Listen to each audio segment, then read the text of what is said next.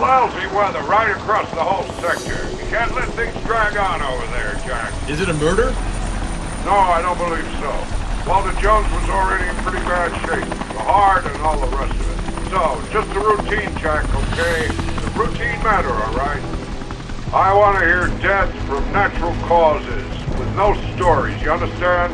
I don't want a crime on my hands right now, seeing my bill of health, understand? You're the boss, Vic. Jack? Of course, I understand. You're really helping me out here, you know? Get well, Vic. See you soon.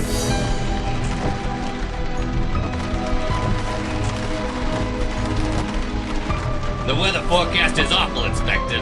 It's likely to turn into a nightmare in a few hours. Don't drag on. We'll come to get you at 4 p.m.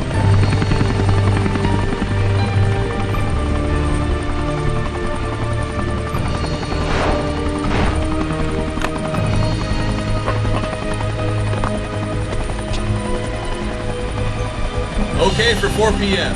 I don't expect to be any later than necessary. Inspector Norm, welcome to Sakura. I'm Hubert Denault, the attorney, Mr. Jones. Okay, Mr. Nolan, let's go. I don't have much time.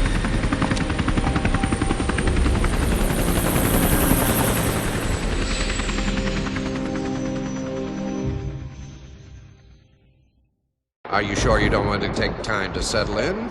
There's a room that's been prepared for you, Inspector Norm. Unnecessary. If it turns out that Mr. Jones's death was accidental, then I have no reason to hang around here, Mr. Nolan.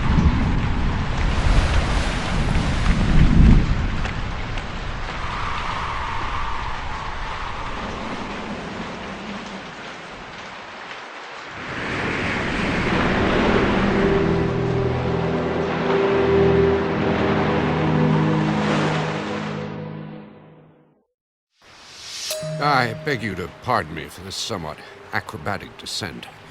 I had to put this ladder here urgently this morning to access the corpse. Yesterday evening, when I tried to help, poor Walter was stuck higher up in the rocks close to the edge. The waves must have sent the poor man's body rolling toward the bottom during the night. We suffered a terrible storm, you know.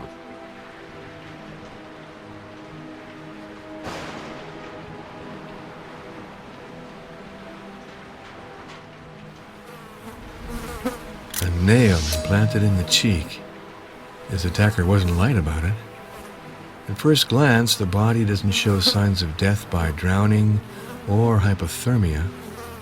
And this injury on the forehead seems too superficial to have caused the death. It's the forensic expert's job now. It's for him to tell me what killed Walter Jones.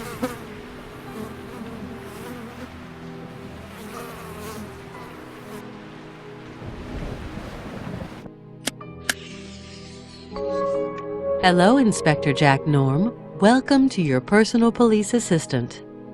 Jack, this device was created to help you in your investigations.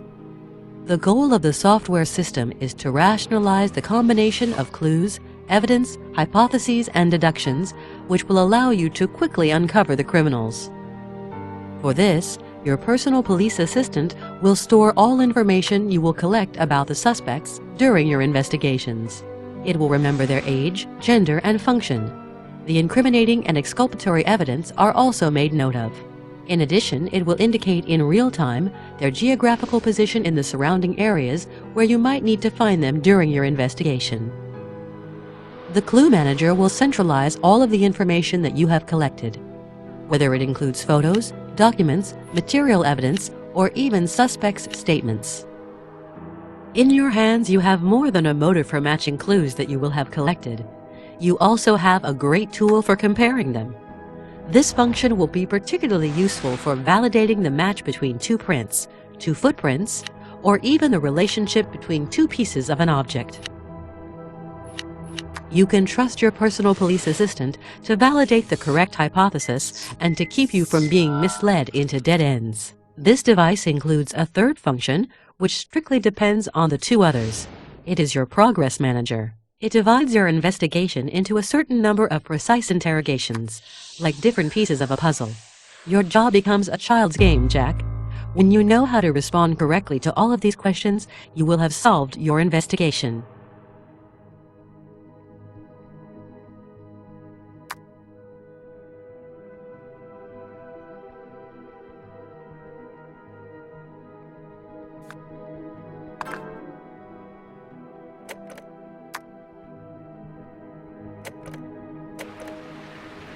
What can I do for you, Inspector? What can you tell me regarding the death of Walter Jones? In my view, we're looking at a murder. I'm categorical, Inspector. I saw Baena push Walter over the edge. The identity of the culprit is not a matter of question for me.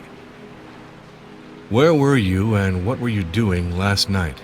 I was at the restaurant with the guests when Walter left for his walk at around 10 p.m. I went back to my office maybe a quarter of an hour or half an hour later. I had to wait for him, as we had agreed upon in the afternoon. Not seeing him come, I looked out of the window, and that's when I saw what could have been a quarrel between Baena Jumhu and Walter at the Tortoise Belvedere. He fell to the bottom, in his wheelchair. I hurried to help him, but it was raining like mad, and I could not go down to the rocks to get him out of there. He was no longer moving. I think he died instantly. I came back to tell everyone what had happened, and I also immediately called the police. What was your relationship with Walter Jones? I've worked for Walter Jones for over 20 years. Our relationship was always excellent. In fact, he even did me the honor of asking me to call him by his first name. I admired this man immensely, Inspector. I would even say that I had affection for him, and that this was mutual. Tell me, did your boss have a suicidal temperament? Or was he in the habit of taking unreasonable risks? Or was he in fragile health? Could it be that following severe medical treatment he suffered from dizziness and fainting spells? What more can I say? You have to tell me everything, Mr. Noland. No, Inspector. Physically and mentally, Walter Jones was as solid as a rock. He only suffered from a paralysis of the lower limbs, but nothing that could explain this mortal fall. I'll take note of it.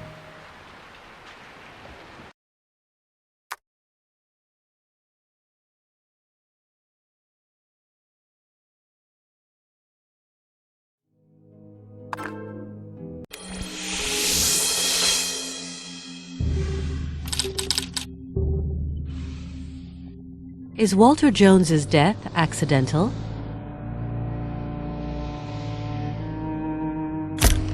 The death of Walter Jones seems to be criminal.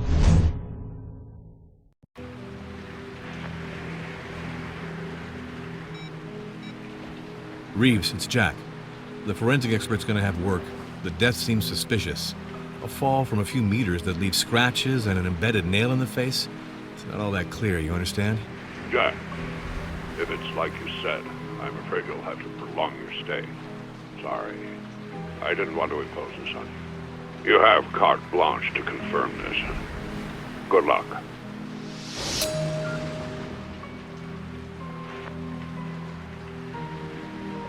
What can I do for you, Inspector? Do you know anything about medicine?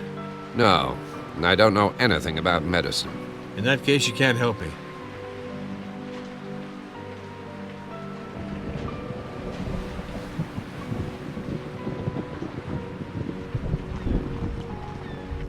What do you say about it, Inspector? Your boss was murdered. Well, I guess this list will be useful. It has the identities of all the people who currently reside on the island. And here's the key to your room. Because now I suppose you're going to be staying a while. I remain at your disposition, Inspector. Especially to give you a tour of the tower. It's huge, you know. Thanks. I think I can manage. Fine, I'll leave you then. See you later, Inspector.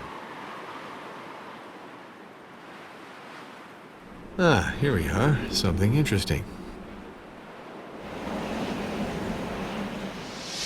Seemingly, Walter Jones was not alone the moment he had his great fall. The wheelchair made a chaotic journey before falling off the cliff.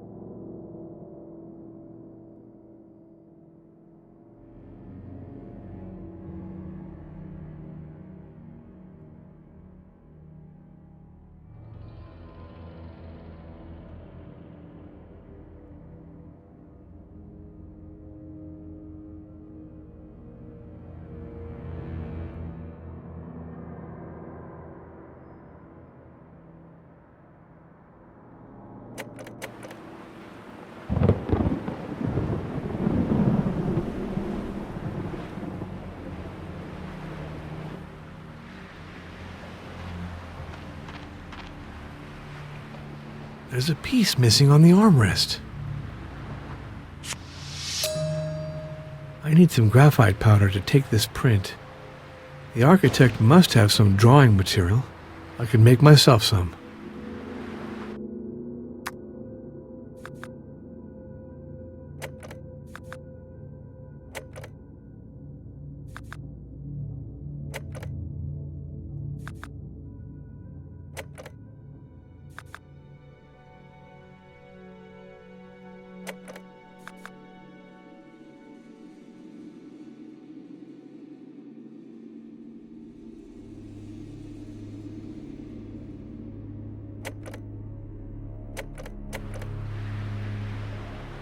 I need some graphite powder to take this print. The architect must have some drawing material. I could make myself some.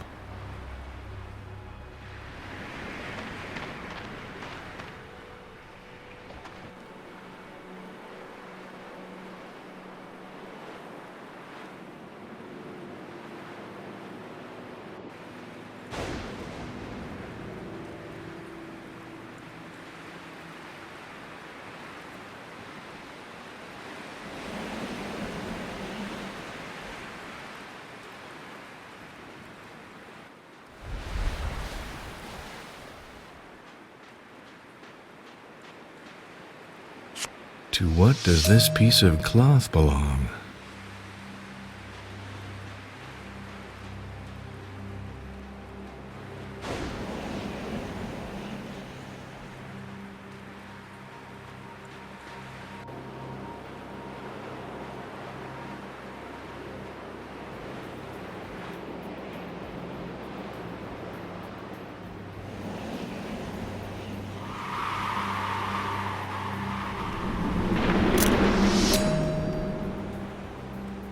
Even more footprints.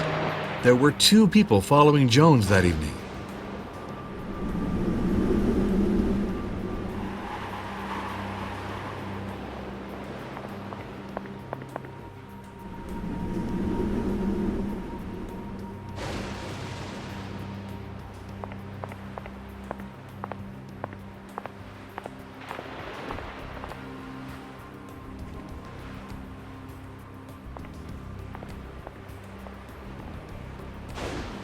I'm happy to see you here, Sonia.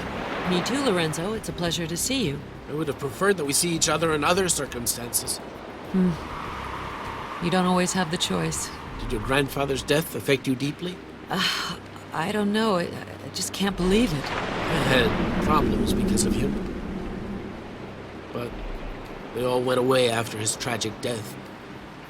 In the end, Jones was a good man. Yes, certainly. I don't know what to think. Would you like to change the subject?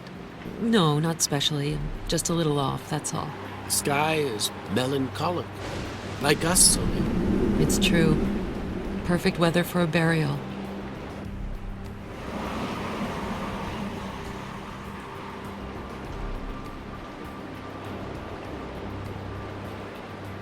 Good morning. I'm Inspector Jack Norm. I am charged with conducting the investigation of the death of Mr. Jones. Delighted, Mr. Inspector.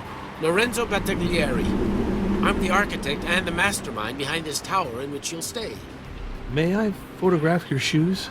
Do it. Do it, Inspector, if it'll help to discover the truth.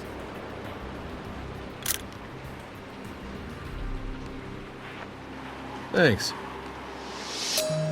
Excuse me, just one question. It won't be too long.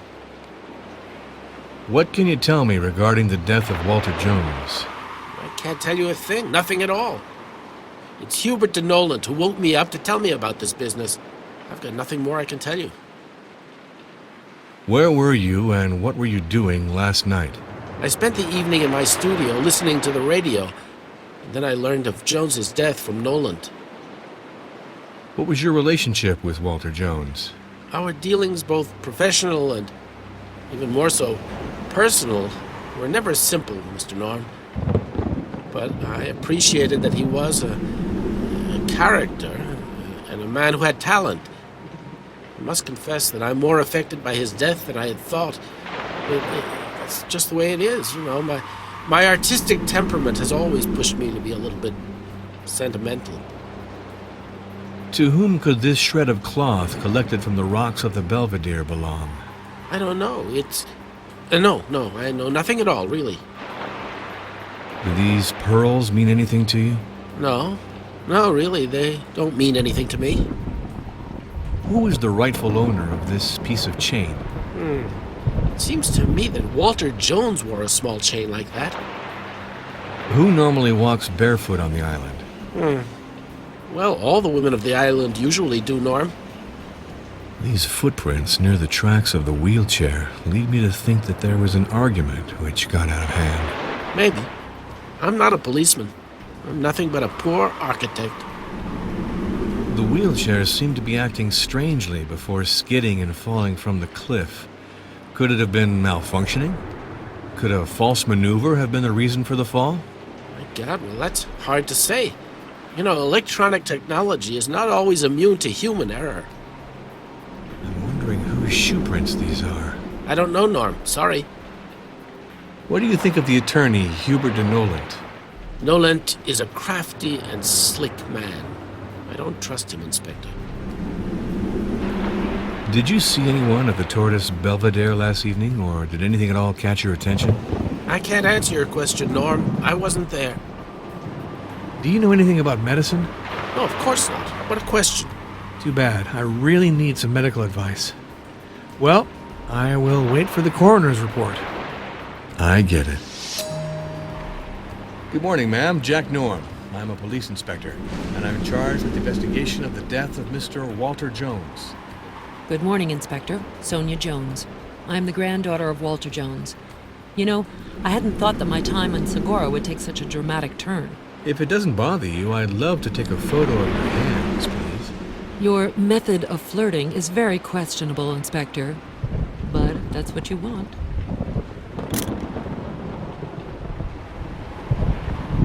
Thanks. I'm collecting footprints, and I'd like to add yours. Go on. I imagine this is part of the game.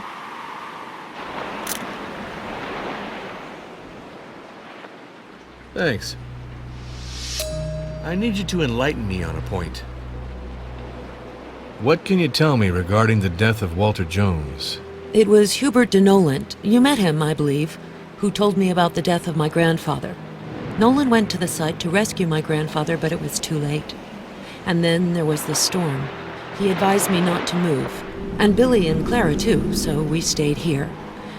This Baina was there, according to what Nolan told us.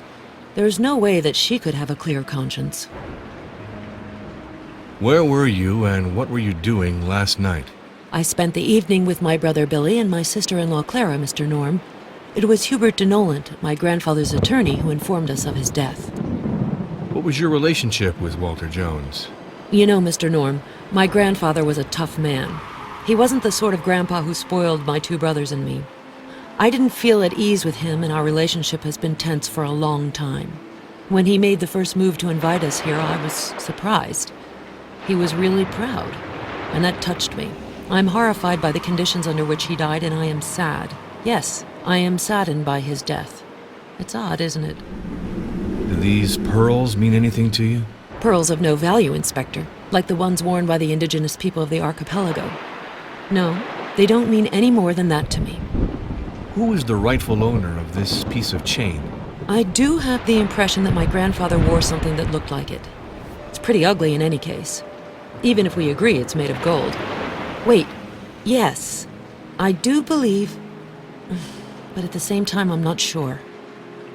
What do you know about Lorenzo Battaglieri? Lorenzo is an old friend, Inspector. We've known each other for a long time. He's a refined and charming man. Someone dependable. What do you think of the attorney, Hubert de Nolent? Hubert de Nolent is definitely a remarkable man, Inspector. Intelligent, adroit, and terribly efficient. Did you see anyone at the Tortoise Belvedere last evening, or did anything at all catch your attention? I spent the evening with my brother Billy and my sister-in-law Clara. We were relaxed and we all chatted. I saw nothing and I heard nothing, Mr. Norm. Sorry to disappoint you. Do you know anything about medicine? No. In that case, you can't help me. I get it.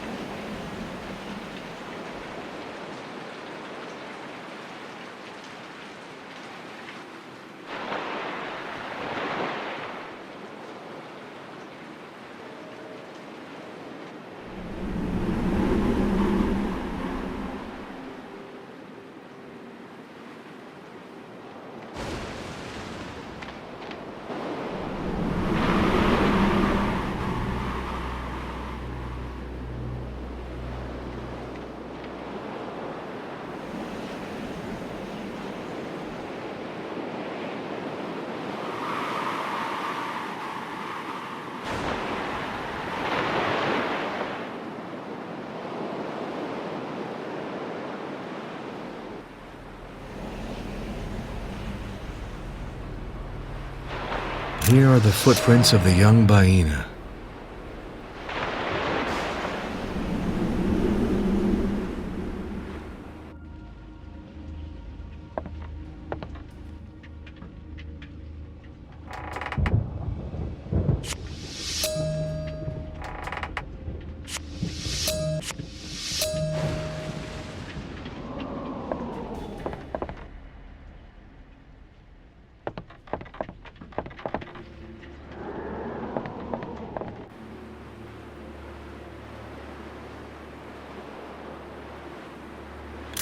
Strange construction.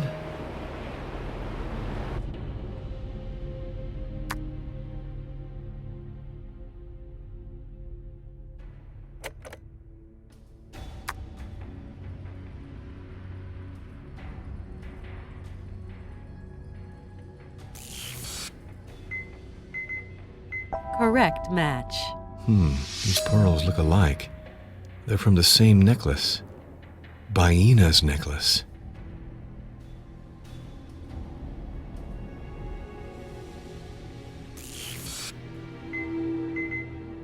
Correct match.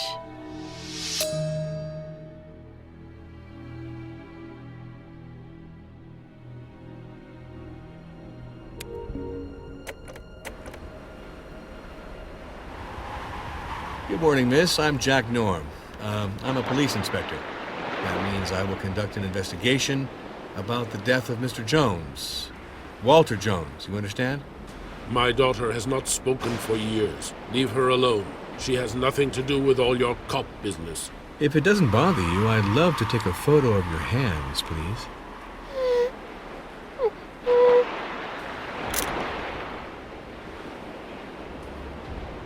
Thanks. This finger with a broken nail makes me strangely think of the tip of the nail that was left embedded in old Jones's face.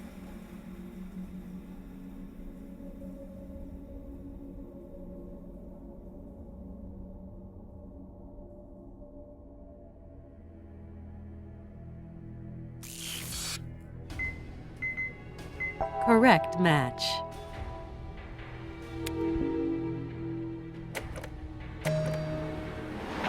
I just have some questions to ask you. What can you tell me regarding the death of Walter Jones? Where were you and what were you doing last night? What was your relationship with Walter Jones?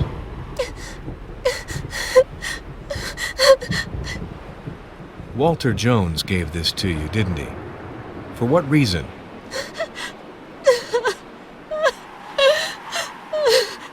Not very talkative. How did you lose your pearls close to the place where Walter Jones fell? Opportunistic muteness, isn't it? Baina, had you argued with Walter Jones yesterday evening? Strange girl. How did you break this nail? What is this pyramid, then?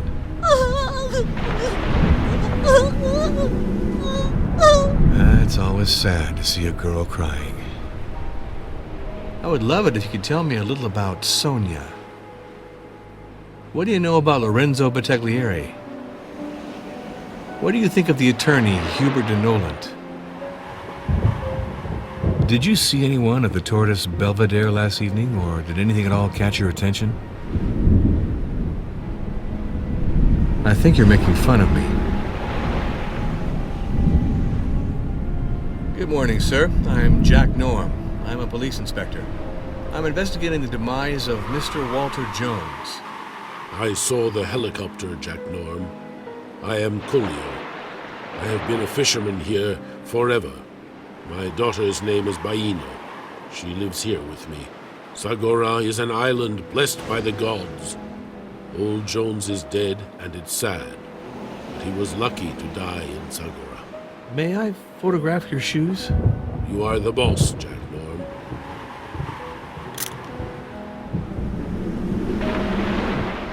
Thanks. What is it?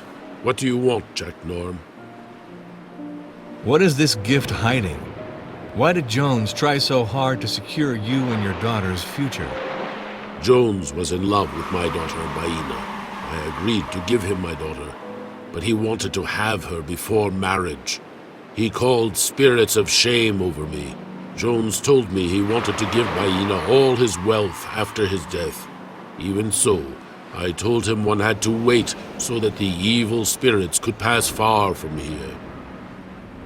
What can you tell me regarding the death of Walter Jones?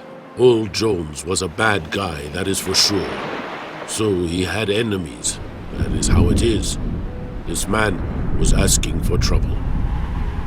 Where were you and what were you doing last night? I was in the cabin with my daughter Baina. What was your relationship with Walter Jones? Sometimes we had hatred. Sometimes we liked each other. But we did not know each other well. I do not know if I am sad or not.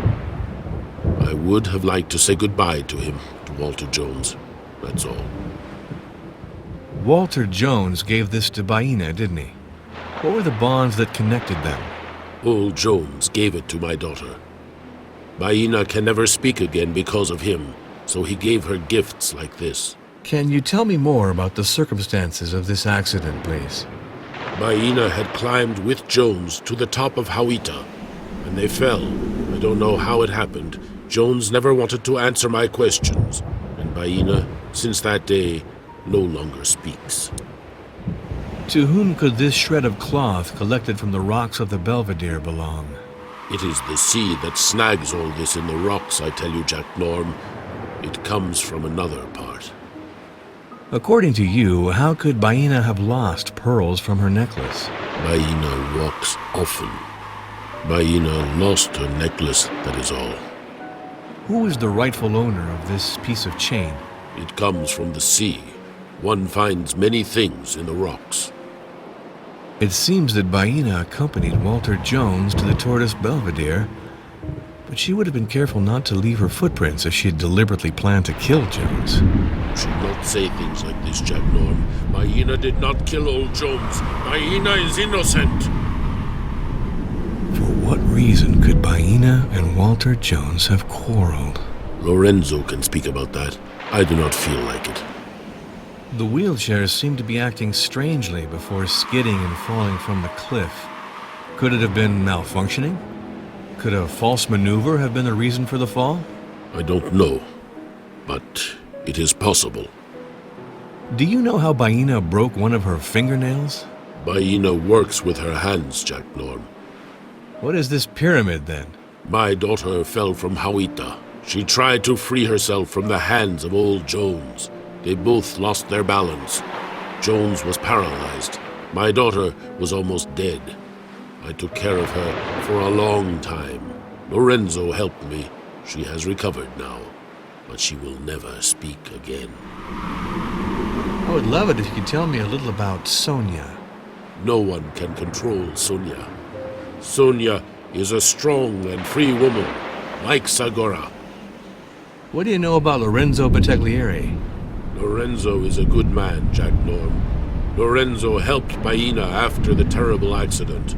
Lorenzo has always been obliging and good with Baina and Colio. What can you tell me about your daughter? Baina is Colio's son. And Colio is willing to break Jack Norm's head if Jack Norm says bad things about Baina. What do you think of the attorney, Hubert de Nolant? I do not like judges and lawyers who are like gods, Jack Norm. Gods alone should be gods. And I like policemen worse still than judges and lawyers, Jack Norm. Did you see anyone at the Tortoise Belvedere last evening, or did anything at all catch your attention? I don't know. I spent the evening in the cabin with Baina. Do you know anything about medicine? No. In that case, you can't help me. I understand.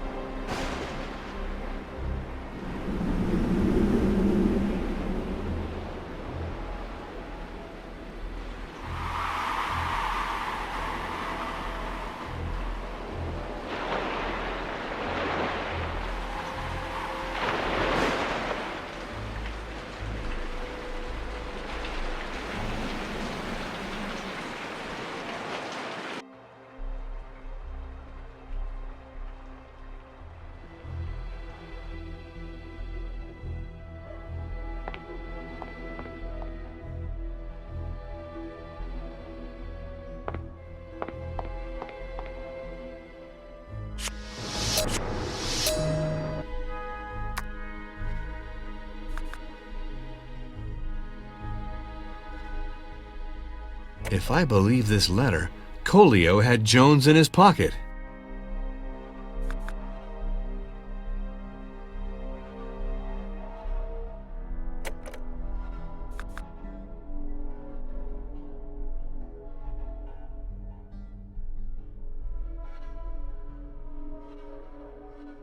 Jones really wanted to make this tower into a super luxury hotel.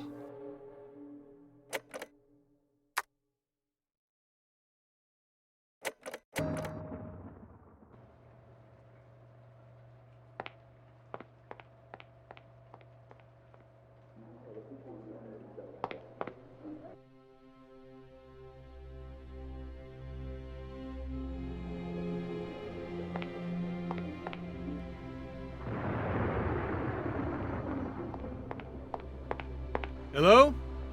Anyone here? This place is disproportionate.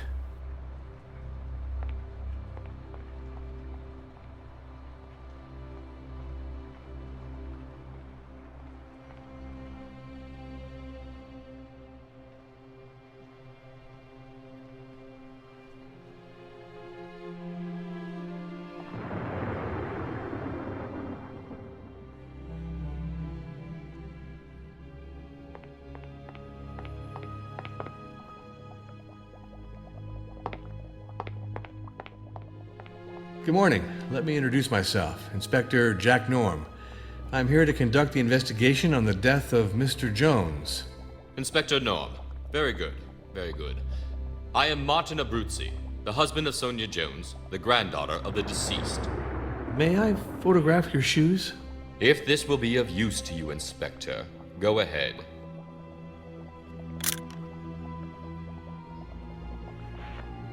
Thanks.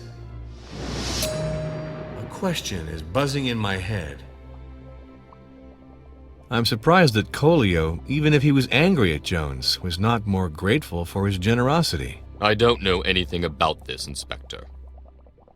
What do these gifts from Jones hide? Why did he want to assure the future of Colio and his daughter? I was unaware of all of this. What can you tell me regarding the death of Walter Jones? Mr. de Noland had us all come together in the restaurant to give us the tragic news. It was a terrible shock for us, as you might suspect. Outside, the storm was raging. Abominable weather. It would have been madness to go out and risk our lives. Because in truth, we couldn't have brought poor Mr. Jones back to life. Where were you and what were you doing last night? I spent the evening at the restaurant with my wife Sonia and the other guests until the departure of Mr. Jones. I returned to my suite at around 10:30 p.m. to read a manuscript, and I soon went to bed. It was Sonia who woke me up to tell me about the tragedy that had taken place. What was your relationship with Walter Jones? I certainly won't try to play any games with you, Inspector. And I won't surprise you if I tell you that I didn't have much affection for this man. He was the grandfather of my wife, full stop. That's it. A grandfather who was not particularly likable. He didn't behave very well with Sonia and me, and I have not forgotten. Therefore, his death truly doesn't affect me. This menu seems utterly appetizing. Tell me, what are we eating today? I admit I'm not a lover of this kind of sophisticated cuisine, Inspector. This tower on this wild island, far from everything, isn't it madness? If I had been in charge of promoting this hotel, I would definitely have chosen a sales brochure that was less flashy, Inspector. It is pretentious and ridiculous. It's brash to tell you what I really think. But it seems to work on you, Inspector. What luxury. For some, the world is all roses. But where did the staff go? I don't see them. I don't know, and to tell you the truth, I don't care. And what's more, Mr. Jones was extremely rich. He did whatever he fancied with his money, after all. Who is the rightful owner of this piece of chain? I confess I haven't the foggiest idea. I'm wondering whose shoe prints these are. Sorry, I don't know. I don't wear that kind of shoes. I would love it if you could tell me a little about Sonia. I'm badly placed to answer you with any objectivity, Inspector. Sonia is my wife. Sonia is the woman I love. Sonia is the woman of my life. She is irreplaceable for me. What do you think of Colio? I didn't have the chance to spend much time with Colio, Inspector. I don't really know him. What do you know about Lorenzo Battaglieri? Delicate question, Inspector. I take Lorenzo to be a whimsical creature, somewhat unreliable, and is commonly considered to be an incompetent to boot. What do you think of Baina? Baina? The untamed young girl? What can I say? I have the impression that maybe she isn't entirely a stranger to Walter Jones's death. Why would Baina have something to do with Walter Jones's death? I know the old man ran after her a little. That surely couldn't have been to her taste. What do you think of the attorney, Hubert de Noland? I cannot comment on Mr. de Noland for the simple reason that I do not know him, Inspector. Did you see anyone at the Tortoise Belvedere last evening, or did anything at all catch your attention? I'm afraid I won't be very useful to you, Inspector. I had dinner with the guests and with Mr. Jones. I stayed for a bit after the old man had left for his evening walk. It must have been around 10 p.m. Then I went back to my apartment. Well, the suite that was reserved for Sonia and me. It was around 10:30 p.m. I wanted to finish reading a manuscript. I'm a publisher, as you certainly must already know. So I read and then I slept. I confess I was pretty exhausted by the trip. Do you know anything about medicine? Of course not. Too bad. I really need some medical advice. Well, I will wait for the coroner's report. I have to believe you. Thanks.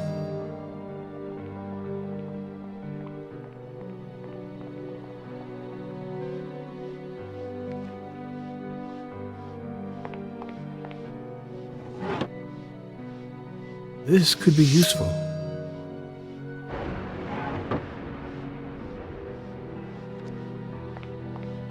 Good morning, sir. I'm Jack Norm, police inspector. I'm mandated to conduct the investigation on the death of Mr. Walter Jones. Good morning, Mr. Inspector Jack Norm. It's funny, your name rings a bell.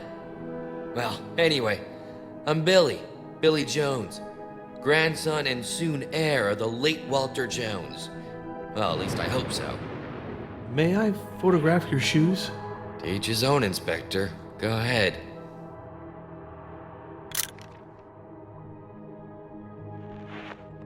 Thanks. Questions can be fun when they're well phrased. So? I'm surprised that Colio, even if he was angry at Jones, was not more grateful for his generosity. Well, I really have no idea, Norm. I'm not in the loop. What do these gifts from Jones hide? Why did he want to assure the future of Colio and his daughter? No, I have no idea. What can you tell me regarding the death of Walter Jones? I found out about the death of the old man like everyone else at around 11:30 p.m. It was Nolan, his right-hand man, who informed us. This guy risked his life to save the old miser. Unbelievable, huh? The daughter of the fisherman, Cotillo, whatever. She's apparently involved. Where were you and what were you doing last night? I was absorbed in a hand of poker and I was having pretty good luck. With Sonia and Martin for partners, and Nolan, the attorney of my grandfather, came to inform us of the death. What was your relationship with Walter Jones? Yeah, I don't really want to tell you stories about my family. What I can tell you is that I had 1,000 reasons to detest the old man. But I immediately reassure you, Norm, the death of my grandfather took me completely by surprise. Tell me more about your reasons for hating your grandfather, please. Principally to do with money, Inspector. I've got a fair bit of debt and my super-rich grandfather never wanted to lend me a cent. But if you want to go there, I would never kill anyone for money. Or anything else for that matter. This menu seems utterly appetizing. Tell me, what are we eating today? I'm not a fan of this stuff, Norm. Moreover, the chef was given the boot, we're told. The old man told us to cope by ourselves. This tower on this wild island, far from everything, isn't it madness? It's all bullshit, this tower. There's not even a game room here. Not one, Inspector. Can you believe that? What luxury. For some, the world is all roses. But where did the staff go? I don't see them. All I can tell you is that my grandfather was a genius at throwing money out the window and at never letting his relatives benefit. You know, deep down, it doesn't surprise me that things happen this way. Walter Jones gave this to Baina, didn't he? What were the bonds that connected them? Listen, man, I'm not a saint and I have my faults, but I think that the old man was really revolting to want to fuck this girl. Who is the rightful owner of this piece of chain? Sorry, but I don't know anything about this, Norm.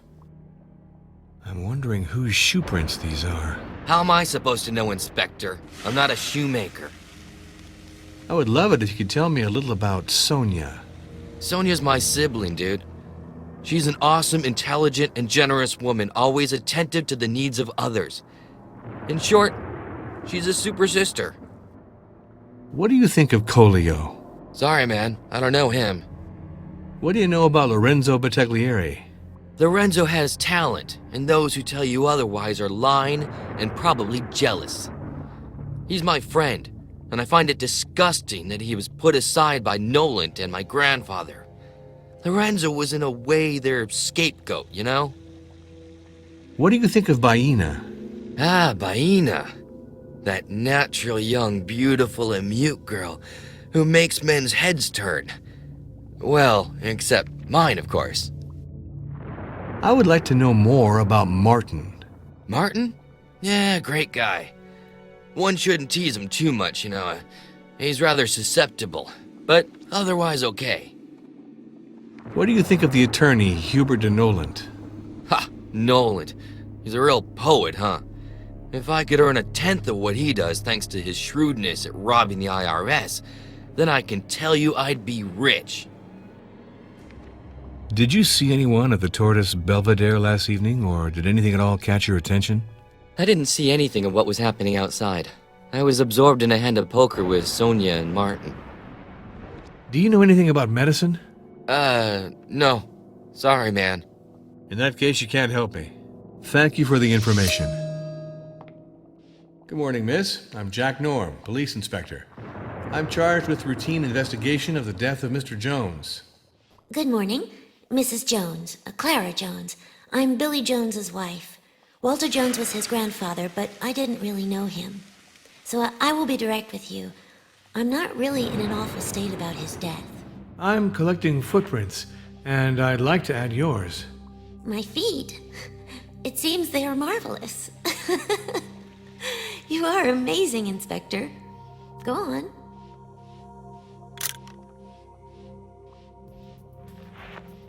Thanks. Just one question. I won't be here for long. I'm surprised that Colio, even if he was angry at Jones, was not more grateful for his generosity. I wasn't in the know, Inspector. What can you tell me regarding the death of Walter Jones? I have De Nolan's version. He said that he went to the Tortoise Belvedere where Walter Jones had fallen from the top of the cliff in his wheelchair. Now, whether it was an accident or a murder, that I can't say. I wasn't at the site, Inspector. Where were you and what were you doing last night? Well, I was at the restaurant throughout the evening, and I can't say anything more. It was Nolan who informed us about Walter's death. What was your relationship with Walter Jones? Would you be surprised if I said that our relationship was far from good? His death won't change anything. This guy hurt a lot of people. I won't cry for him. This menu seems utterly appetizing. Tell me, what are we eating today? I love cooking, and I do pretty well. But I'd be utterly incapable of making any of the dishes on this wretched menu.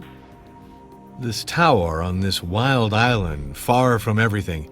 Isn't it madness? Tell me, Inspector, are you here to have a good time or to conduct an investigation? What luxury. For some, the world is all roses. But where did the staff go? I don't see them. Old Man Jones threw out all his staff to force his children to handle everything. And I certainly don't like playing the maid. Who is the rightful owner of this piece of chain? These links are really strong. It must be a man's. What reasons could Billy have had for hating his grandfather? How can you love someone who never helped you even when he had the power? I know my Billy sometimes abuses money, but Walter Jones was really heartless. He never lifted even his little finger to get Billy out of his problems. So, tell me a little about Billy. Billy is not a solid and mature man on whom one can rely, Inspector. My life with him is not always easy, but he makes me laugh and amuses me. And he still surprises me after all these years. So, what can I say? I would love it if you could tell me a little about Sonia. Sonia is an exceptional woman, Inspector. She inherited the straightforwardness of her mother. And I'm lucky to have a sister-in-law like her, you know. What do you think of Colio? I don't really know this Mr. Colio, but he's always very polite with me. What do you know about Lorenzo Battaglieri? Lorenzo Battaglieri is doubtlessly talented, Inspector, but I don't like his cynical and embittered nature. What do you think of Baina? I always wondered what happened to her, the poor thing. I wanted to talk about the accident. Indeed, the Jones family is in the habit of calling it the accident. She became mute after all. And could you tell me more about this accident? My husband already told me about it, but he doesn't know anything precise. He only told me that Jones and Baina had an accident together. I would like to know more about Martin. I like Martin. He gives the impression of being a good sort. In general, my intuition is never wrong, Inspector. But we don't know each other very well, in fact. What do you think of the attorney, Hubert de Nolant? Hubert de Nolant is a real professional, Inspector. And an attorney like him is influential. I never forget. Did you see anyone at the Tortoise Belvedere last evening, or did anything at all catch your attention? Well, I can't tell you anything. I spent the evening at the restaurant. Sonia, Martin, and Billy will confirm this. Do you know anything about medicine? No, Inspector. I understand. Too bad that you can't help me. Without a doubt. Thank you.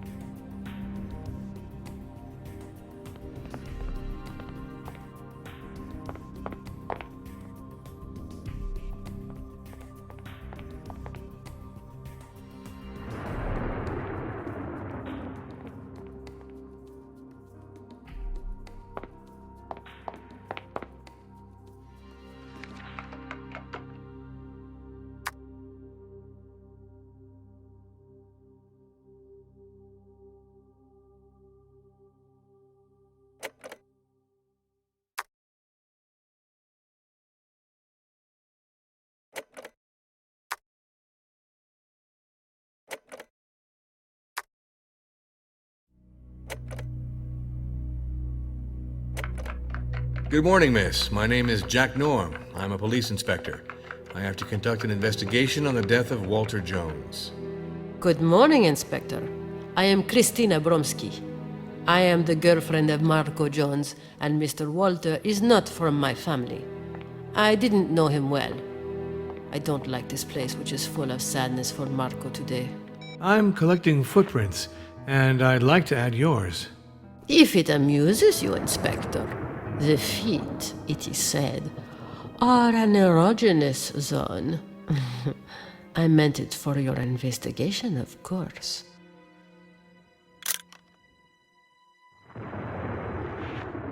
Thanks. I love interrogations. If I speak bad, then you correct me, right, Jack? I'm surprised that Colio, even if he was angry at Jones, was not more grateful for his generosity. In any case, it's not to me that Mr. Jones would have made a gift. What can you tell me regarding the death of Walter Jones? I don't know anything, Jack. It's the attorney who told us everything. He almost died to save the old man. Such courage is beautiful. Don't you agree, Jack? Where were you and what were you doing last night? I spent the evening in the room with Marco. We were both there. Sonia told us about the death of Mr. Jones around 11:30 p.m. What was your relationship with Walter Jones? I didn't know Mr. Jones well, Jack. But I feel bad for Marco, who loved his grandfather so much. This menu seems utterly appetizing. Tell me, what are we eating today? So you're gourmand, Inspector Norm? This tower on this wild island, far from everything. Isn't it madness? The photos are more beautiful than real life, Jack. The island doesn't enjoy good weather and it's deadly boring. Good thing that you came to liven up the place. What luxury. For some, the world is all roses. But where did the staff go? I don't see them. Oh yeah? I wasn't in the know. I'm not very interested in these things. It's not good for a prestigious hotel like this one. Walter Jones gave this to Baina, didn't he? What were the bonds that connected them? A diamond. One has to find the woman, Jack. Walter Jones was still very young, wasn't he? Despite his age. He must have used the gift to... In short, you see what I'm saying, Jack? Who is the rightful owner of this piece of chain? I can't tell it all, Jack. Is it okay if I call you Jack? No, call me whatever you prefer. I'm told that an accident left Baina mute. What is that about? I don't know anything about it. I thought she was mute from birth. So, tell me a little about Billy. Billy is very cool. He's a very funny guy. He definitely gambles in life, just as he does in poker. I would love it if you could tell me a little about Sonia. Sonia is not as nice as she seems. I am possibly the only one who sees the truth about this. She is a snub who was born with a silver spoon in her mouth. She thinks only of herself. She looks down on those who cannot give her something. My life in this family is not very easy, you know, Jack? What do you think of Colio? The old man who lives near here? I don't know him. What do you know about Lorenzo Battaglieri? Lorenzo is a very charming man. He has a sort of tragic humor, which reminds me of my countrymen. I like him, Jack. What do you think of Baina? Baina? I am sorry, Jack, but I have nothing to say about her. I would like to know more about Martin. Martin is a very cultured man. He is also very charming. I like him a lot. What do you think of the attorney, Hubert de Nolent? Hubert de Nolent is a pretentious and arrogant man, Jack. He is even humiliating sometimes. A lowlife. What can you tell me about Clara? She is very sweet, Jack. She is a little silly, but very nice. She married a gambler with a sense of humor, Jack, so she can't be bad. Did you see anyone at the Tortoise Belvedere last evening, or did anything at all catch your attention? I don't know anything about it, Mr. Norm. I spent the evening in my room with my boyfriend, Marco. After dinner and a short hand of poker, I learned of the death of Walter Jones around 11:30 p.m. Do you know anything about medicine? No, Jack. I'm sorry. I understand. Too bad that you can't help me. I see. Good morning, Inspector Jack Norm. I'm the one charged with investigating the death of Mr. Jones. Ah, it's you who will be investigating. Very good. Good morning, Inspector. I'm Marco Jones. Walter Jones was my grandfather. I would have preferred if you had been a tourist, because you have landed on the island of Segura for a sad reason. May I photograph your shoes? No problem. Do as you have to, Inspector.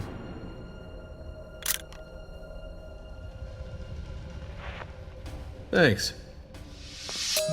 I am entirely at your disposition, Inspector. I'm surprised that Colio, even if he was angry at Jones, was not more grateful for his generosity. I have nothing to say about that, Inspector. I don't know what you're talking about. What do these gifts from Jones hide? Why did he want to assure the future of Colio and his daughter? I can say nothing on the subject, Inspector. What can you tell me regarding the death of Walter Jones? How I would have loved to have done something to save my grandfather, but it was too late and too dangerous. It was Noland who gave me the news. He suspects the daughter of the fisherman, but it's you who is the inspector, not me. Where were you and what were you doing last night?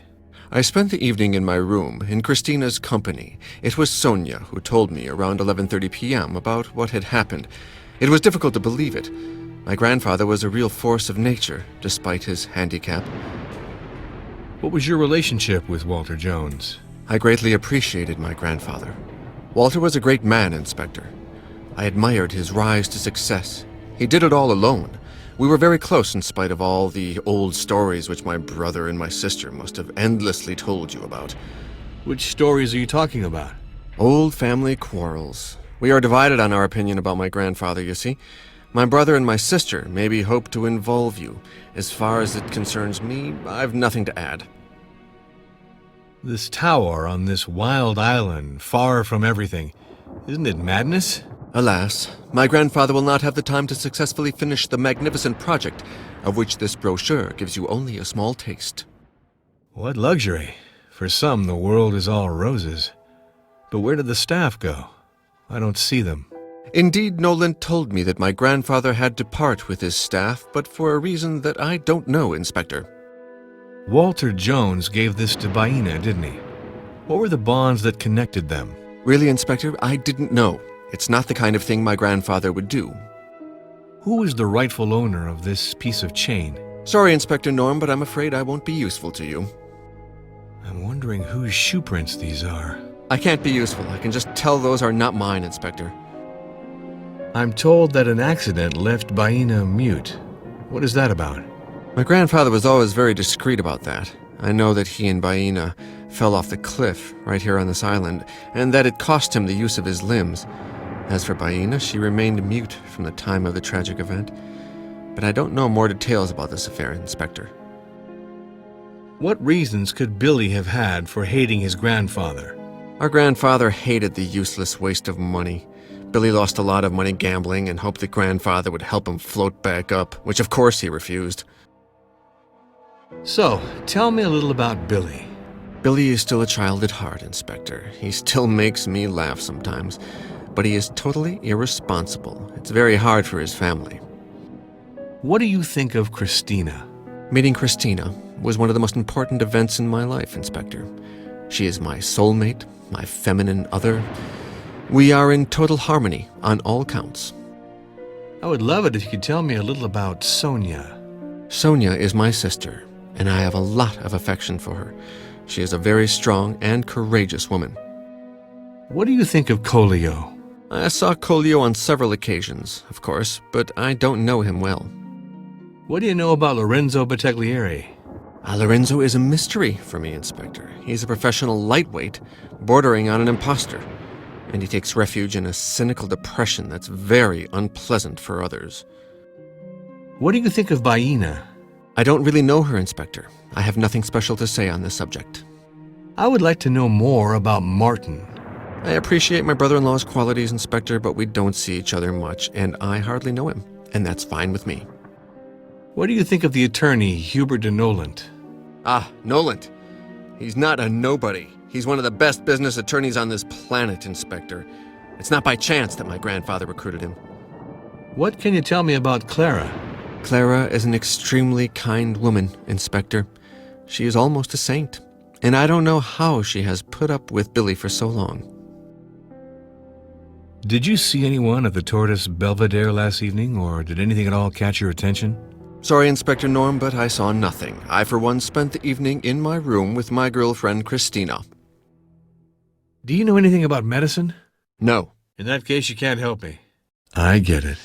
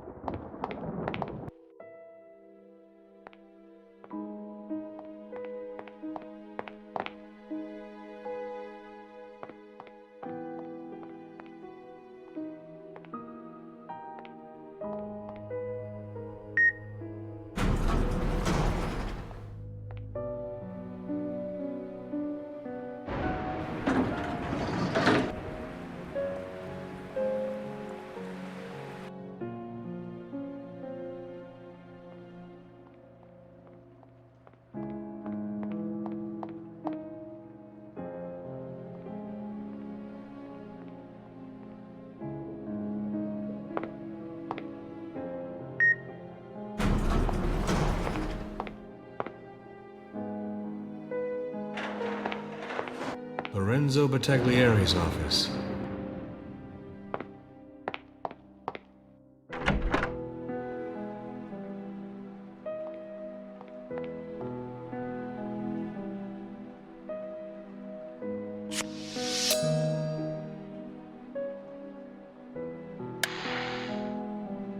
The Indian Ocean Weather Center has the following message for you.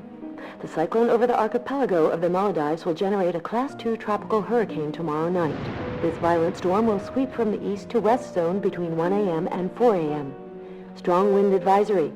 The wind speed forecasted is between 100 and 120 miles per hour. High tide will reach approximately 3 meters. Residents of the zone are advised to exercise the most extreme vigilance. The alert level is raised to orange.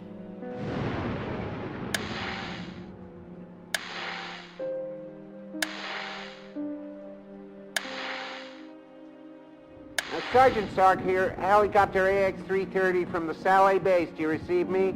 Captain Clams from Salé base here. I hear you. Over. Helicopter AX-330 to Salé base. We flew over the zone from Bakinodu Atoll to Mari.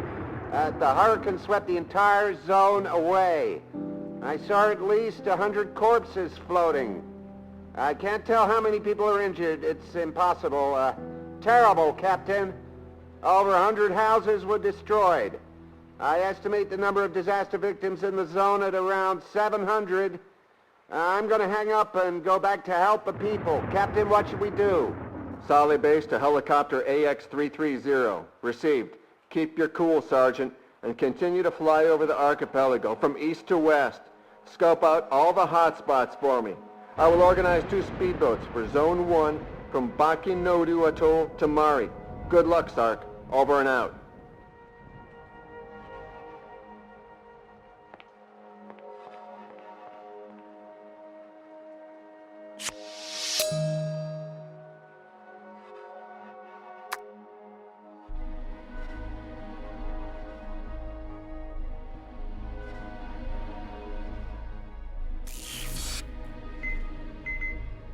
Correct match.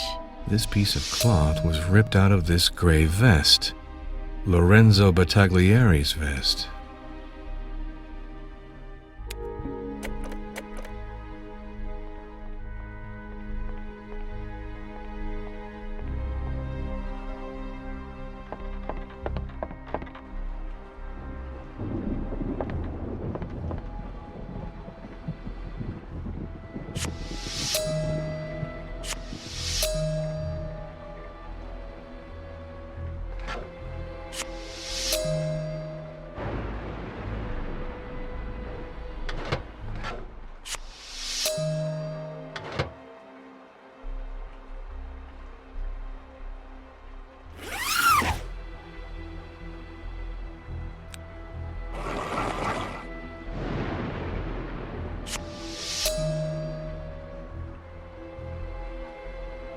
I have to ask Lorenzo what this machine is used for.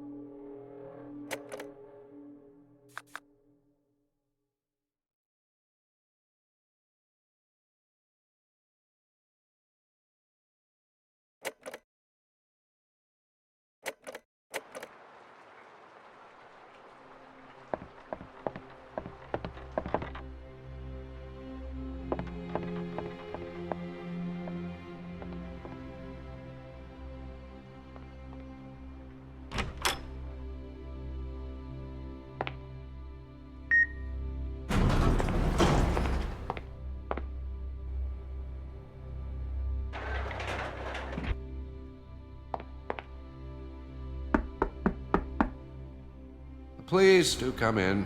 It won't take too long. I have some work to wrap up before tomorrow morning, but take a seat. Go on. Ask me all the questions you want. Feel free.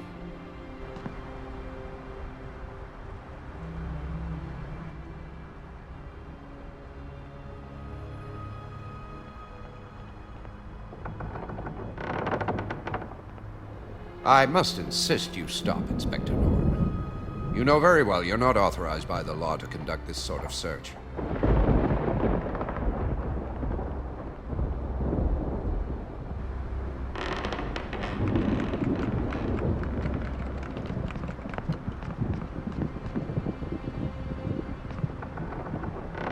May I photograph your shoes? My shoes?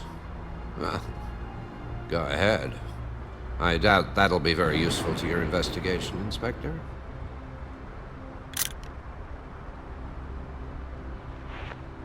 Thanks.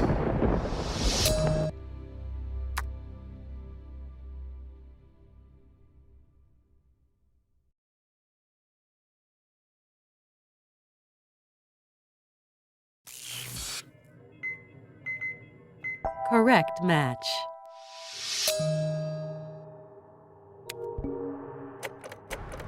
What can I do for you, Inspector? I'm surprised that Colio, even if he was angry at Jones, was not more grateful for his generosity. I don't know anything about this. I can't tell you anything. What do these gifts from Jones hide? Why did he want to assure the future of Colio and his daughter? I don't know anything about this. I'm sorry.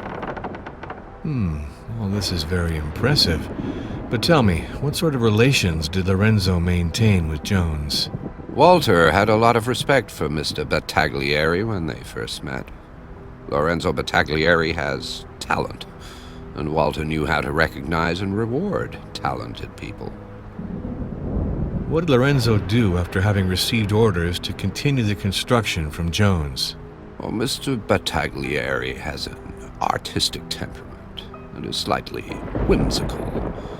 But he is also a servile and obedient man. He never dared to question an order from Walter Jones. I wonder what Lorenzo did after receiving new orders from Walter Jones asking him to stop the construction. Lorenzo never questioned an order from Walter Jones. I can confirm that, Inspector. Sorry, but I understand nothing about architecture. I would like to have some things in this sketchbook explained. I believe you should ask that question to the interested party, Inspector. In this document, a trial against Madiva Company is evoked. What is it all about exactly? Well, it's a bit too complex to explain. Take this, read it. You'll waste less time this way. This menu seems utterly appetizing. Tell me, what are we eating today? I don't know anything. To my deep regret, the chief French cook left us. What a rare pearl. An artist. This tower on this wild island, far from everything. Isn't it madness? That's true, but this brochure was useless. I told Walter that it was very expensive, considering the use it was put to. What luxury. For some, the world is all roses. But where did the staff go? I don't see them. There's no place for this document anymore, as I was obliged to fire the staff of the tower.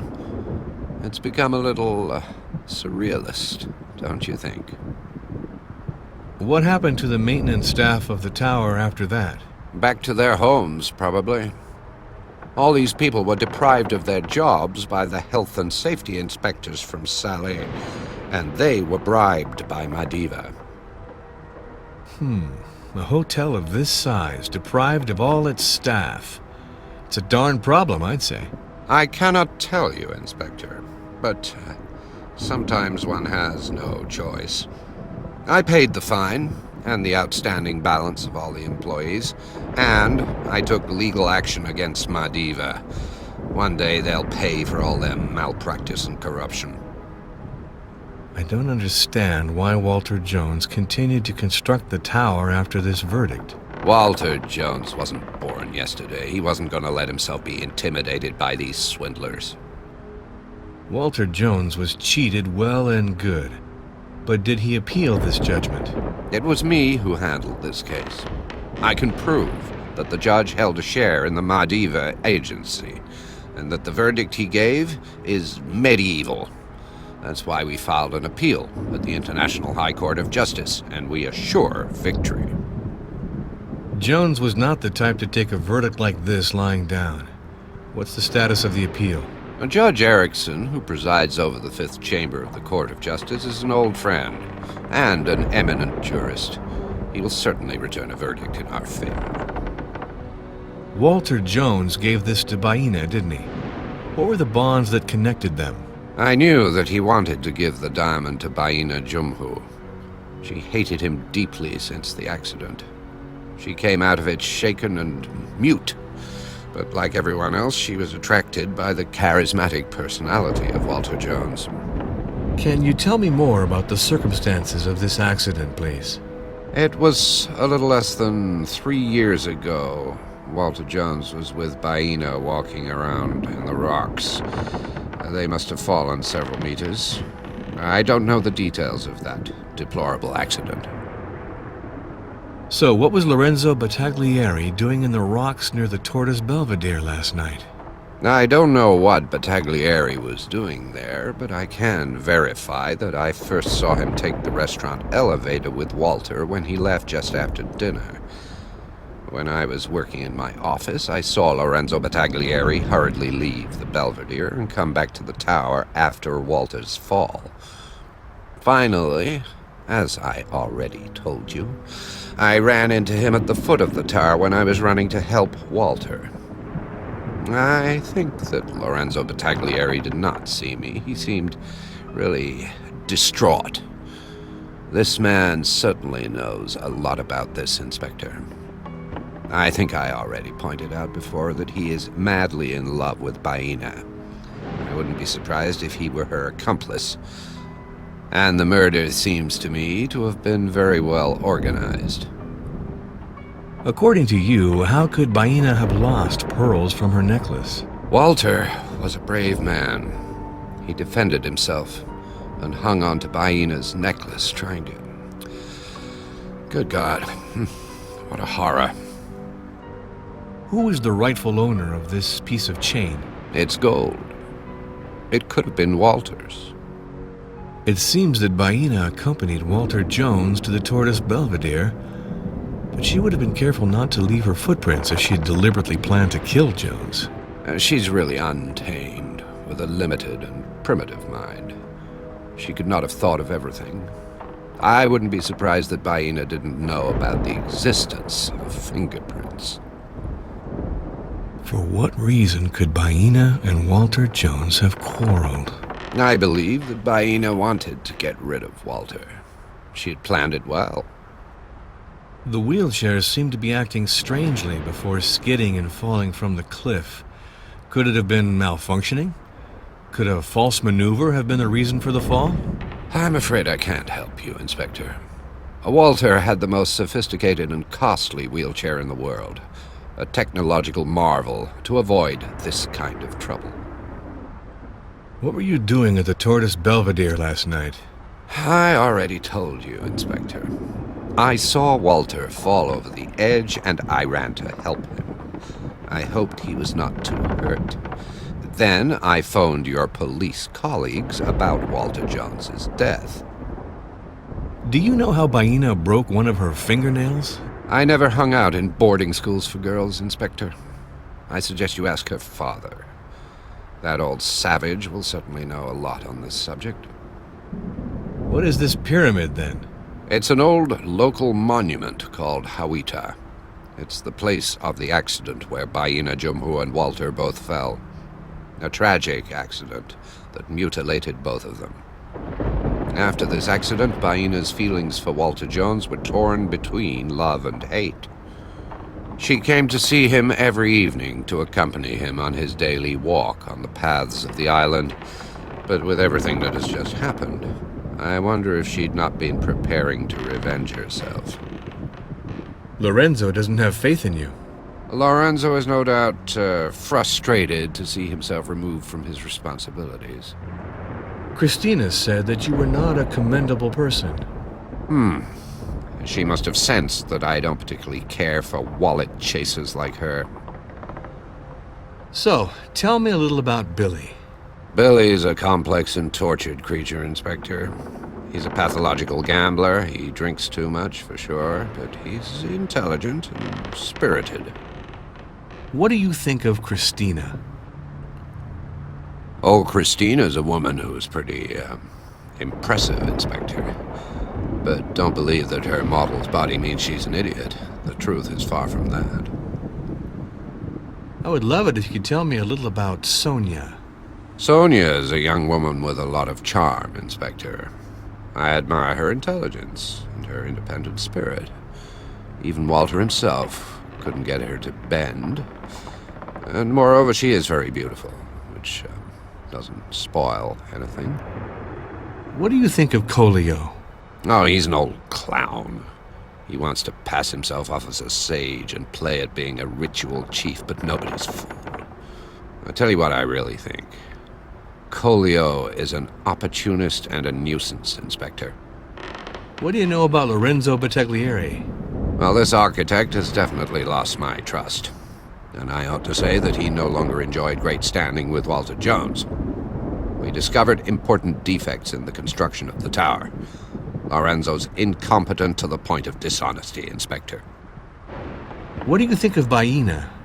Oh, that native girl's a real beauty, Inspector. No doubt about it. Her youthful charm really made poor Walter's head spin. And how did Baina make his head spin? Sometimes one seeks youth as one gets on in age. Baina was fresh and pure. And Walter Jones was in the habit of getting everything he wanted from life. I would like to know more about Martin. Martin Abruzzi is the kind of publisher they don't make anymore, Inspector. I love his editorial choices, and I'm a personal fan of the works he publishes. And, I might add, at a personal level, he's a delightful and charming man. What can you tell me about Marco? Marco Jones is an ambitious man who's already made a name in politics, Inspector. I'm sure he'll have a brilliant future. What can you tell me about Clara? I hold Claire in great esteem, Inspector. It's amazing, but she always makes me think of Anna Jones, the deceased wife of Walter. The same kindness, the same finesse. Did you see anyone at the Tortoise Belvedere last evening, or did anything at all catch your attention? Yes, I was returning to the tower to settle an urgent case that Walter had given me when I saw Baina from afar. She's a young native who pretends to be an idiot. I also saw Lorenzo, who has an unrequited love for her. This woman is a devil. She's made him lose his head. Interesting. Ask all the questions you'd like to ask. I'm at your service. Excuse me, I am distracted. I have what I need. See you later.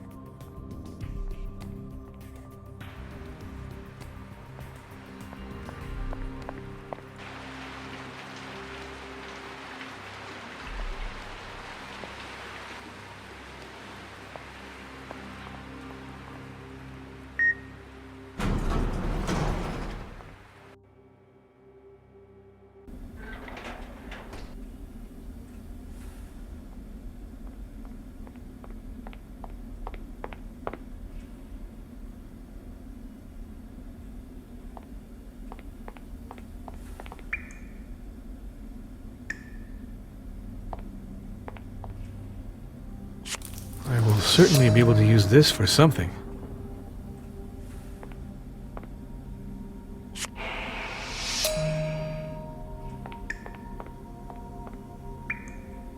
This could be useful. I will certainly be able to use this for something.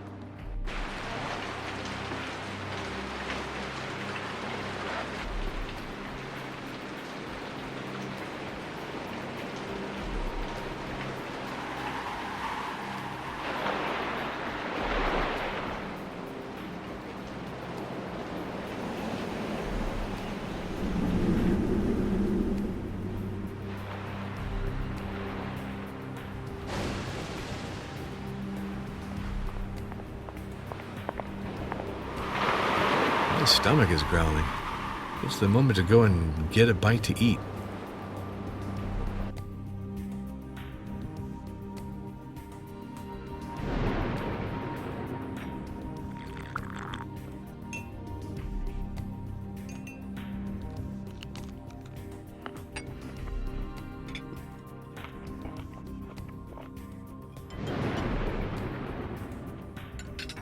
Here we go, an efficient meal. I am entirely at your disposition, Inspector. Sorry, but I understand nothing about architecture. I would like to have some things in this sketchbook explained. Listen, Inspector, why don't you question Lorenzo directly? If Noland is to be believed, the young Baina literally cast a spell on Walter Jones. What do you know about this? My grandfather was a rich and powerful man. In his life, he had all the women he wanted, and I doubt that a young island girl caused him to lose his reason. Okay. I need you to enlighten me on a point. Sorry, but I understand nothing about architecture. I would like to have some things in this sketchbook explained. Jack, in my view, you should ask Lorenzo. He is the only one who can answer you. Christina, can you confirm to me that you passed the end of the evening with Marco? Yes, of course, Jack. What can you tell me about Marco? Marco. He is my darling. I am his guardian angel. I protect him as much as I can. I stick up for those I love, Jack. I get it.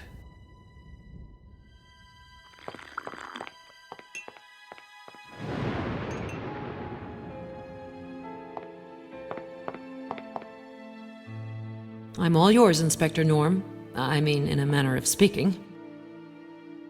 I'm surprised that Colio, even if he was angry at Jones, was not more grateful for his generosity. I wasn't aware that my grandfather gave gifts to this man. Sorry, but I understand nothing about architecture. I would like to have some things in this sketchbook explained. You'd better ask Lorenzo for this, Inspector Norm. This menu seems utterly appetizing. Tell me, what are we eating today? Don't get your hopes up, Inspector. Wasn't the chef recently laid off? This tower on this wild island, far from everything. Isn't it madness? My grandfather asked me to write up a section on history for this pamphlet.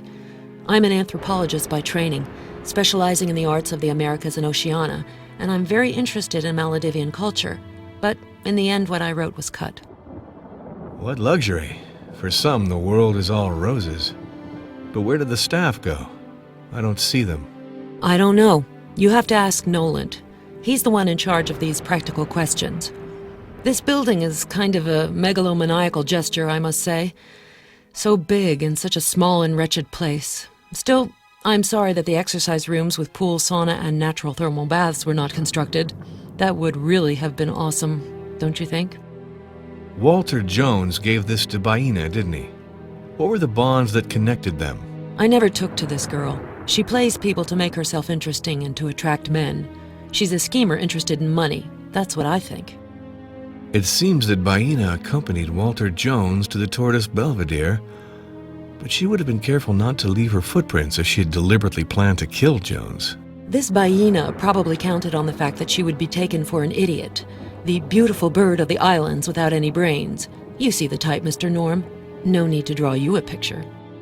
What is this pyramid, then? Ah, Mr. Norm, here you've come to the right person. It's a Maldivian pyramid that the locals of the archipelago call Hawita. It's a sacred place for them, and some anthropologists see it as a ritual site for the first Hittite colonies in the Indian Ocean. I'm told that an accident left Baina mute. What is that about? I only know that my grandfather fell with Baina from a place on the island, and that they both came out of it rather badly. I don't know the reasons and circumstances, and I prefer not to know. If Noland is to be believed, the young Baina literally cast a spell on Walter Jones. What do you know about this? Mr. Norm, I don't have any illusions about my grandfather's morality, and Baina is far from being stupid. She knows that Walter Jones is a very rich man, and I believe she's very capable of using her charms with some talent. What reasons could Billy have had for hating his grandfather? For hating him? Plenty. For killing him? If that's where you want to go, none. Walter Jones never liked the side of him that was irresponsible and gambled, and he told him more than once. Billy is sometimes in dire financial straits, and our grandfather never helped him. That's why they didn't get along. But I'll tell you again, my brother is a peach, and would never hurt a soul. So, tell me a little about Billy. I love my brother, Inspector, but he worries me sometimes. He loves to gamble too much, and I'm afraid that he's throwing his career to the wind because of this. What do you think of Christina? Christina's body is an asset. I suppose it hasn't escaped you, Inspector. And she knows perfectly well how to make the most of what nature has given her. She seduces with the same ease with which others breathe. What do you think of Kolio? Kolio Jumhu? He's a wily old man whom my grandfather was obliged to compromise with. He enjoys an indisputable mystique with the indigenous people of the region. What do you think of Baina? She's apparently a charming bird of the islands, unfortunately totally bereft of conversation. I would like to know more about Martin. Martin is my husband, and I'm happy with him, Inspector. All is said, or almost. I admire my husband, and I admire his professional courage. It's not a secret. Martin has financial problems with his publishing firm, but I am by his side. What can you tell me about Marco? Marco is my darling younger brother, Inspector. What else can I tell you? I will always be there for him, no matter what happens. What can you tell me about Clara? I like my sister-in-law very much, Inspector. Clara reminds me of my grandmother, Anna Jones. The same kindness. Sure, I see. Excuse me, just one question. It won't be too long. Sorry, but I understand nothing about architecture. I would like to have some things in this sketchbook explained. I am a man of letters, Inspector. I'm not very practical-minded, and have even less talent as a Mr. Fix-It. I think you'd do better to ask the architect who designed the plans for this building. I'm told that an accident left Baina mute. What is that about? I don't know anything. My wife spoke to me about it. I know that Jones and Baina had a fall together that could have been fatal, but I don't know anything more. If Noland is to be believed, the young Baina literally cast a spell on Walter Jones. What do you know about this? How would I know that? The girl is very pretty. That must have been enough. So, tell me a little about Billy. I'm afraid my brother-in-law has put himself in a tough spot, Inspector. He is compromising his career by gambling in a totally irrational manner. What do you think of Christina? Christina? A Russian model lost here in Segura. Quite a picture, isn't it? I don't really know her, Inspector. Except, of course, what everyone can see. What can you tell me about Marco? I hardly know my brother-in-law, Inspector, but what I do know of him is very positive. I appreciate him a lot. He is someone to reckon with, as they say. What can you tell me about Clara? I appreciate Billy's wife. She is charming, even if her conversations are rather limited, one has to admit. Surely.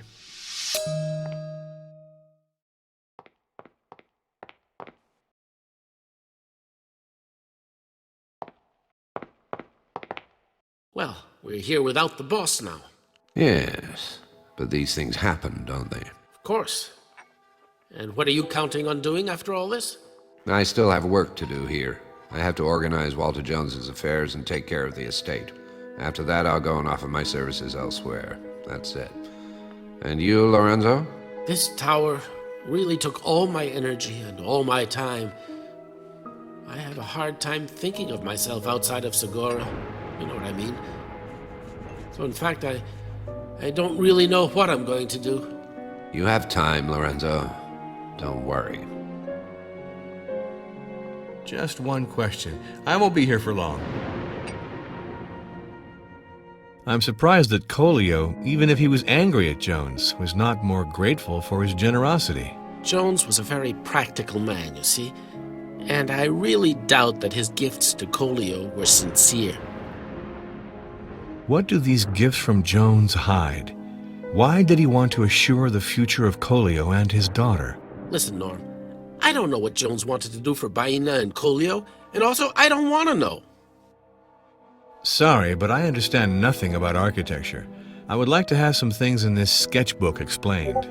The tower was designed according to all the rules of the art, and with respect for anti-seismic norms, according to its initial dimensions. It wasn't designed for Walter Jones's newest whims, you understand? Jones wanted to add 10 new floors to the tower. He asked me to do a study to reinforce the foundation with this unexpected additional burden, but I knew it was impossible. It was totally impossible. Today, the risk of it sinking is real. What relations did you maintain with Jones? Our points of view diverged, and our relationship became tense, to say the least. And today, I find myself trapped in this position as a manager. Oh, I've no doubt that I shouldn't have accepted the job, Norm. What did you do after having received the orders to continue the construction from Jones? I wasn't very reassured by the opinion of the experts, who didn't even take the trouble to come to Sagora, but I agreed to resume the construction anyway. And then, to strengthen the tower in order to save it, despite Jones's raving megalomania, well, I was the only one who could do it. The tower, you see, it's my life's work, you understand? Lorenzo, what did you do after receiving the new orders from Walter Jones asking you to stop the construction? I was patient, Norm. I waited for Jones to come back to his senses and to finally understand my predictions about the instability of the tower. That came with this letter. Even if I don't like unfinished work, it was a reasonable decision. This menu seems utterly appetizing. Tell me, what are we eating today? The French chef was recently dismissed. So we're all counting on Clara's talent to elaborate a recipe for sunny-side-up eggs. This tower on this wild island, far from everything, isn't it madness? This pamphlet's nothing but hogwash. You're right to doubt it, Norm. What luxury. For some, the world is all roses. But where did the staff go? I don't see them. Well, all the staff of the tower was recently fired. And as much as I can, I'm obliged to ensure the continuity of all the functions while we await the passing of power. Why did I find this in your things, Lorenzo? I expect to find this kind of paper in Nolan's office. Nolan put me in charge of firing the employees. He just gave me the file that comes with it.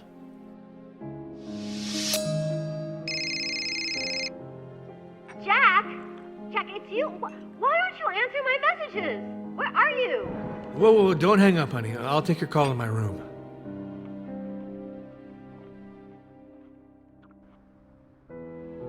Sorry, I was very busy all day, darling. How are you?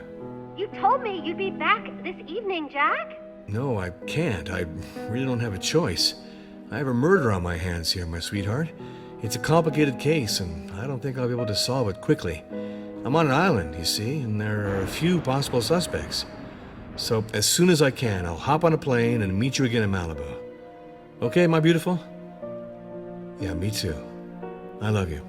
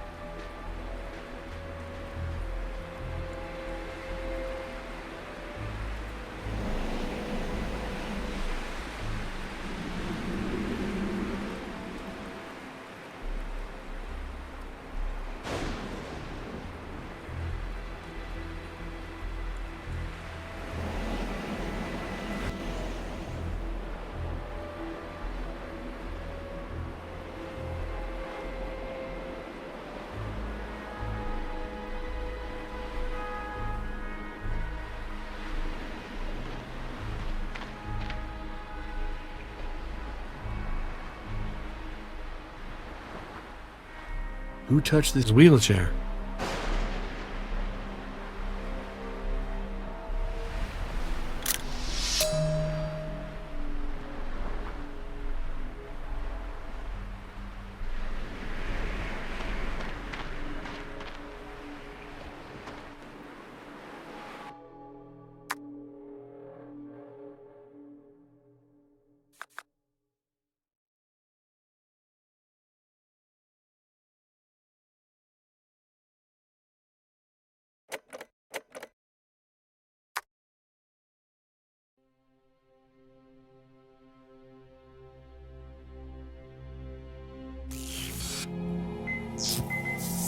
Incorrect match.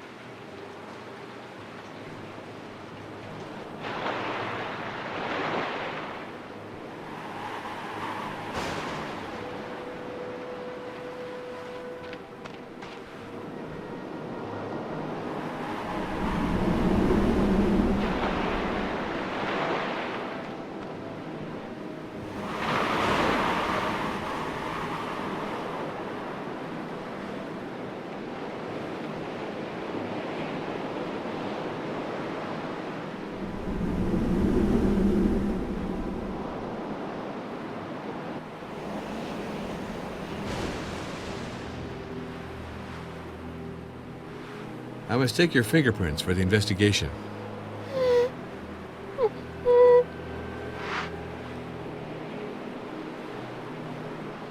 Thanks.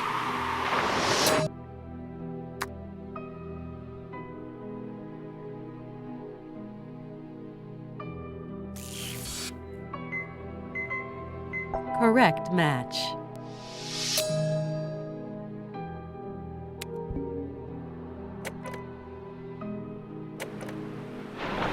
I would like to ask you 2 or 3 questions. This tower on this wild island, far from everything, isn't it madness? What luxury. For some, the world is all roses. But where did the staff go? I don't see them. So, what was Lorenzo Battaglieri doing in the rocks near the Tortoise Belvedere last night? Okay, quiet please. Good girl, be quiet. The fingerprints on the wheelchair are yours, Baina. So, tell me a little about Billy. What do you think of Christina? What do you think of Colio? I would like to know more about Martin. What can you tell me about Marco? What can you tell me about Clara?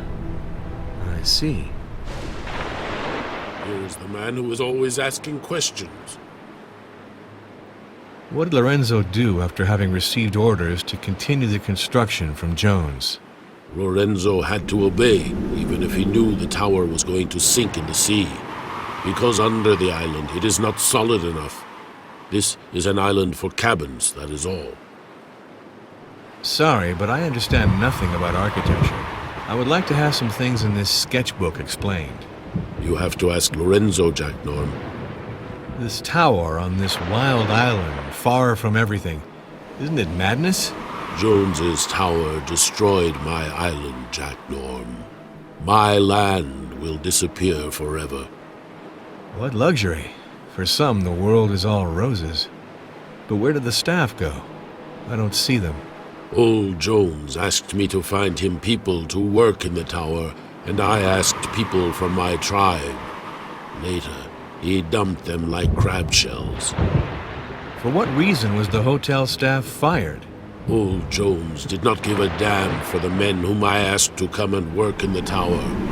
These men will never trust me again. I betrayed them. Do you understand that, Jack Norm? What happened to the maintenance staff of the tower after that? They went back to their houses on other islands. Walter Jones drove them away like dogs. It's me who made them come here, Jack Norm. So they are furious at me. This is natural. A hotel of this size, deprived of all its staff. It's a darn problem, I'd say. I did not want this business to lead to the firing of my friends. My diva stole from me. My diva cheated me, Jack Norm. My diva did as much harm to me as to Old Jones. Does their attorney defend your interests well? Old Jones thought that we were too stupid to defend ourselves. He thought he could do whatever he wanted here. But this island is ours, and no one else's. Walter Jones was cheated well and good. But did he appeal this judgment? My diva company cheated Old Jones because it held the money from Jones to buy the island. The island is ours. This is as it should be. Jones was not the type to take a verdict like this lying down. What's the status of the appeal? Old Jones never gave up, that's for sure. But now he is dead, Jack Norm. So, what was Lorenzo Battaglieri doing in the rocks near the Tortoise Belvedere last night? You are evil, Jack Norm. Lorenzo did not kill Old Jones. He fished for lobsters in the area. At the moment, many lobsters come to the traps. The fingerprints on the wheelchair are those of Baina, the beautiful mute. Baina, my daughter, is too kind, I think. She frequently took Old Jones out in the evening. Sonia says that Walter Jones was to compose with you. What does she mean by that? He made a huge tower on my island, and in exchange, I got nothing. So I said that it wasn't fair. If Noland is to be believed, the young Baina literally cast a spell on Walter Jones. What do you know about this? My daughter is pure. If Walter Jones wanted her, it was Walter Jones's problem and not Baina's. Hubert de Noland says that you are an opportunist and a nuisance. I don't know. I spent the evening in the cabin with Baina. So, tell me a little about Billy. Billy Jones is bizarre, Jack Norm. When Billy makes jokes, Billy laughs a lot. And Colio does not understand why. Colio does not understand Billy's jokes. What do you think of Christina? Christina is a very beautiful woman, Jack Norm. Christina is tall, strong, vigorous, and supple as a creeper. I would like to know more about Martin. Martin? The husband of Sonia Jones. I do not know Martin. What can you tell me about Marco? Old Jones had the blessing of the gods with Marco. Marco is the grandson of Old Jones, and the name of the Jones family is honored by Marco, Jack Norm. What can you tell me about Clara? I like Clara very much. Clara says hello to Colio. Clara smiles at Colio. Clara is a good woman. Well, if that's all you have to say.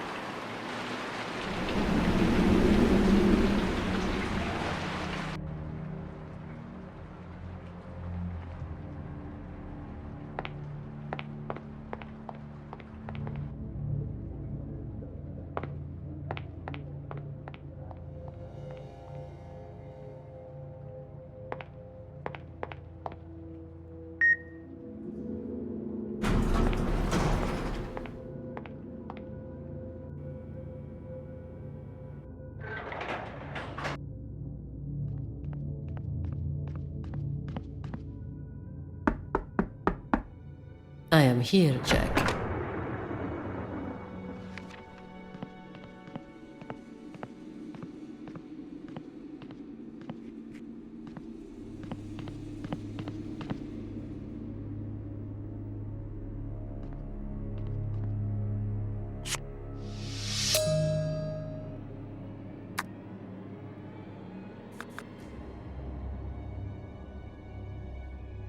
Well, all this is very touching.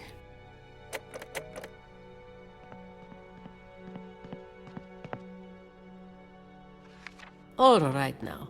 I am all yours, Jack. What did Walter Jones tell you regarding his estate? Marco doesn't tell me everything, you know. He still keeps some small secrets from me. Sonia said that you are a tease. Sonia thinks that I want to steal her husband, but it is he who sweet-talks me, Jack. I'm not to blame. Sure, I see. I need you to enlighten me on a point. What did Walter Jones tell you regarding his estate? Yesterday, at the end of the morning, he referred to his will. He told us that he intended to do things in a way that was just and fair for everyone. I have nothing more to say on this subject, Inspector. I get it.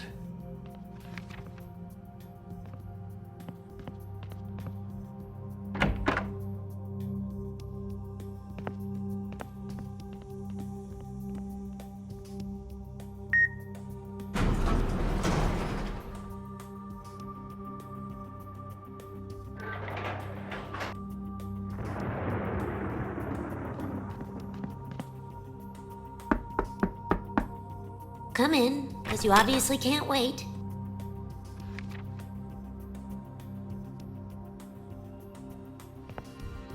Just one question. I won't be here for long. Sorry, but I understand nothing about architecture. I would like to have some things in this sketchbook explained. I don't know anything about it, Inspector. Ask the architect. In my view, he's the only one who can enlighten you. What did Walter Jones tell you regarding his estate? Walter Jones completely changed his attitude with his grandchildren. He wanted to bequeath them all his money. Well, so much the better. But after all the terrible things he did to them, it's a little late. Why do some people here compare you to Anna Jones, Walter Jones's deceased wife? To tell you the truth, I didn't know her, but it seems that she was a very gentle woman. How opposites attract. I say this, but I didn't know Walter Jones before he lost his wife. Maybe he was more hospitable back then. If Noland is to be believed, the young Baina literally cast a spell on Walter Jones. What do you know about this? I swear that, strictly speaking, I know nothing, Inspector. How could I? What do you think of Christina? I like my brother-in-law, but between us, Inspector, don't you think it's a little strange that Marco would be with this woman? It's an indiscreet relationship. What can you tell me about Marco? I like Marco, and I respect his choices. If he's happy with Christina after all, it's good. Thank you.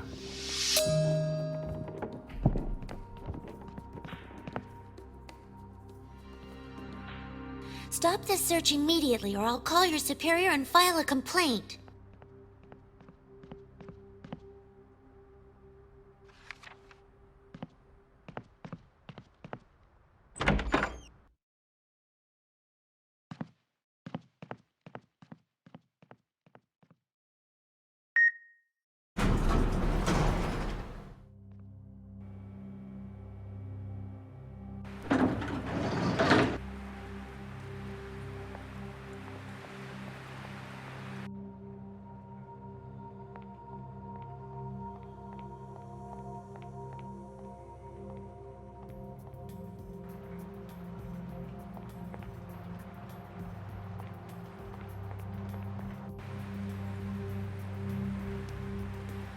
I'm hoping to ask you some questions.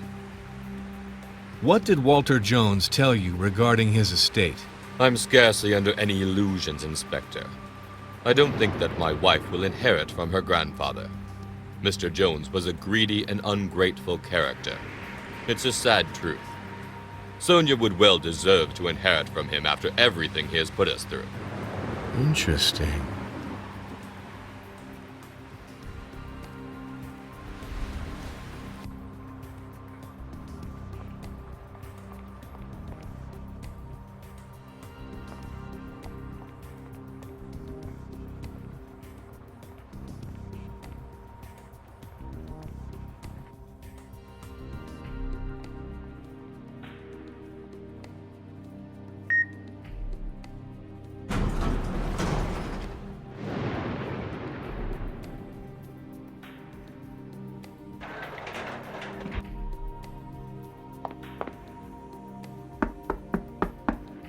That's okay. Come in, please. Hello? Granger? Okay, thanks. You have the quote on Wall Street? I'll wait. It's okay? Shit. Still going down. Must do better, Granger. I'll call you at closing. That's it. Do your best. Thanks. Yes. That's it. Yeah. All right.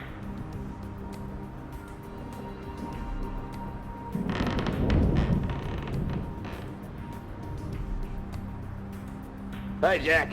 It's Woody Cobb, the helicopter pilot. Can you hear me? We're coming in an hour to get the body. Finish what you have to do, because after that, it'll be a party. See you soon.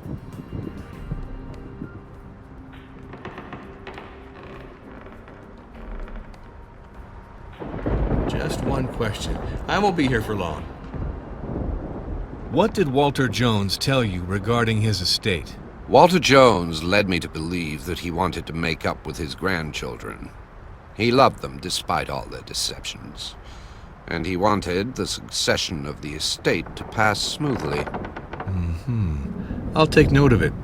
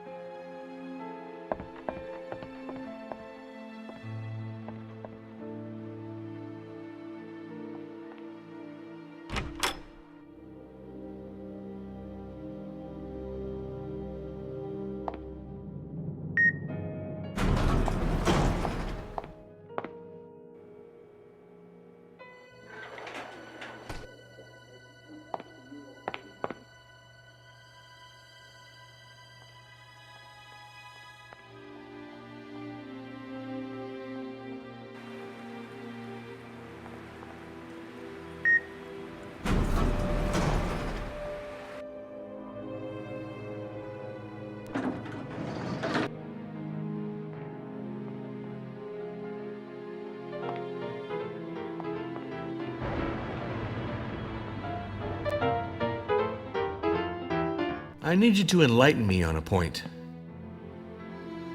Sorry, but I understand nothing about architecture. I would like to have some things in this sketchbook explained.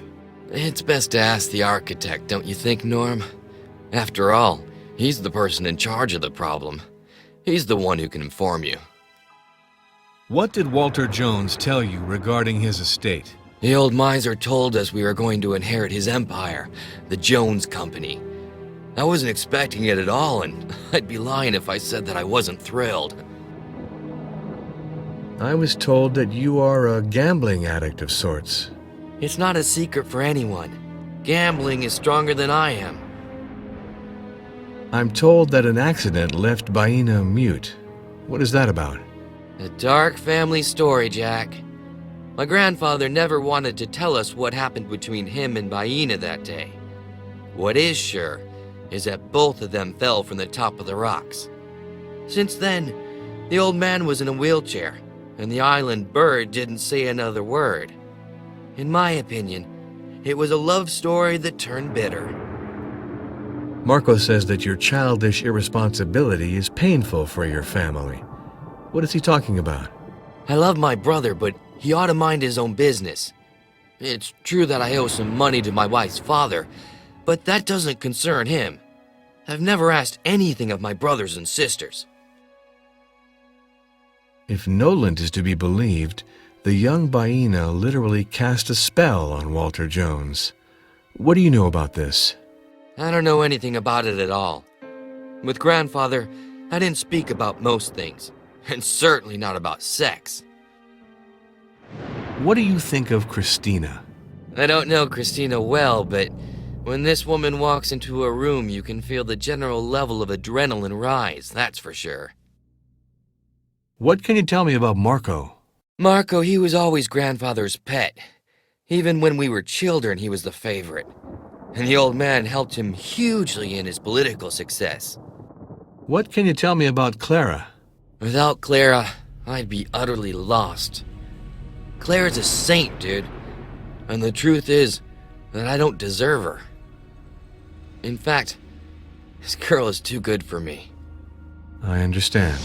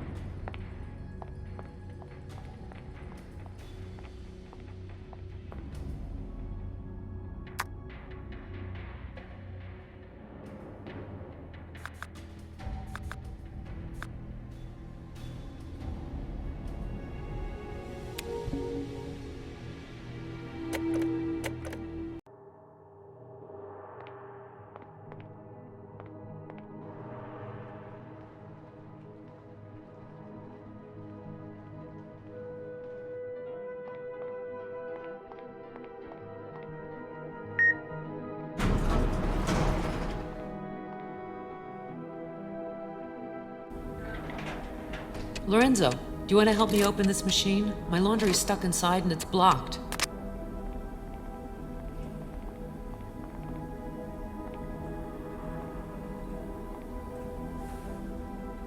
Let's see.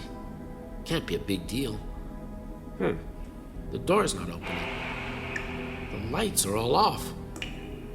Oh, okay. Well, it must be some problem with the electric supply. I'll take care of it, Sonia. Will it be a while? To tell you the truth, I haven't the slightest idea. Excuse me, just one question. It won't be too long. What did Walter Jones tell you regarding his estate? I wasn't sleeping with Walter Jones. I was no longer his confidant.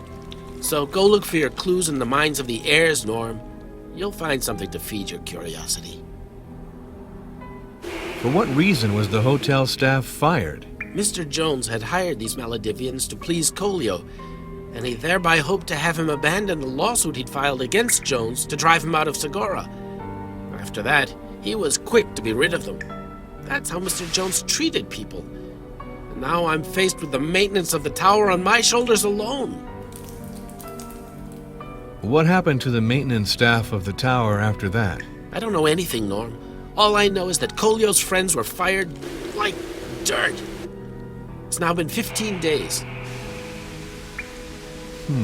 A hotel of this size, deprived of all its staff. It's a darn problem, I'd say.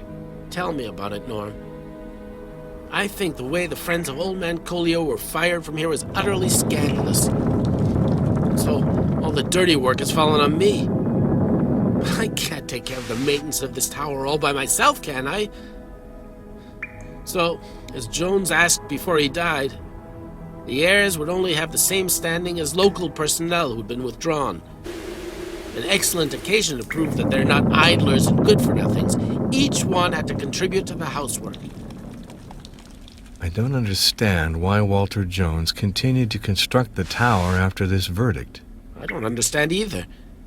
I knew that he was taking risks by continuing to build like this. But what do you want? I mean, I was his architect, not his attorney. Walter Jones was cheated well and good. But did he appeal this judgment? You have to know how to lose.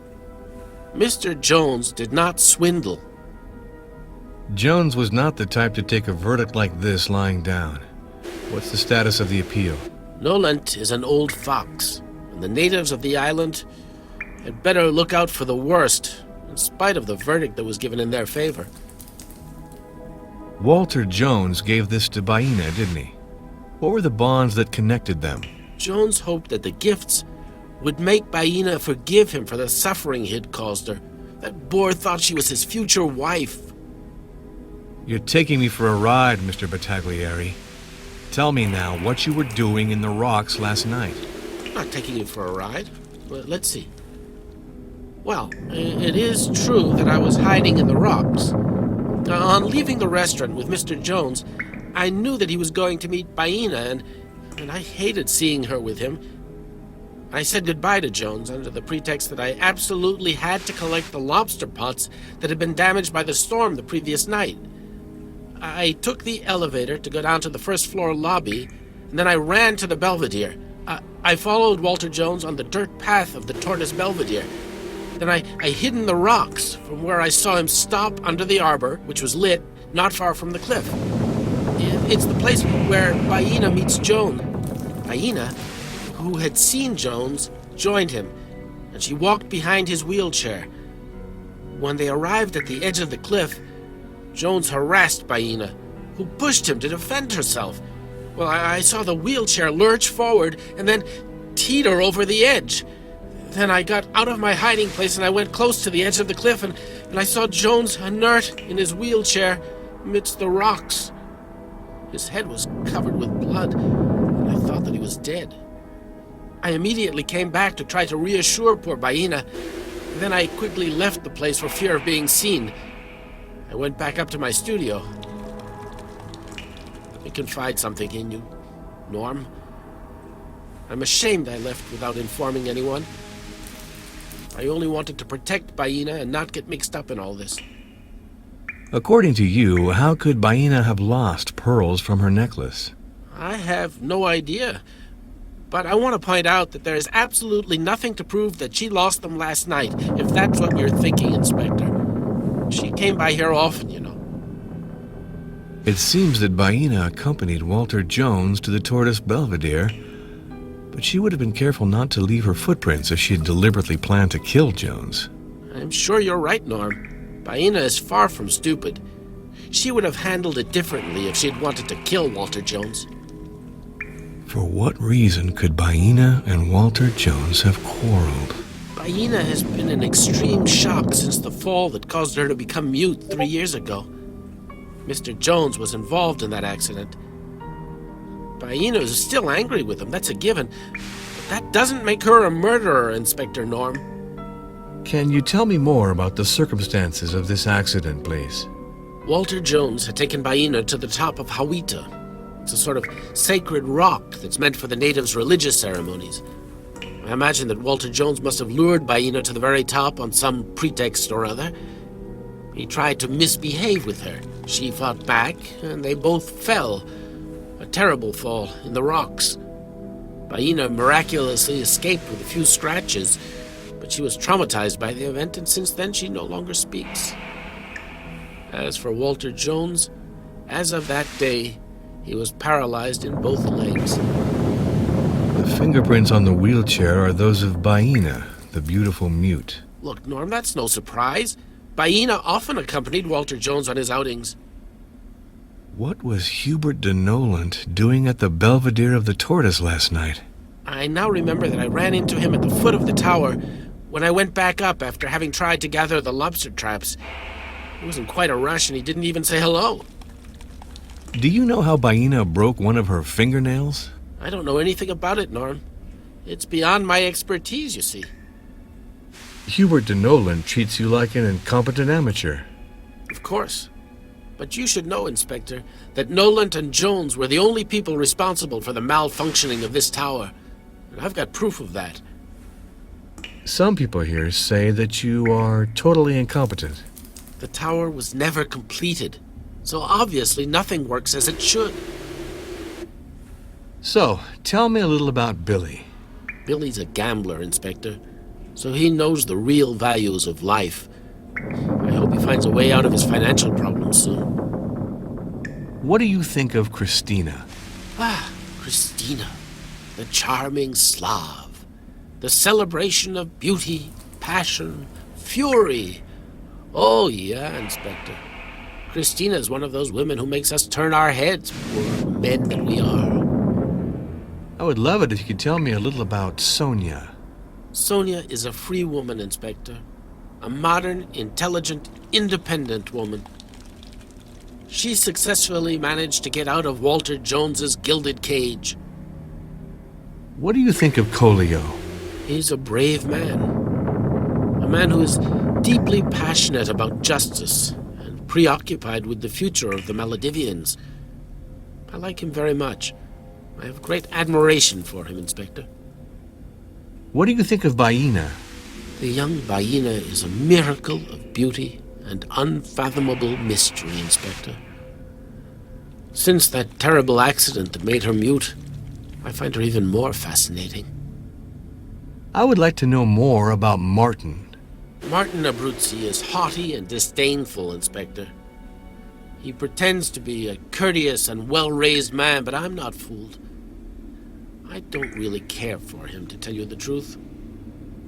What can you tell me about Marco? Marco Jones? The real son of his grandfather. Selfish, lazy, self-righteous, and corrupt to boot. He's a sycophant, Inspector. What can you tell me about Clara? Clara is a sincere and courageous woman, Inspector. And moreover, a woman who loves a gambler can be nothing but a formidable woman. I understand better.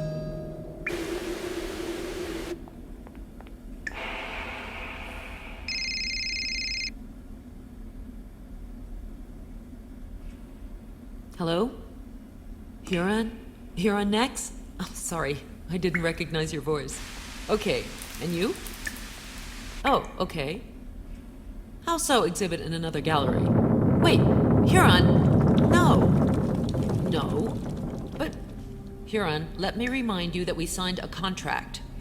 But you can't do this to me. Yes. No? Everything's ready. The catalog, the posters, the press packets, the cocktail. Only your canvases still have to get to the gallery in a week. You don't care? Super. What? Ah, he hung up on me. What a jerk! A question is buzzing in my head. What did Walter Jones tell you regarding his estate? My grandfather brought us together to tell us about his will. He told us that we, my brothers and I, were his heirs. It might be true, but it doesn't change my feelings for him in any way. You can't buy me, Mr. Norm. Lorenzo said that you succeeded in getting out of your golden cage. What was he talking about exactly? You know, Inspector, it's not easy to be the granddaughter of a billionaire who is authoritarian, a megalomaniac, and perverted. I always forced myself to keep a distance from the tyrant. I understand better.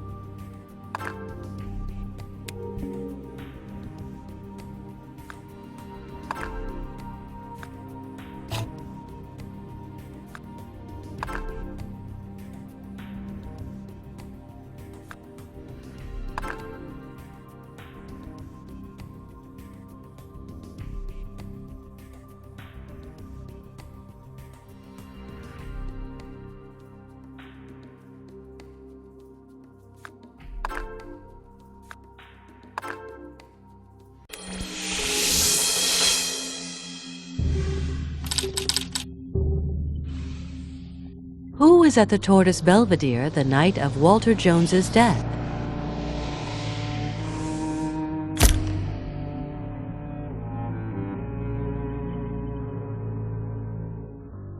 Lorenzo, Baena, and Nolan were at the Tortoise Belvedere the previous night.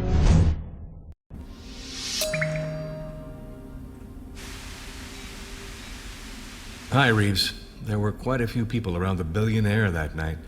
But above all, it's a young woman of the island called Baena who seems the most suspicious to me in this story. The problem is that she's not very talkative. To put it bluntly, she's mute. I see. But what was this girl's motive? And how did she manage to push an obese man weighing 500 pounds into the water? I still don't know a lot, Reeves. Give me a little time. I'll find the answers. Talk to you soon.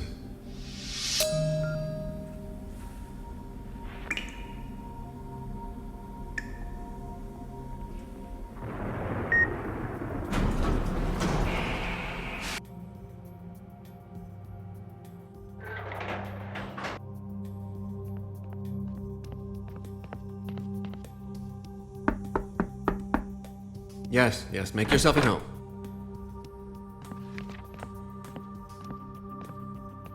Just one question. I won't be here for long. You don't seem to be very welcome in the Jones family, Christina. They all think that you're a gold digger. I doubt it. For them, a girl from Eastern Europe is necessarily a slut. What do you want me to do, Jack? I understand.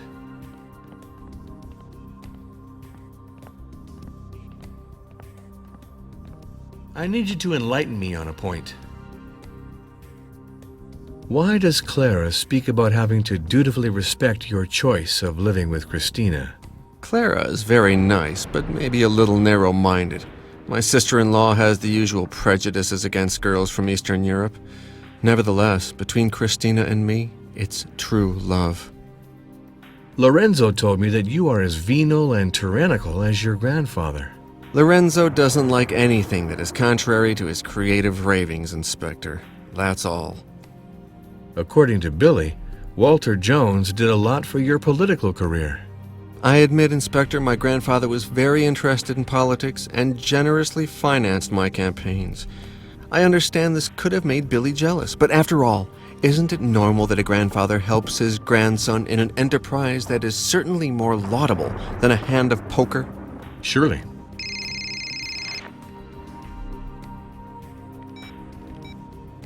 We're loading the body, Jack. It's going to the forensic expert immediately. If you still wanted to see things, it's too late. No problem, Winnie. I saw everything there is to see. Take care of him. Talk to you later, Winnie.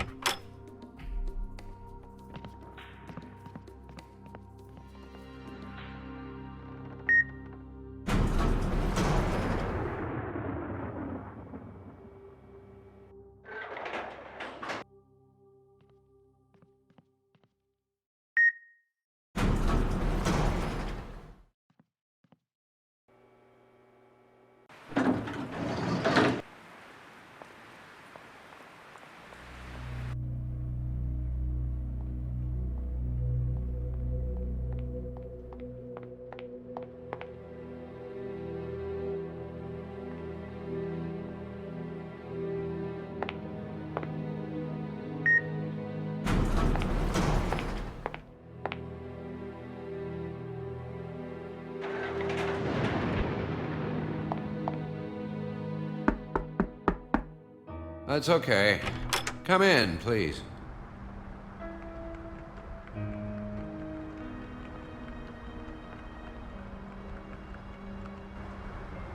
Excuse me, just one question. It won't be too long.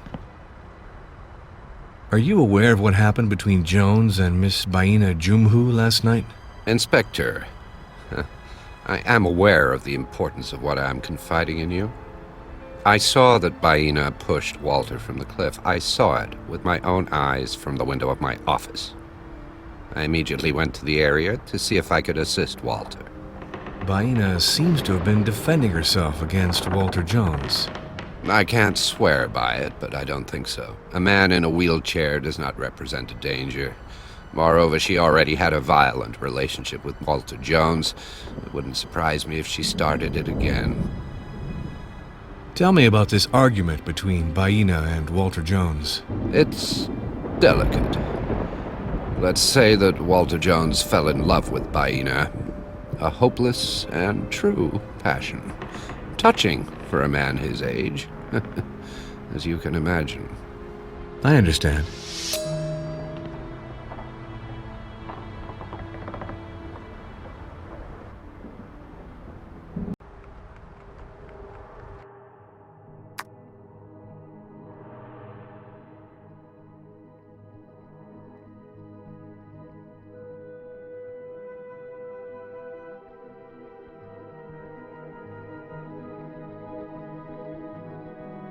Yes, I was returning.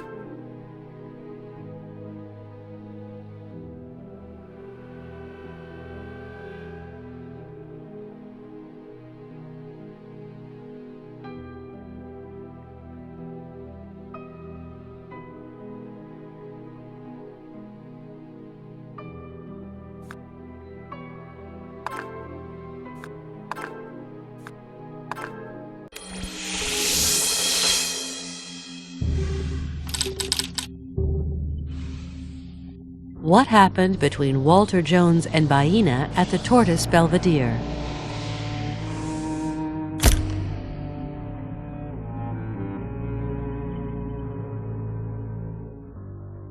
It was a dispute with Baina that led to Walter Jones's fall.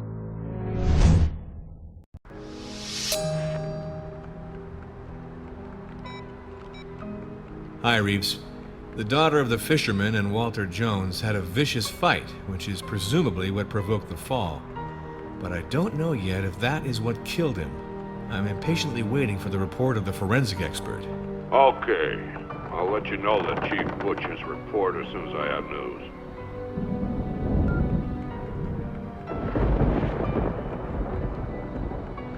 One hell of a day at work. I'm gonna go and rest a little while waiting for the forensic expert's results. Off to bed. Tomorrow is a new day. And I have this feeling that this investigation is going to have more surprises in store for me.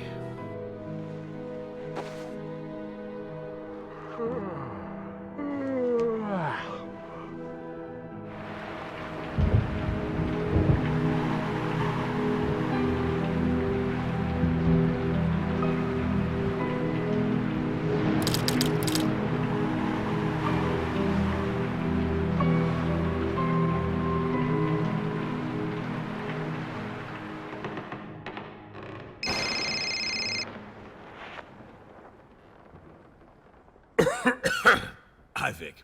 Hey, Jack. Got you out of bed. I have good and bad news. Which should I start with? The good news. You're officially named investigating inspector in charge of this case. That's the good news. You'll receive the rogatory commission of the case in 10 minutes by fax. I'll have it sent to Nolan's number. Bad news is that the old man didn't die from his fall. It's not an accident, Jack.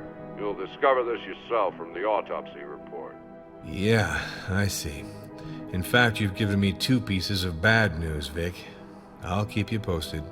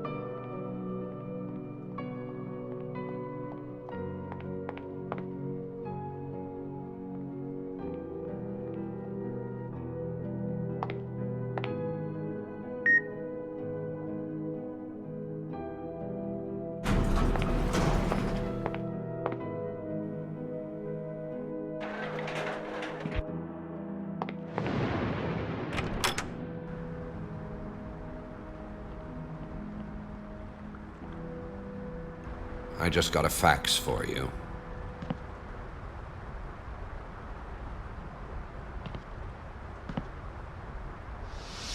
Thanks, Noland.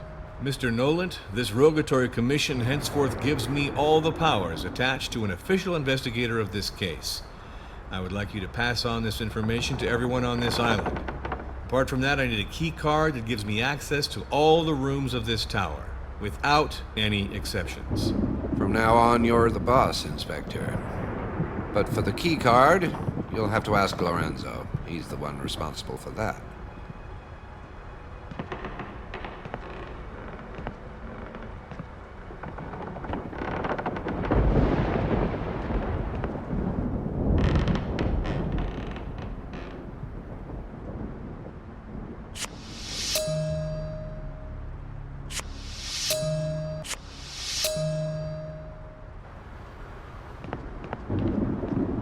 The ocean has covered the whole island. There's something on this windowsill. Well, well, small bits of wood encrusted in the cement of the library windowsill.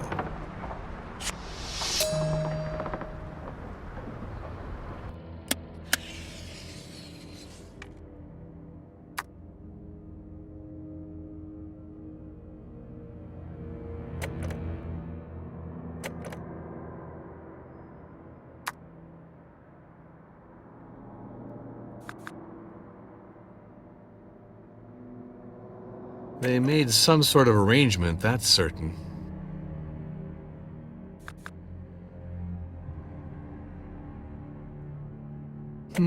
Jones was incredibly crafty, even with his own family.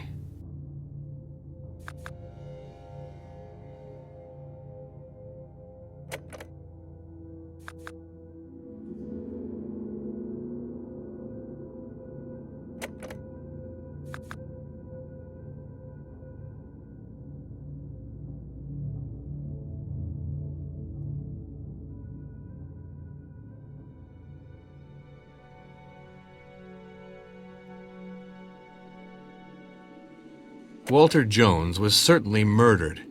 The bullet in the middle of his chest didn't leave him a chance, so he was still alive after his fall from the edge. It's the impact of the bullet that made him fall lower down.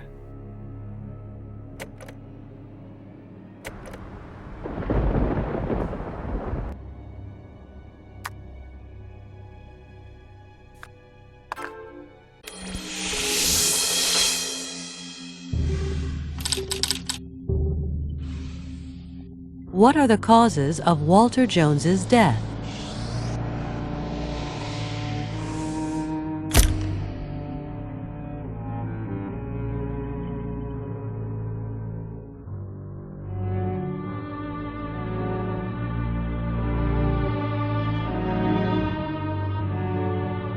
Walter Jones is dead from a bullet in the back that perforated his right lung.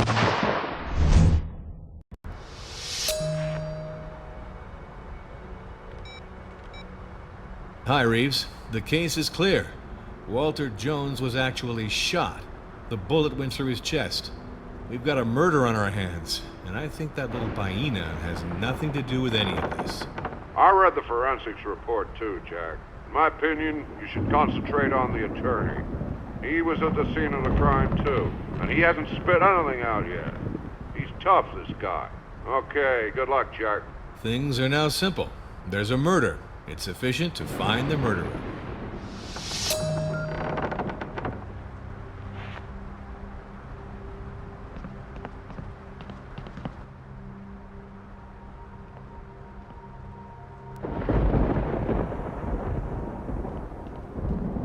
Books on animal painters.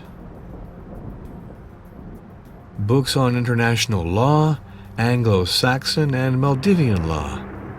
Walter Jones left nothing to chance.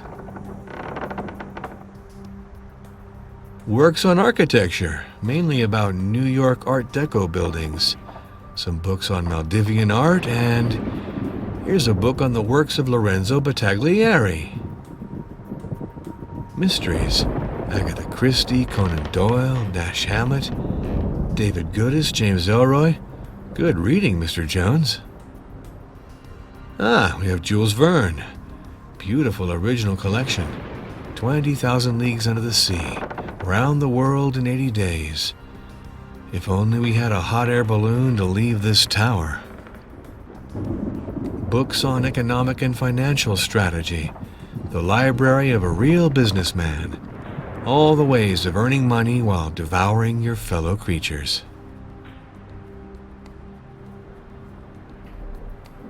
Books on very different subjects. In English, in German, in French. There's a Spanish one here. It's strange for someone as organized as Walter Jones.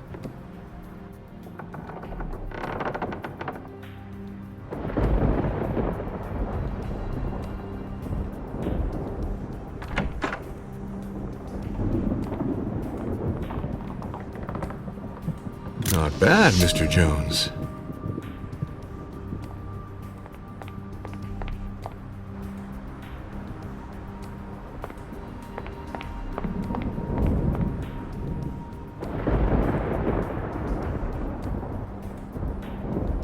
Nice little safari for the entire Jones family.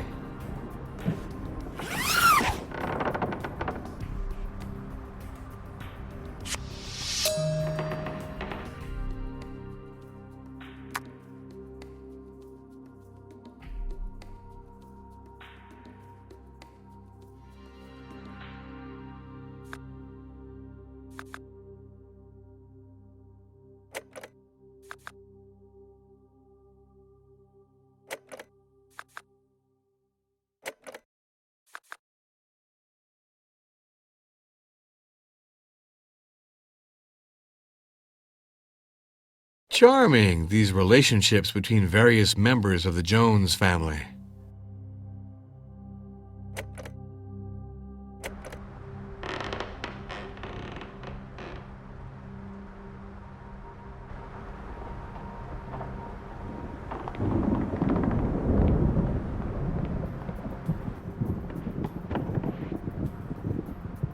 This box of cartridges of the .270 Winchester Short Magnum is open, and it is missing cartridges. 7.03mm caliber. Just like the bullet that killed Jones. I only have to find the weapon that could have shot this bullet.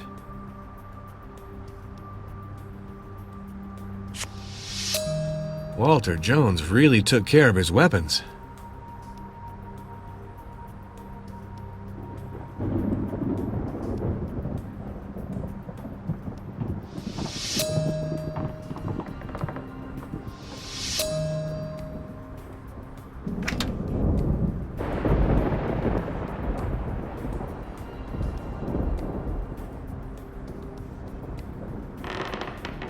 No trace.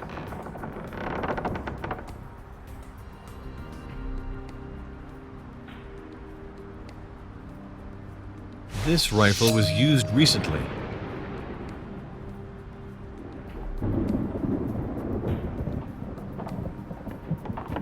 This rifle was bolted and is the only weapon of the right caliber which still has traces of powder. It's better if I take the prints first.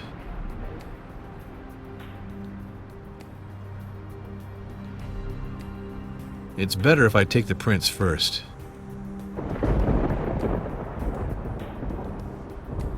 Fingerprints on a weapon. This reeks of an amateur. The smooth wood of this weapon rubbed against a rugged surface. Strange, Mr. Jones, that a man as careful as you left such an ugly scrape on your beautiful rifle.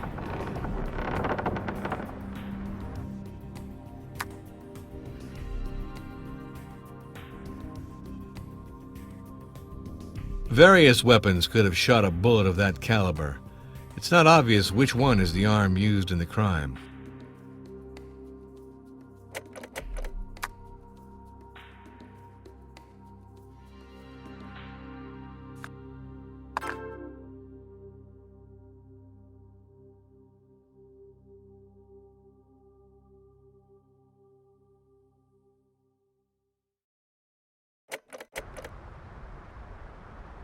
The wood of the stock is still dripping with flax oil.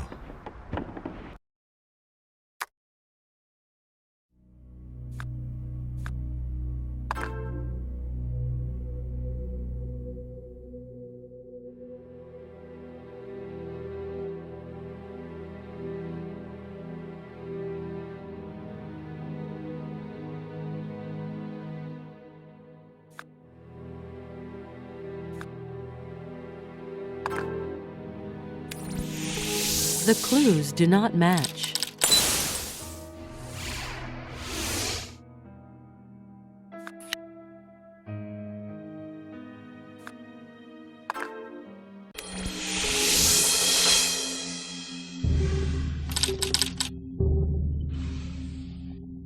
What was the weapon of the crime?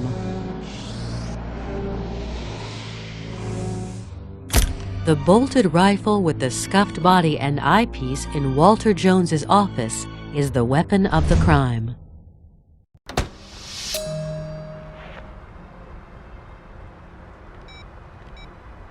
Killed by one of his own weapons. How ironic.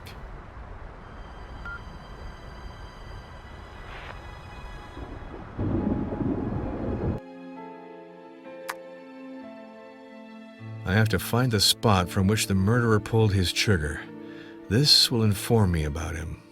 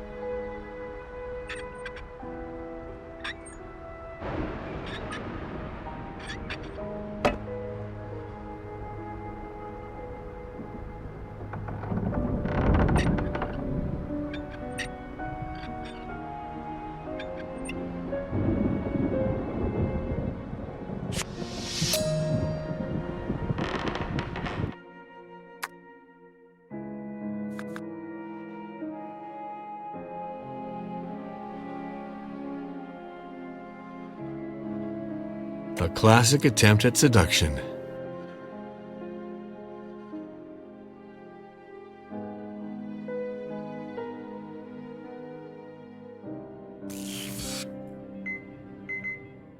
Correct match.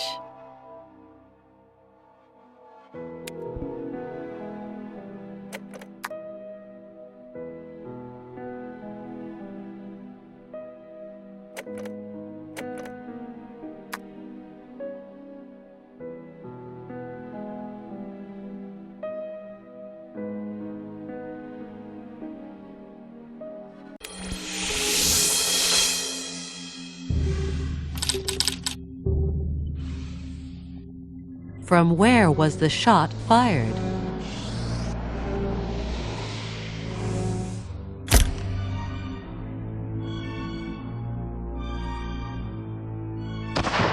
The shot was fired from the window of Walter Jones's library.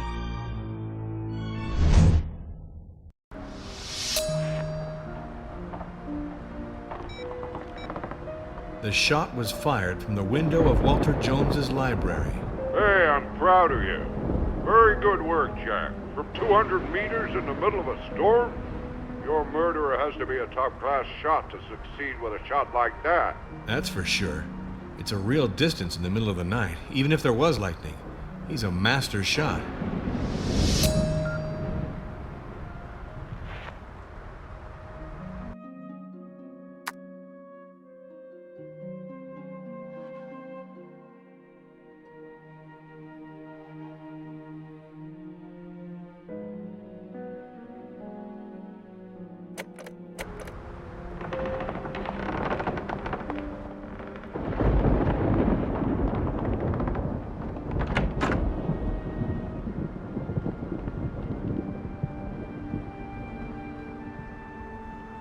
I must take your fingerprints for the investigation. But of course, do your job, Inspector. Thanks.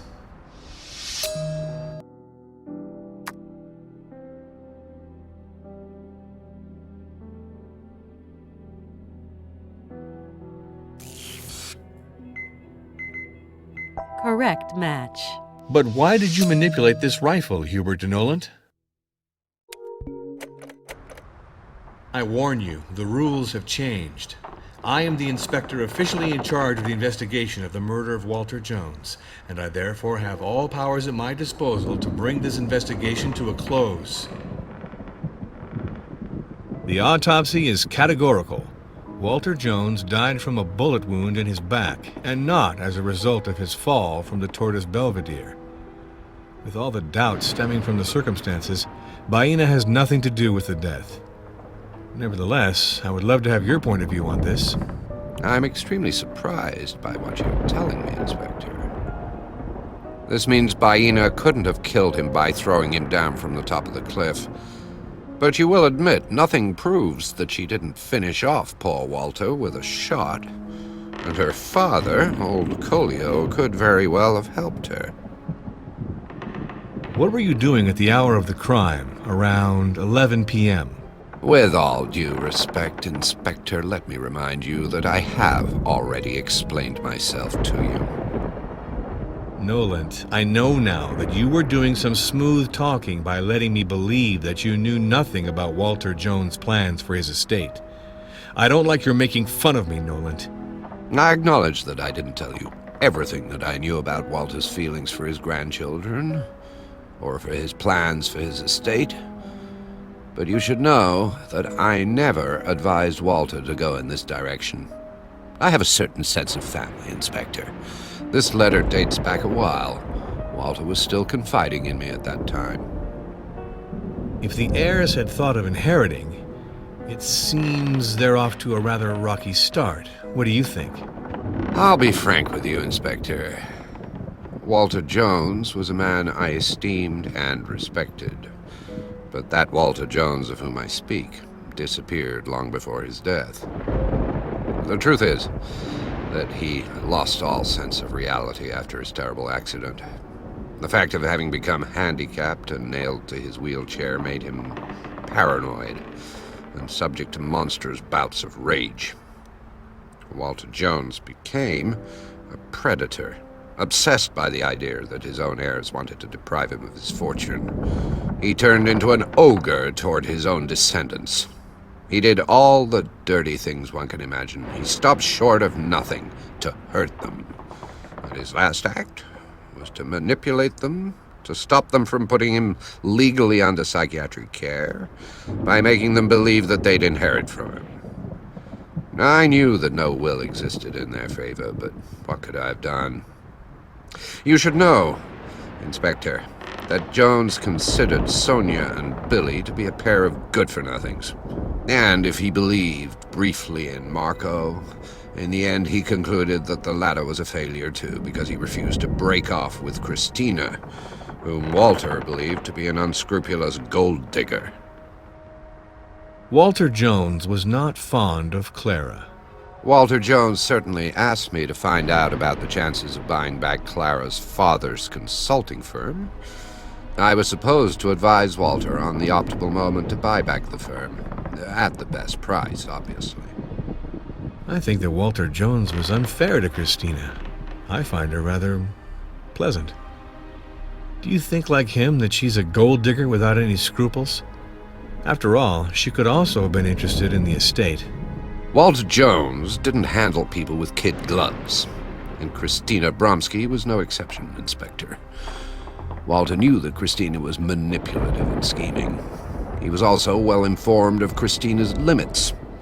I don't think she will succeed in diverting the estate for her profit, despite her physical assets, which are obvious to the eyes, if I might dare say so. This man was a damn maniac.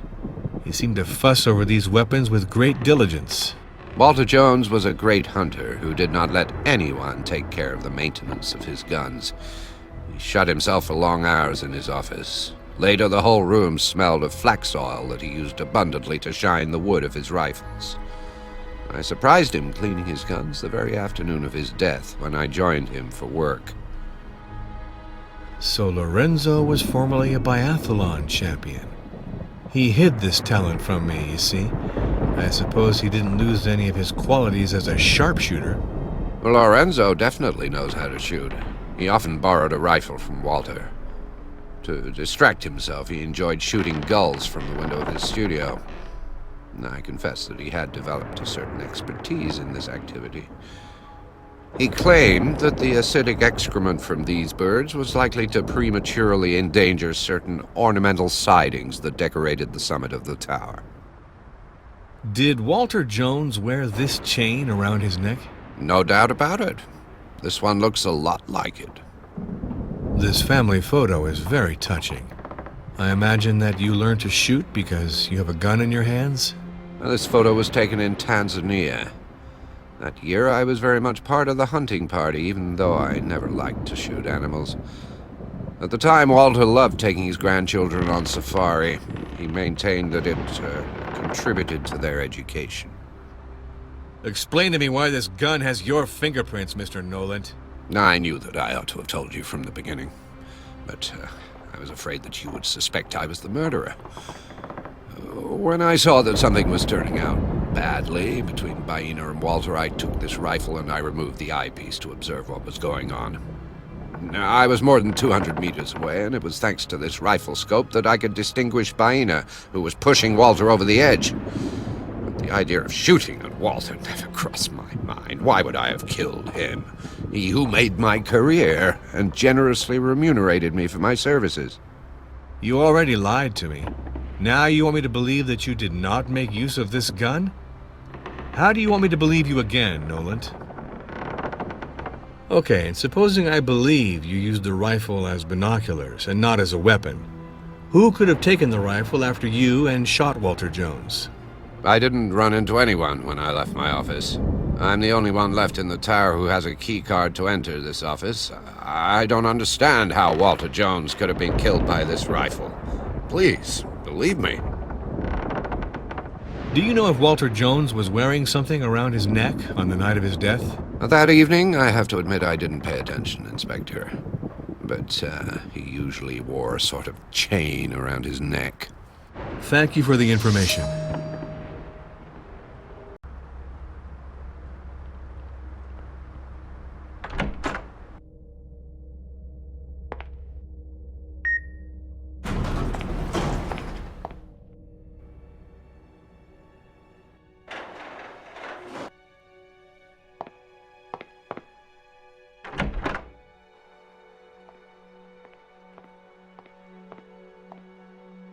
Lorenzo, I got the Rogatory Commission along with all the powers that go with it.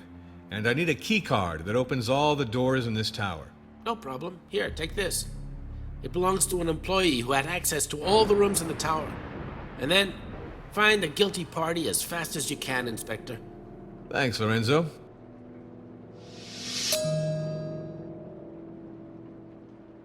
Walter Jones was murdered. So we stop joking and respond correctly to my questions. Everyone got that? The autopsy is categorical. Walter Jones died from a bullet wound in his back, and not as a result of his fall from the Tortoise Belvedere. With all the doubts stemming from the circumstances, Baina has nothing to do with the death. Nevertheless, I would love to have your point of view on this. Oh, that's great news. Baina's cleared of all suspicion. It's fully to your credit that you recognized your mistake, Norm. I imagine that you weren't at all aware of the arm that was used in the crime, Inspector. What were you doing at the hour of the crime, around 11 p.m.? But I already told you, Norm. I hated Mr. Jones for what he did to Baina. But despite everything, I'm sorry for the death of the old man, believe me. I remember being surprised by Baina's violence. Even if I could understand that she was taking revenge for Jones's beastly brutality. After his fall, I came out of my hiding place to reassure Baina. I promised her that I would protect her. I was ready to give evidence that the old satyr had assaulted her again, but Baina pushed me away and fled to take refuge in her father's cabin. At that moment, I confess, I was convinced that she'd intentionally pushed him, that she'd ruminated over taking revenge against Jones, and that if she'd agreed to accompany her torturer on his stroll, it wasn't totally innocent. In fact, I thought maybe she was waiting for a chance to revenge herself. And now, Inspector, you're telling me that Baina is innocent. Oh, now I am sure that she must detest me for having thought her guilty. This man was a damn maniac. He seemed to fuss over these weapons with great diligence. Mr. Jones was a long-time hunter, Norm. And like all self-respecting hunters, he took great care of his guns. Tell me, you have an impressive sports record, Mr. Battaglieri. You haven't completely lost your touch, I suppose. I don't like your question, Inspector. I can see what you're getting at, you know. You don't have to worry if you have nothing to reproach yourself for. I admit that I was a very respectable shot in my youth. But the taste for weapons has now passed, you see. Did Walter Jones wear this chain around his neck? I can corroborate that, Norm. It was this chain. What could this bottle of flax oil have been used for? This flax oil is used to take care of the stocks of the luxurious rifles belonging to my boss, Inspector. It's an absolutely sensational product for bringing out the veins in precious woods. If I believe what I'm told, you are a top-class shot. At any rate, with seabirds of the region. Those who say that are slandering fools. Since then, I've lost my touch. I'd miss an elephant in a tunnel, Inspector. Do you know if Walter Jones was wearing something around his neck on the night of his death? I remember very well that Mr. Jones always wore his chain around his neck. Why would he have taken it off? It had the key to his room and to his safe hung from it. Do you know who in this tower knows how to use a gun? Apart from Walter Jones, I don't really know. Did you see anyone in the library the evening of the murder? You know perfectly well that I was not there, Norm. On the other hand, the computer ought to be able to tell us. All you have to do is ask it. But I have to know Mr. Jones's secret code. You understand, my boss didn't want cards assigned giving access to his office and his library without his consent. Do you have the code, Inspector? Sorry, but I don't have it. What a nuisance. Oh, but wait. I know that Jones hid the code in his desk. Unfortunately, I don't know precisely where. I'll take note of it. Did you know that this was a flood zone when you built this tower? Not at all. It's a catastrophe. But I don't think it's just going to be a single flood. It's far more serious. I think that this island is on its way to sinking into the ocean. Excuse me, I am distracted. I have what I need. See you later.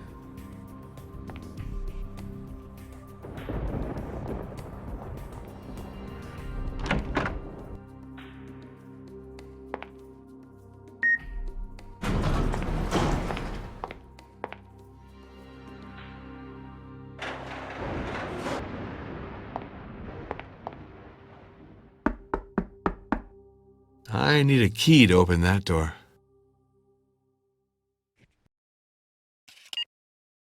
My keycard doesn't give me access to this door.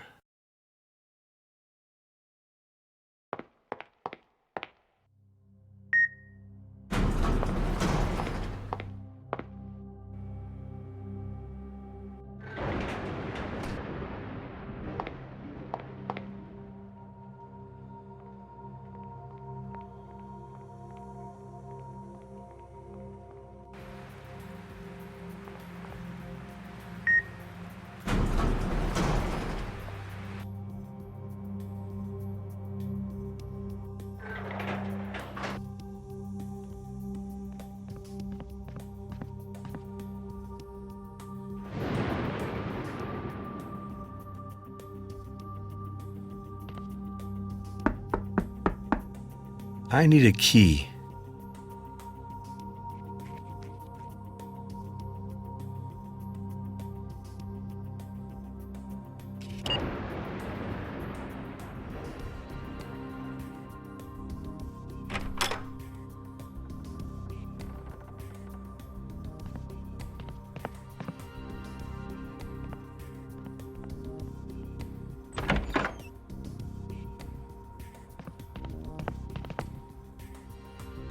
This suitcase is closed.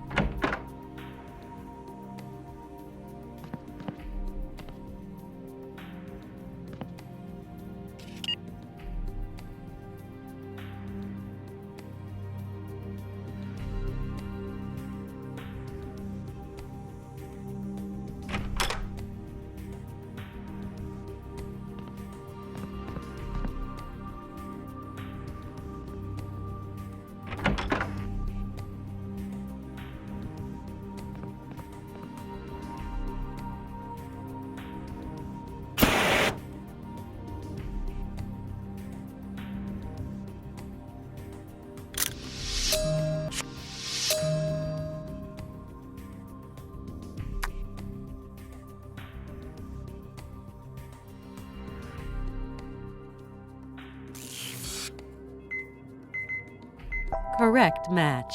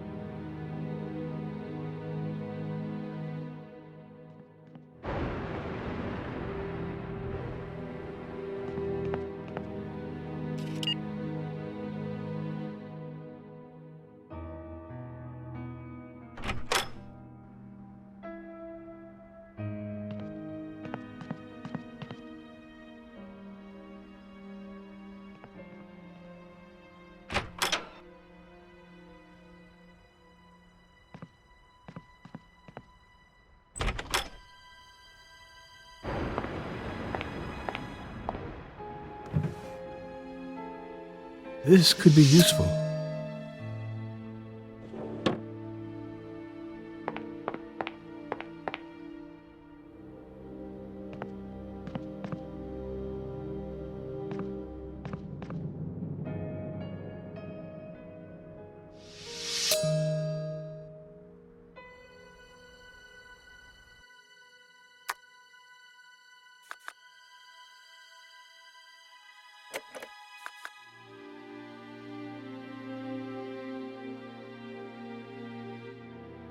This marriage speech is destined, above all, for Jones's grandchildren.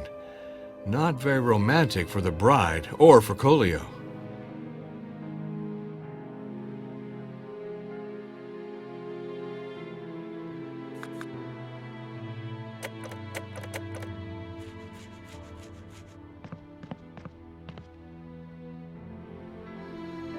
This suitcase is closed. Long live the old-fashioned methods.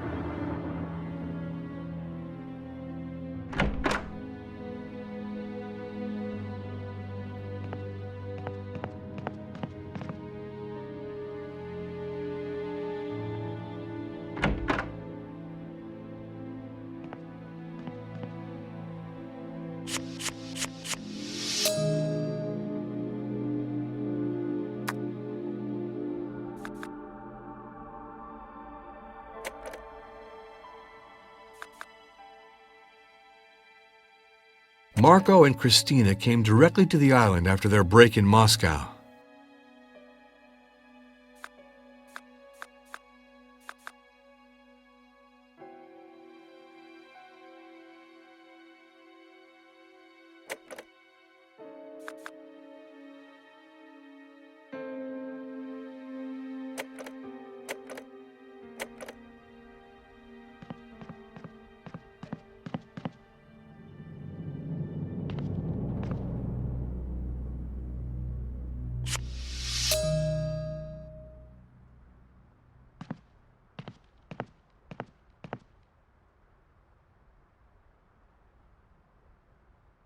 I must take your fingerprints for the investigation.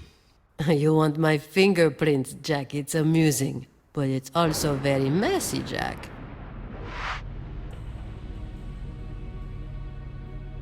Thanks. At present, no more laughing. I am the representative of judicial authority on this island, and I have a murder on my hands. The autopsy is categorical. Walter Jones died from a bullet wound in his back, and not as a result of his fall from the Tortoise Belvedere. With all the doubts stemming from the circumstances, Baena has nothing to do with the death. Nevertheless, I would love to have your point of view on this. One way or another, Jones is dead, Jack. For me, it changes nothing. For little Baena, it's different, of course. She is less guilty than before. What were you doing at the hour of the crime, around 11 p.m.? I played poker with Billy and Martin all evening. Then I left to go to sleep and found Marco already asleep.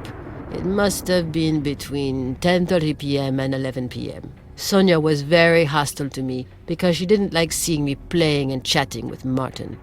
At one point, she went out to calm down. If the heirs had thought of inheriting, it seems they're off to a rather rocky start. What do you think? This man detested me, Jack, and I didn't love him either. He wanted me to leave. Marco didn't want to leave me, so Walter Jones made him pay. There, you have it all. What did you get in return for rescinding that Walter Jones be put under psychiatric care? Ask Marco. He knows better than me. It's his family's affair. You understand.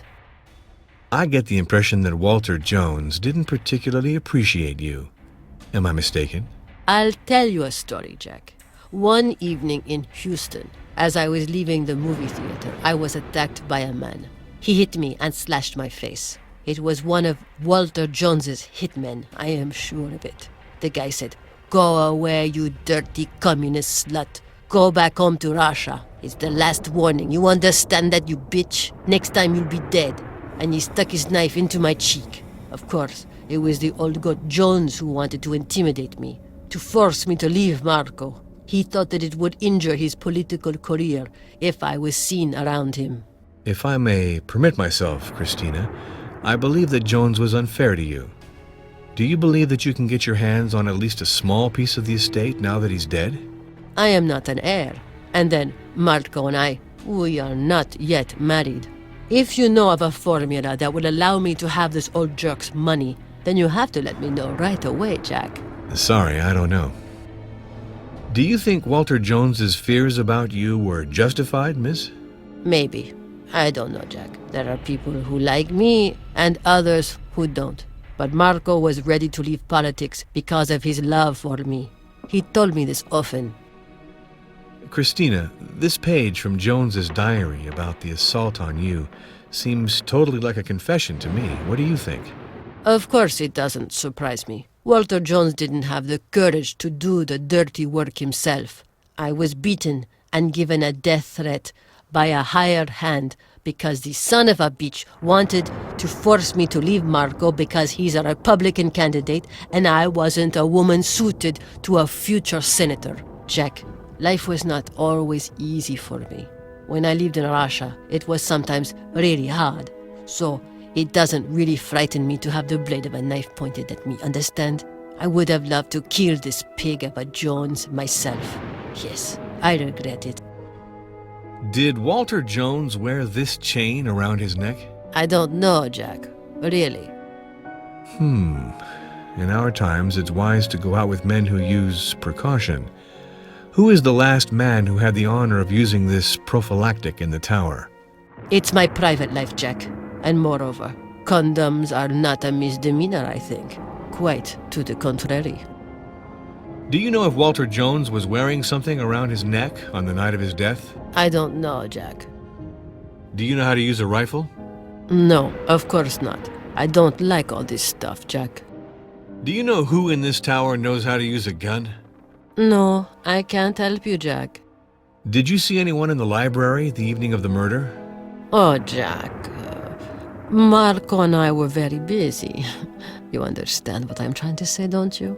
Our room doesn't have a view on the library, so in any case, we would not have noticed anyone there. Okay.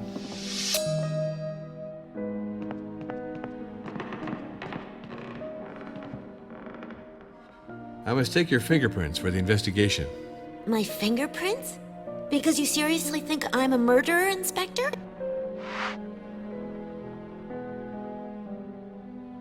Thanks. At present, no more laughing.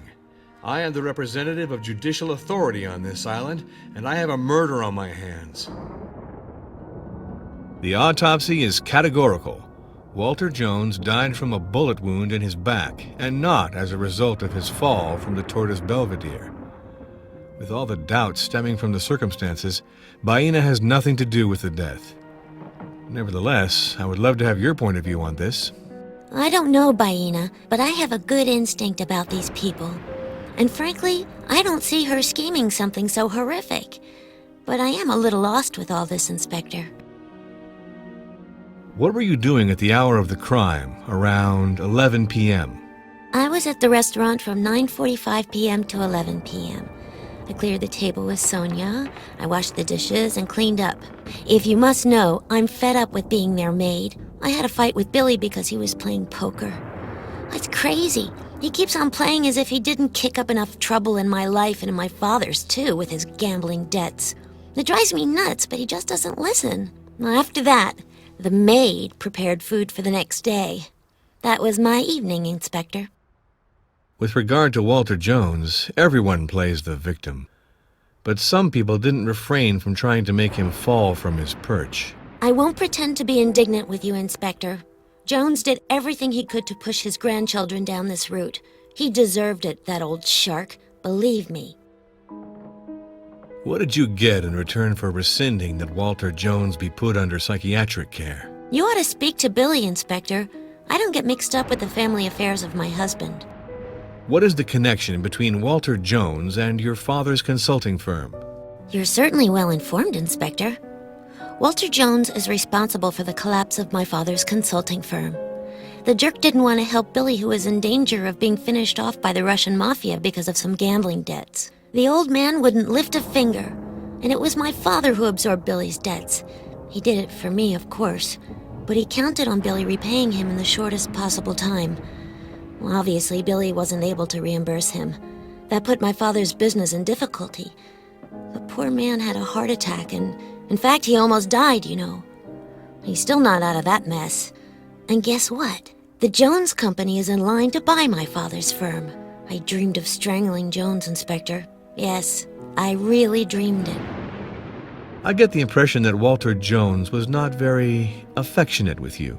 Walter Jones knew that my father's health was poor after the payment of his consulting office was stopped, and he didn't do anything about it. Even though he was a self-made man just like my father, he could have tried to understand that for my father all would be lost, especially because this was all because of Billy, Inspector. Yes, Jones was a monster, a cruel and heartless man. All this seems to indicate that Billy got himself in a real soup, and his family with him. What do you think? It is, above all, Walter Jones who got us into that soup, Inspector. That old jackal was in no position to give lessons in morality, believe me. It was he who never wanted to absorb the debts of my husband. Walter Jones, one of the richest men in the world, didn't let go of a cent for his grandson. I didn't think Jones was such a jerk. And his accomplice, Nolan, doesn't seem to be much better. As far as I'm concerned, Walter Jones can burn in hell, Inspector. And Nolan deserves no better. He's the one who advised his boss to let my father's consulting firm collapse to pieces so that they could buy it at a throwaway price.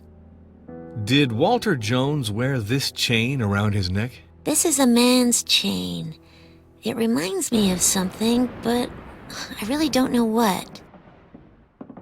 Do you know if Walter Jones was wearing something around his neck on the night of his death? I don't remember at all, Inspector. Do you know how to use a rifle? No, I don't know how to use a weapon. I don't even know how it works, you understand? It's not my thing, Inspector, that's all. Do you know who in this tower knows how to use a gun? No idea. Certainly not Billy. He doesn't know how to do anything with his 10 fingers. You can believe me on that, Inspector. Did you see anyone in the library the evening of the murder?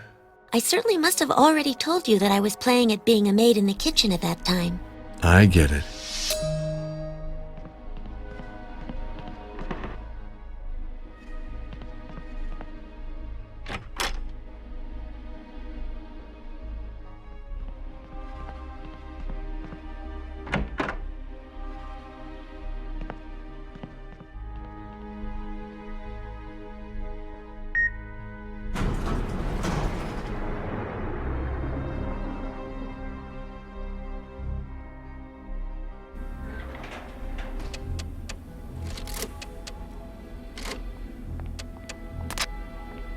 I must take your fingerprints for the investigation.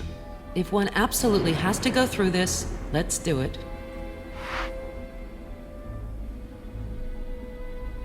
Thanks. From now on, you have to show more cooperation, because I am officially investigating a murder. Tell me what this object was doing in your suite. Okay, Mr. Norm, I'll tell you everything. Around 11:30 p.m., Billy and I went down to go in search of our grandfather. We headed toward the elevator, and who did we see coming looking appalling, dirty, and soaked from head to toe? Herbert de Nolant in person. He furtively took the elevator. The indicator light told us that he stopped at the floor where my grandfather's apartment was. I told Billy I found this odd. So we took the elevator and followed Nolant. When we got off, we followed his muddy tracks all the way to my grandfather's room, where we found the jerk rummaging through grandfather's safe. He was examining objects of the marriage ceremony that my batty grandfather had wanted to celebrate with that little slut of the island. Indeed, at that moment, I didn't yet know what Nolant had in his hands, but I pounced on him for an explanation, as you might suspect, Inspector. And he launched into smoky explanations while wriggling around like someone who was far from having a clean conscience. With all I saw, I didn't hesitate for a second, Mr. Norm. I tore the items that belonged to my grandfather from Nolan's hands, and I cleared out with Billy. Billy doesn't always have a clear head, especially after a certain point in the day, so I hid these items in my own things. I was sure that they would be safe there. The speech suggests the existence of a note explaining how access to the chapel was possible. You haven't put it aside by chance, have you? An explanatory note explaining how to access the chapel, really? I don't remember it. Don't look at me like that, Mr. Norm. Well, it's true that I found a vague drawing for opening the altar of the chapel. A drawing that I hastened to destroy, as you can well imagine. With such a document, Baina would have opened the altar. She would have recovered her repugnant marriage act, which deprived us of our inheritance. That's all that could be missing, that I myself helped this little slut from the island to cheat us. I heard that there's a chapel somewhere. Do you know where it is? I have absolutely no idea. I know about its existence only since I read my grandfather's awful speech. The autopsy is categorical. Walter Jones died from a bullet wound in his back, and not as a result of his fall from the Tortoise Belvedere. With all the doubts stemming from the circumstances, Baina has nothing to do with the death. Nevertheless, I would love to have your point of view on this. It's a nightmare. My grandfather killed by a bullet, but I don't understand. It's not possible. What were you doing at the hour of the crime, around 11 p.m.? I was at the restaurant between 9:45 p.m. and 11 p.m. First, I cleared the table with Billy and Clara. Since there was no more staff, we were obviously obliged to cope by ourselves, weren't we? After this, I watched a bit of television with Martin. Billy was bored stiff and suggested we play poker. Outside of poker, you know, I don't think anything else exists for my brother. Clara had a row with him, as usual, and the mood deteriorated. On top of that, poker bores me. So, Martin, Christina, and Billy began a hand, and I went up to Lorenzo's studio. Up there, the view is spectacular. I wanted to watch the storm which had started to lash the island. I always loved storms. I was alone. Lorenzo was not there. I helped myself to a drink. But let me point out to you right away, Inspector, I could not see the coastal path. Lorenzo's studio does not overlook that part of the island at all. After a while, Lorenzo was still not back, and I'd had enough. Don't misunderstand me, Mr. Norm. I wanted to chat with him. There's no ambiguity in our relationship. He's an eccentric fellow and a little cuckoo, and I wanted a change of air.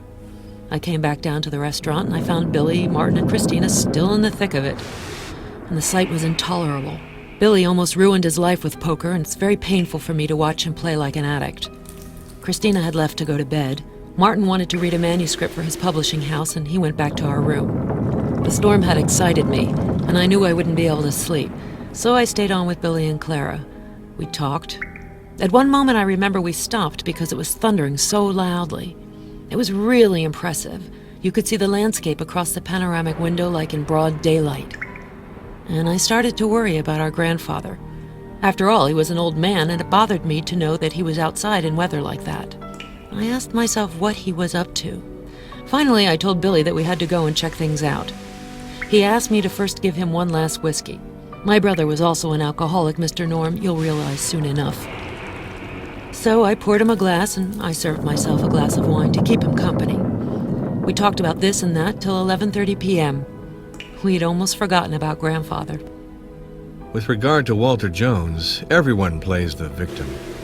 But some people didn't refrain from trying to make him fall from his perch. I'm not the one who started this procedure, Inspector. It is Hubert de Noland who suggested this to Billy and me.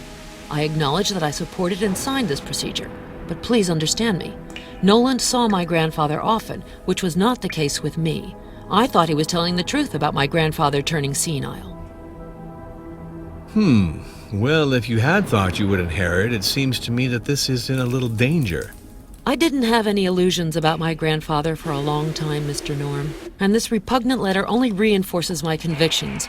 Walter Jones is good and proper, one of the biggest jerks I know. What did you get in return for rescinding that Walter Jones be put under psychiatric care? Listen, Mr. Norm, I don't want to tell you tales.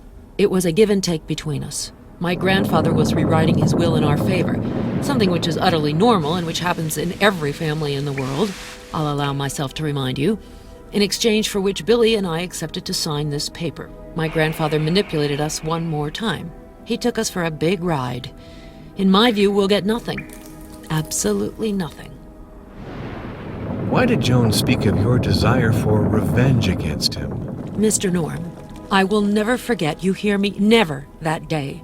The day when I was able to restore some dignity to my father, who was humiliated by this jerk Walter Jones. And if I'd had a shorter temper, I would have killed my grandfather that day. It was everything he deserved.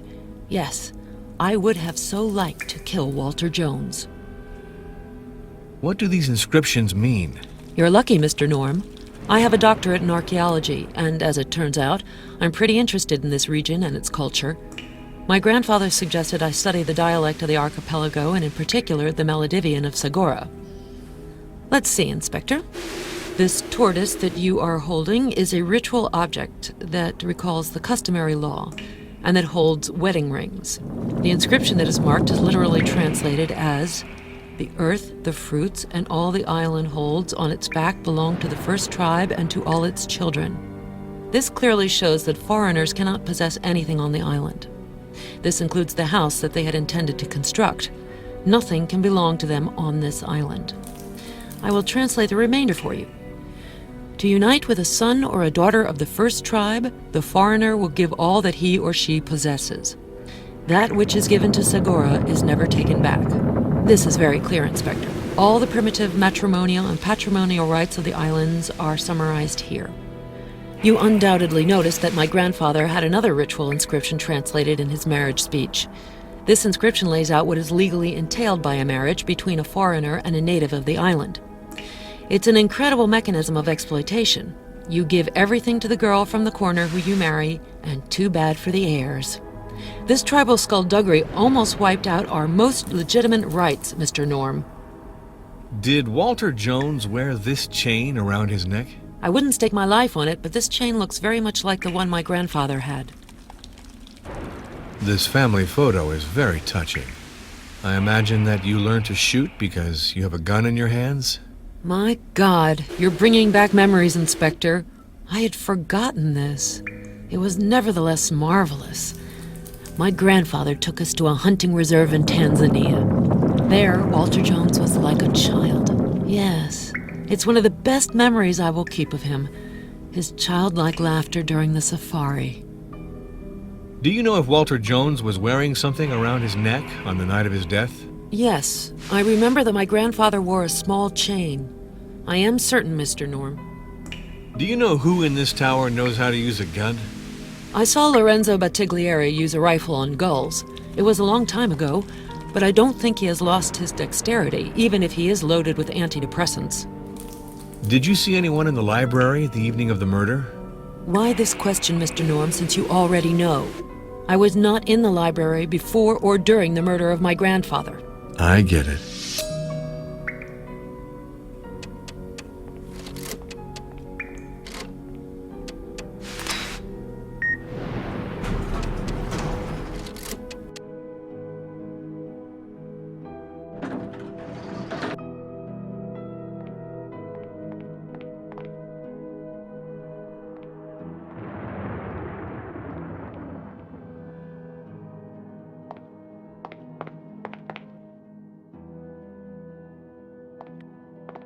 I must take your fingerprints for the investigation.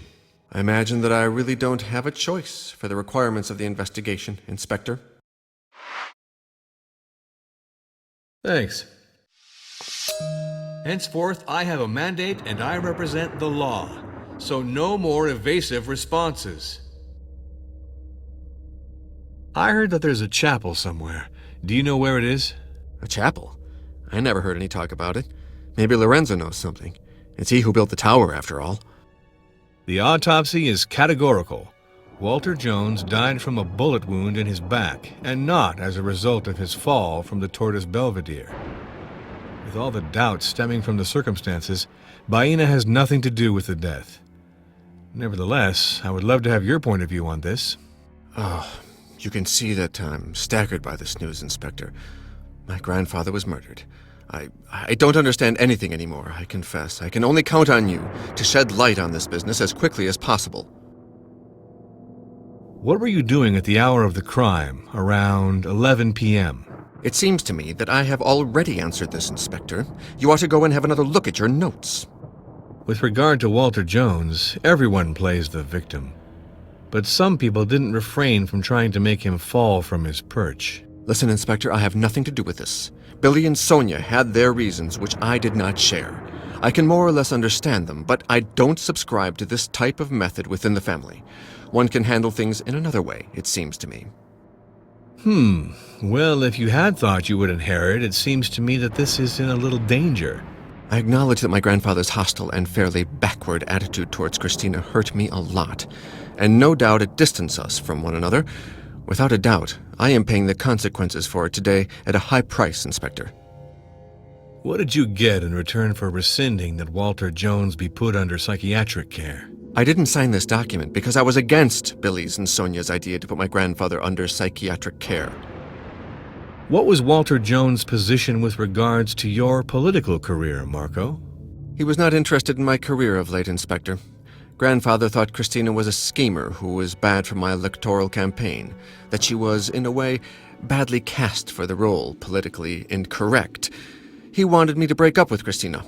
I could not bring myself to do this, Inspector. My girlfriend runs my career with verve and intelligence. We're a darned good team together, and it's out of the question that I leave her. You know, last month, Christina was subject to a terrible attack, but I refuse to believe that Walter Jones could be behind it. I think that your grandfather was pretty unfair to your girlfriend. Christina seems to be very nice. My grandfather didn't like Christina. For him, all girls from Eastern Europe were unscrupulous gold diggers. Unfortunately, it's no longer possible for me today to get him to change his mind, Inspector. Do you think Walter Jones's fears about Christina were justified? I owe a lot of things to my grandfather, and in the past he was an excellent advisor, but his mistrust of Christina was unfounded. You know, Inspector, even my electors are charmed by her. That said, if one day I had to choose between her and politics, you could be sure I would choose her. This page from Jones's diary about Christina's aggression seems totally like a confession to me. Yes. Of course, I had doubted the facts at times. I asked my grandfather for an account, but he always denied having ordered the aggression. I thank you, Inspector, for furnishing me with this proof. Walter Jones is dead. Peace be with him. But at least this sad affair has been brought to light. Why did Walter Jones talk about Sonia's desire for revenge? I remember Sonia's courage in defending our father, who had been humiliated by Walter Jones. I admire her enormously for having had the courage. My father, Edward Jones, was not a man of stature, you understand. For a long time, I admired my grandfather and despised my father. You seem to me to have great skill as a marksman. Do you continue to practice this discipline, Marco? This article is very flattering. I ought to know, Inspector. It's the press kit for my election campaign. It was written up by a very obliging journalist. I add that my drill sergeant liked me. He exaggerates my slight talent as a marksman. Today, I've certainly lost the touch. I've not fired a shot in a long time. Did Walter Jones wear this chain around his neck? I think so, Inspector. What could this bottle of flax oil have been used for? I haven't any idea, Inspector, and I would ask you from now on to stop bothering me for every little thing. This family photo is very touching. I imagine that you learned to shoot because you have a gun in your hands? This photo reminds me of the most beautiful moments with my grandfather. I remember that he gave us small camp rifles and took us to the foot of the acacia trees to shoot at the little green monkeys that were stealing our provisions. It was a little barbaric as a form of entertainment, I give you that. Do you know if Walter Jones was wearing something around his neck on the night of his death? I didn't pay a lot of attention, but I seem to remember that my grandfather indeed wore a small chain. Do you know who in this tower knows how to use a gun? The architect, for sure. I was able to watch him once. From the window of his studio, Lorenzo Battaglieri was shooting down gulls that were in mid-flight, and I can confirm, Inspector, that he was a top-class shot.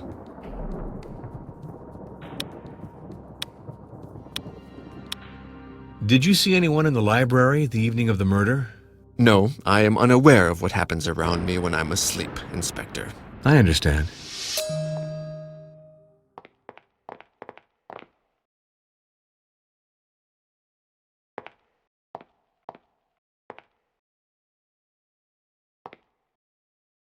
I must take your fingerprints for the investigation. Okay, Jack Norm. Thanks. From now on, you have to show more cooperation, because I am officially investigating a murder. What did Walter Jones tell you regarding his estate? Jones had a lot of money, Jack Norm. But no one knows into whose hands it will go. The autopsy is categorical. Walter Jones died from a bullet wound in his back, and not as a result of his fall from the Tortoise Belvedere. With all the doubts stemming from the circumstances, Baena has nothing to do with the death. Nevertheless, I would love to have your point of view on this. It is clear. Baena never killed Walter Jones. Only an idiot could have thought that. What were you doing at the hour of the crime, around 11 p.m.? I passed the whole evening in my cabin waiting for my daughter. With regard to Walter Jones, everyone plays the victim. But some people didn't refrain from trying to make him fall from his perch. Walter Jones was not crazy. He was old, that's all. Did Walter Jones wear this chain around his neck? Yes, I think this is Walter Jones's. I remember he always wore this necklace with a key. Colio, I know that yesterday Baena did not stay in your company all evening. Can someone confirm what you were doing at the time? No, Jack. But I know that I did not come near Walter Jones the whole evening. That should be enough for you. Do you know if Walter Jones was wearing something around his neck on the night of his death? That evening? I do not know, Norm. Do you know how to use a rifle? No, I do not need a rifle, Jack Norm. There is nothing to hunt here. There are only gulls, and they are not good. Do you know who in this tower knows how to use a gun? I saw Lorenzo shoot at the gulls. He is very good at it. He brought one down almost each time. But he is not the one who killed Walter Jones, that is for sure. Did you see anyone in the library the evening of the murder? My cabin was very far from old Jones's library, Jack Norm. It is still today. Thank you for the information.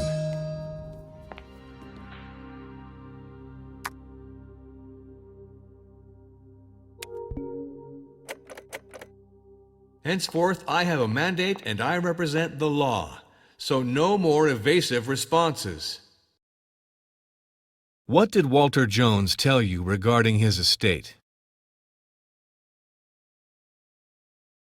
The autopsy makes me think that Walter Jones was killed by a bullet in the back and not as a result of his fall from the Tortoise Belvedere. I therefore owe you an apology, miss.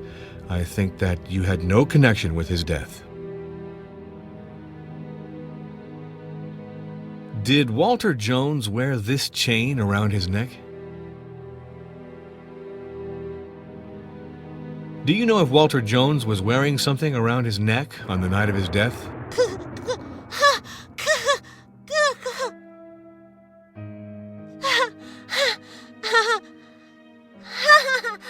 I thank you for your help. Old Jones's kids and the attorney would have loved for us to die outside like dogs. Lorenzo saved our lives. We ought to be grateful, Baina. Lorenzo is a good person. Do you agree too, Baina? Lorenzo was worried about your health after the accident. Do you remember, Baina?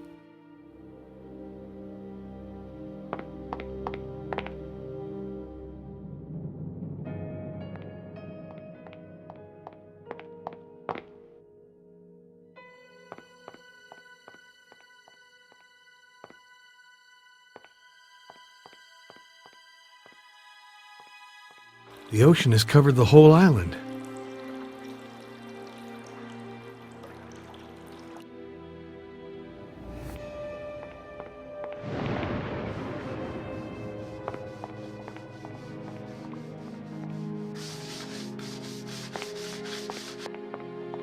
I must take your fingerprints for the investigation.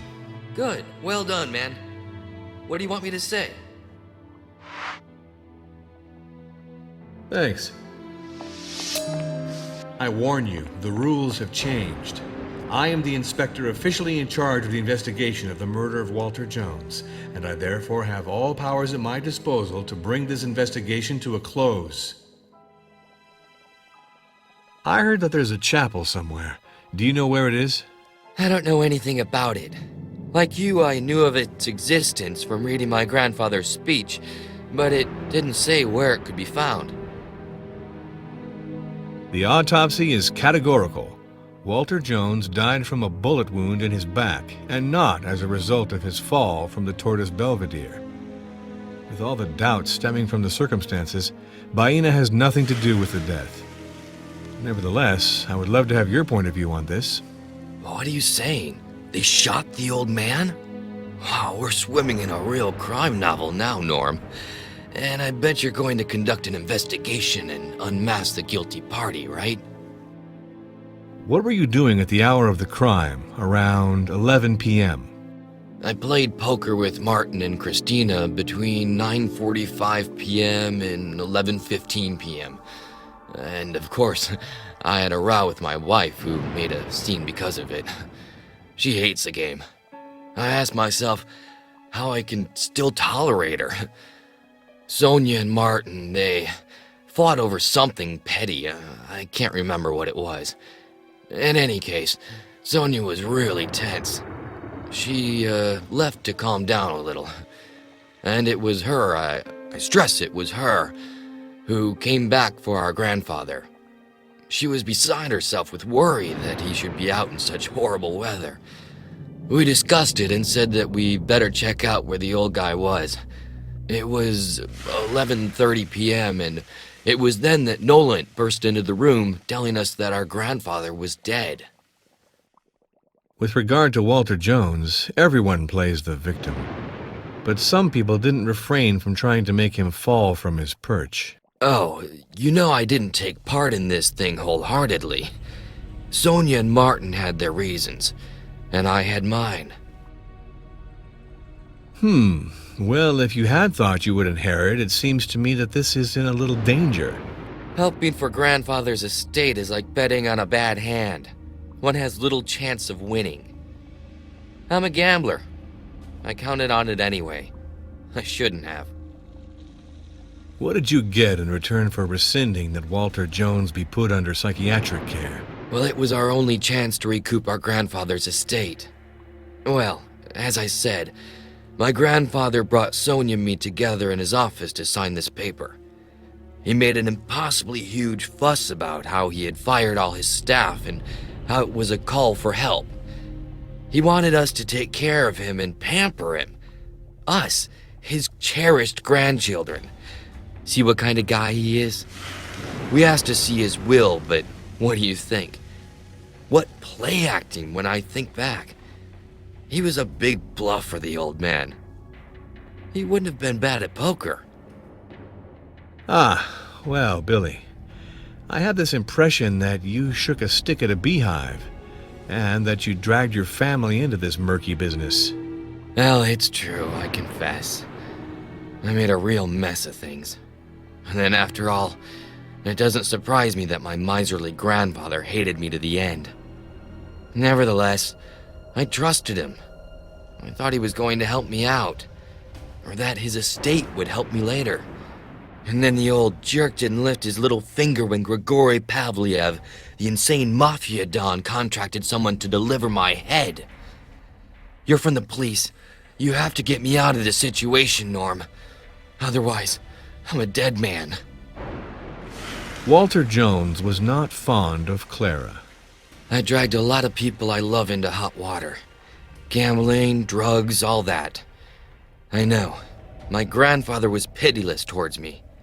He never gave a single cent to save me from misery. But still, he could have spared my wife and my father-in-law. But that's the way it is. I'm a good-for-nothing, and Walter Jones was the worst of sharks. I didn't think Jones was such a jerk. And his accomplice, Nolan, doesn't seem to be much better. Inspector, I know that my father-in-law has some major health issue, and that it's all my fault. My wife is angry at me. It's to be expected. But Walter Jones could have arranged everything just by lifting his little finger. He preferred to take advantage of the situation by preying on my father-in-law's business. He's the king of jerks, and his acolyte is more or less the same, Norm. Why did Walter Jones talk about Sonia's desire for revenge? The truth is that Sonia is the bravest of us all. She really has courage, if you see what I'm trying to say. My grandfather always knew this. He was afraid of her and respected her. Sonia didn't fall for it. She was the only one who fought back. You understand? Did Walter Jones wear this chain around his neck? Well done, Inspector. That's the chain. This family photo is very touching. I imagine that you learned to shoot because you have a gun in your hands? Oh yeah, I remember. Sometimes it was really fun. I was a kid and the lions and the elephants and all that. It suited me fine. But hunting? No. Really not my thing. You had to walk for hours and hours to finally come face to face with a beast that wanted nothing to do with you. My grandfather took me for a moron because I was no good at it. It seems that you have financial problems, Billy. No, some small gambling debts, basically. According to your sister Sonia's declaration, you participated with her in the theft of some items that Hubert de Noland had just found in the safe. I have nothing to hide. It's Noland who stole the key to my grandfather's safe and all that the safe contained. I know this because I was there. Sonia and I had decided to go in search of the old man, and it was then that we saw Nolan come back to the tower. The guy was dripping wet. We were already puzzled, and even more so when we saw him take the elevator to my grandfather's floor. On the one hand, we were reassured because we were convinced that the old man was out of trouble in his apartment, and on the other hand, we were also puzzled by Nolan. What in the hell was he doing at such an unearthly hour at the old man's? So we decided to have a closer look. And that's how we discovered that the old man was not in, and that Nolan was busy burgling his safe. The attorney was checking out a box to be used for my grandfather's marriage with the young native of the island. We found him, and Nolan panicked. He mumbled some bullshit.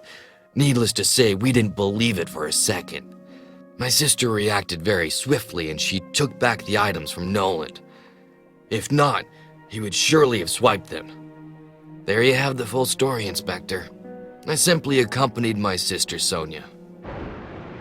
Do you know if Walter Jones was wearing something around his neck on the night of his death? I didn't pay a lot of attention, but I remember that my grandfather always wore a small chain.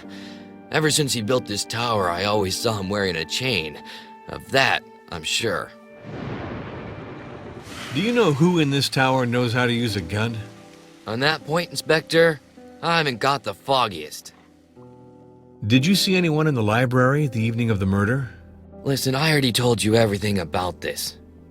In the end, Inspector, your questions are exhausting. I understand.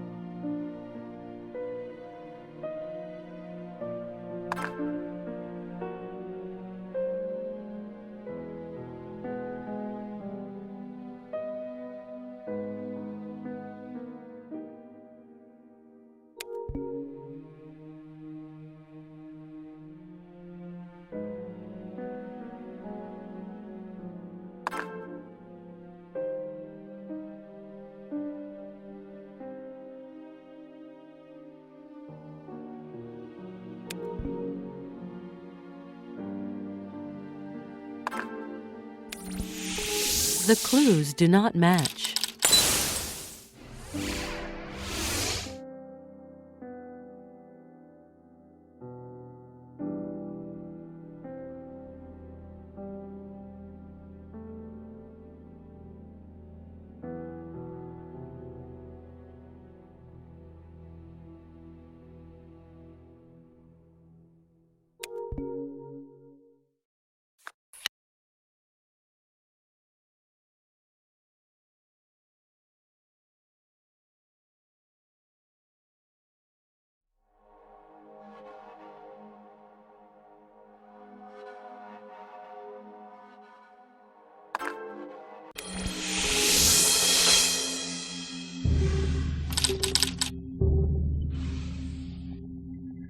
Who is a good shot?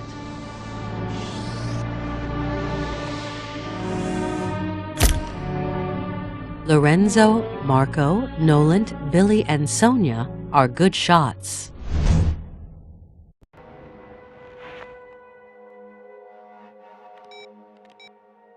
Lorenzo and Nolant are very good shots. As for the grandchildren, it's Grandpa Jones who educated them. A special mention for Marco, who even distinguished himself in the army thanks to his talents as a shot. Billy's the only one who couldn't be trigger happy. Anyway, that's what he says. Gives us a good handful of suspects at any rate. I'm delighted to see that things are moving well, Jack. Choose among your 3 suspects. You'll find a skillful gunslinger who used the weapon of the crime the evening that Walter Jones was sent to the Kingdom of the Dead.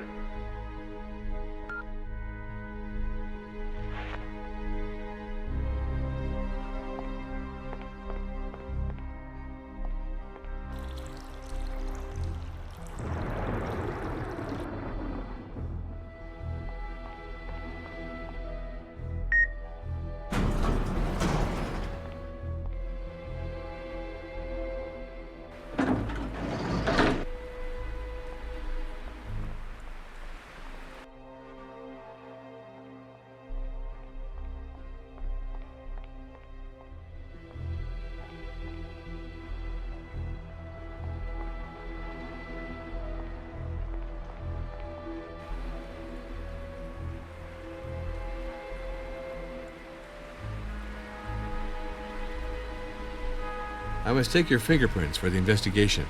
I guess that in an investigation, it's an unquestionable classic. Thanks. Henceforth, I have a mandate and I represent the law. So no more evasive responses. The autopsy is categorical. Walter Jones died from a bullet wound in his back, and not as a result of his fall from the Tortoise Belvedere. With all the doubts stemming from the circumstances, Baena has nothing to do with the death. Nevertheless, I would love to have your point of view on this. Killed by bullets? That's really very disturbing, Inspector. I don't know who could have an interest in killing my wife's grandfather. I'm having a hard time believing that one of the heirs of Mr. Jones could be mixed up with this business. Really. He was, after all, their grandfather. The guilty party is without doubt a native of the island. These people are still roughnecks. What were you doing at the hour of the crime, around 11 p.m.? I spent the evening with everyone else at the restaurant between 9:45 p.m. and 11:30 p.m., Inspector. After Mr. Jones left at around 10 p.m., I started watching television with my spouse. The programs were not very interesting, and when my brother-in-law Billy suggested a hand of poker, I was more than willing. Sonia and Clara didn't want to play, so we started a game with just the 3 of us, Billy, Christina, and me. We talked about Walter Jones's effort that morning at seducing us. Very artful, but no one was taken in by the old man. Jones was a wily fox, and I have the impression that he dragged us into a trap from which we won't get out undamaged. My wife, who had left for a short while, rejoined us. I remember that she was very irritated to find us talking about the issue of the inheritance of her grandfather's estate. I was tired, and the mood had become strained, so I vanished into my room. Sonia came and joined me a little later. With regard to Walter Jones, everyone plays the victim. But some people didn't refrain from trying to make him fall from his perch. Listen, Inspector. It was publicly known that Walter Jones was no longer the same man after he had his accident. The procedure that we initiated to have him put under psychiatric care was perfectly logical. The old man was no longer of sound mind, and he wasn't even able to understand that he ought to pass on responsibility. If the heirs had thought of inheriting, it seems they're off to a rather rocky start. What do you think? Old man Jones manipulated us all. I truly regret not having taken the procedure of putting him under psychiatric care to its conclusion. It is now clear that he had lost his mind, and that he was getting ready to disinherit all his grandchildren. What did you get in return for rescinding that Walter Jones be put under psychiatric care? I suppose that Hubert de Nolan told you that I was behind this initiative of putting him under psychiatric care. And yes, I acknowledge that without any shame. The shares of the Jones Company had been dramatically down for a while, which was not surprising in any case. Walter Jones had become a paranoid and dangerous old man for the viability of his corporation. He had endangered it by his irrational decisions. I understood that he was going to lose all his wealth. He had to be stopped before he led himself to ruin and took his grandchildren with him. But the old man had it in for us. We should never have signed this document. It's a mistake that will cost us very dearly because my wife and her brothers will get nothing. I am convinced of that now. It's the time for soup. I have a real internal clock for these sort of things.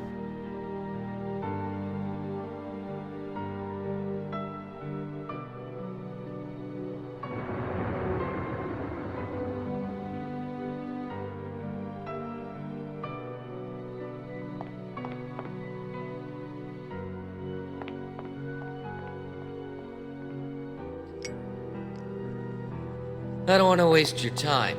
So what do you want to know? Excuse me, I am distracted. I have what I need. See you later.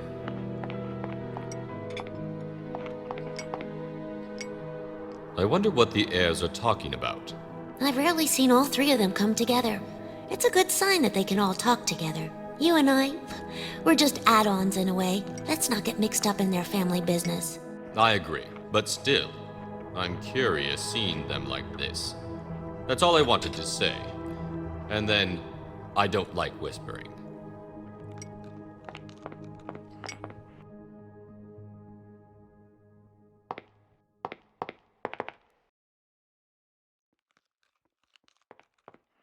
A question is buzzing in my head.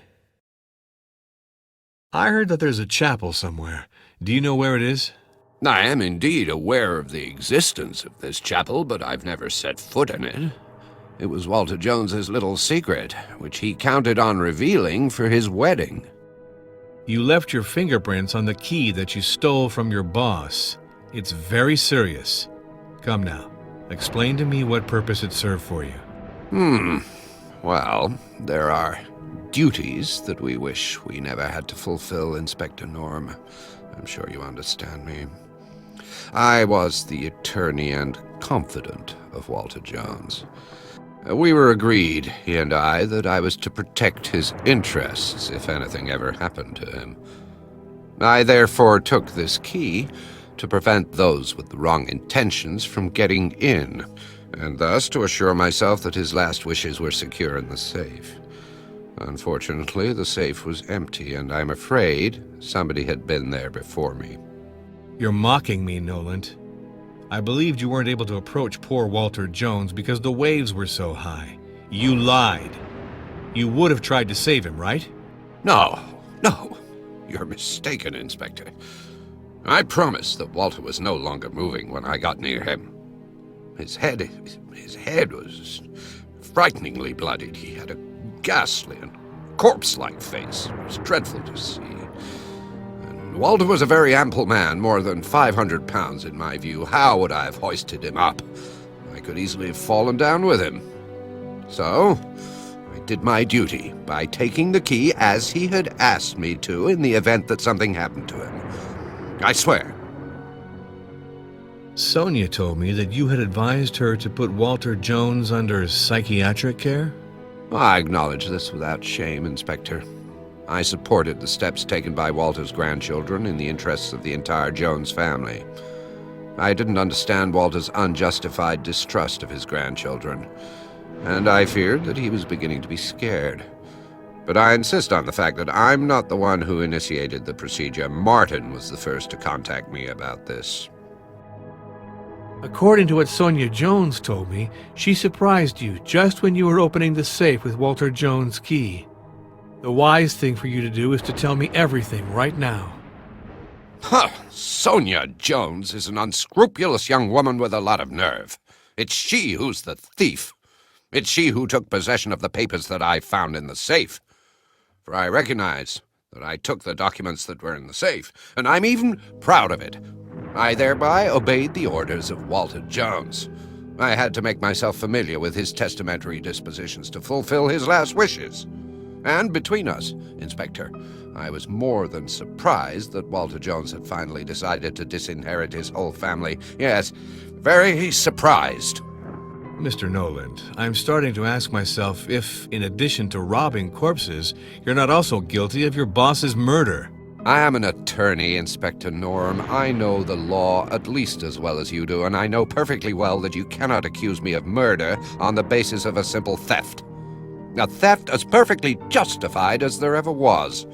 Because after the violent death of my boss, I absolutely had to put the documents from his safe in a secure place. I don't think you're telling me the whole truth.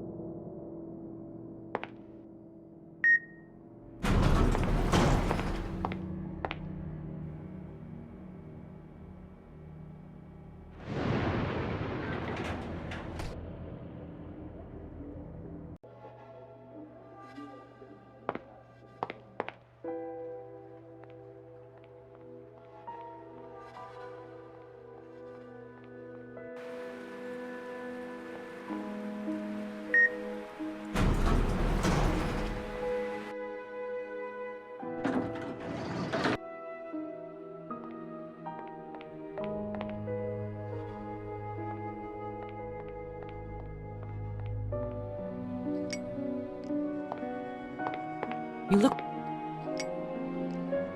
I just have some questions to ask you.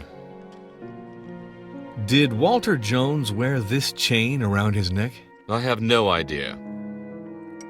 Do you know if Walter Jones was wearing something around his neck on the night of his death? Honestly, I don't remember, Inspector. Did you see anyone in the library the evening of the murder?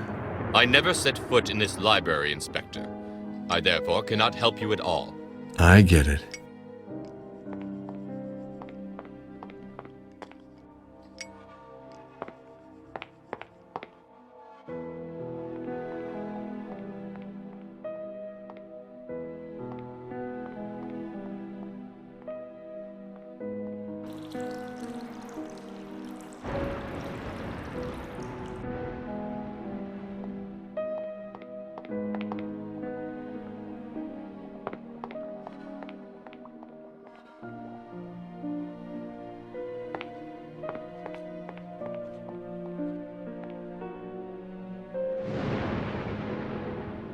I must take your fingerprints for the investigation. You're a cop, you're taking fingerprints. What could be more normal? Thanks.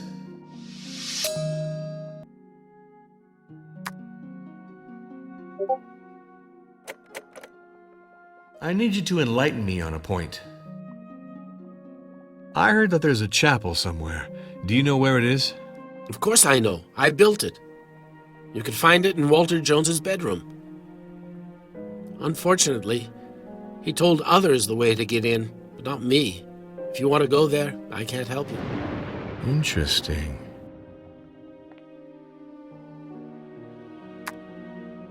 Someone obviously stole the chain that Walter Jones wore around his neck. Why was this chain so important?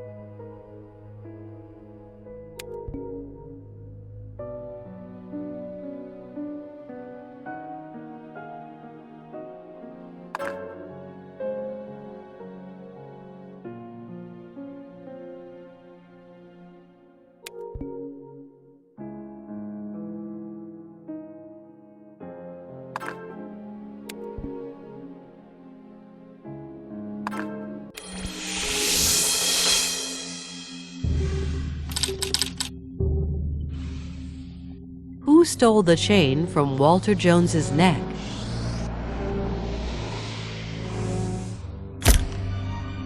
Hubert de Nolan stole the key from Walter Jones's neck.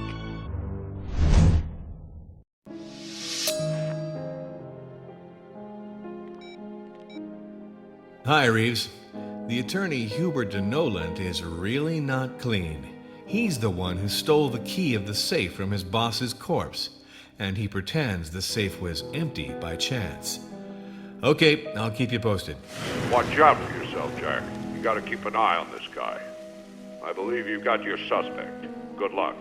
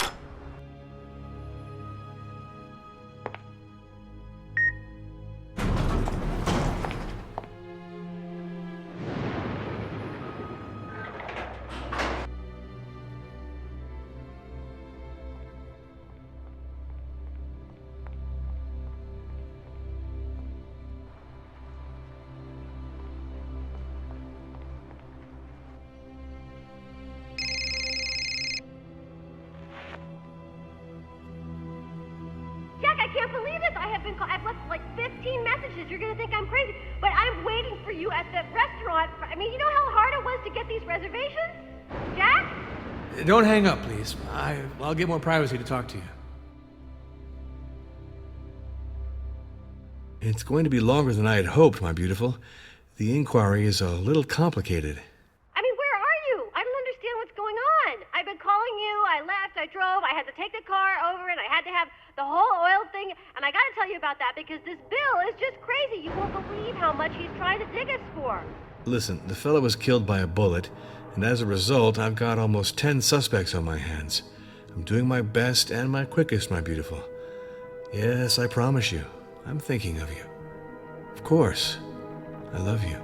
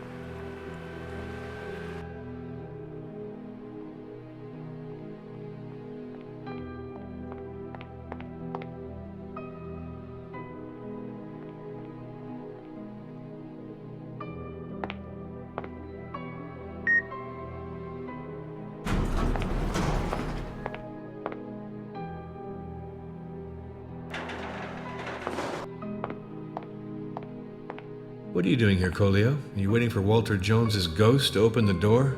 Do not make fun of me, Jack Norm. Do you know how to enter? Yes, Colio, I have what it takes. If I understand correctly, you want to come in with me? What do you want to do in this apartment? Just like that, Jack Norm. I want to see the chambers of old Jones. I was told it is a beautiful place with a lot of riches, so I want to see it, that is all.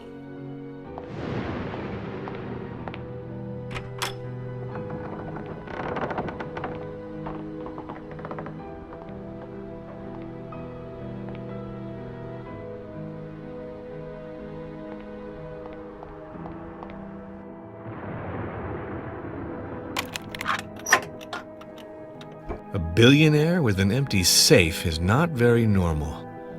What could Jones have been hiding in his safe to the point of whetting appetites to this extent?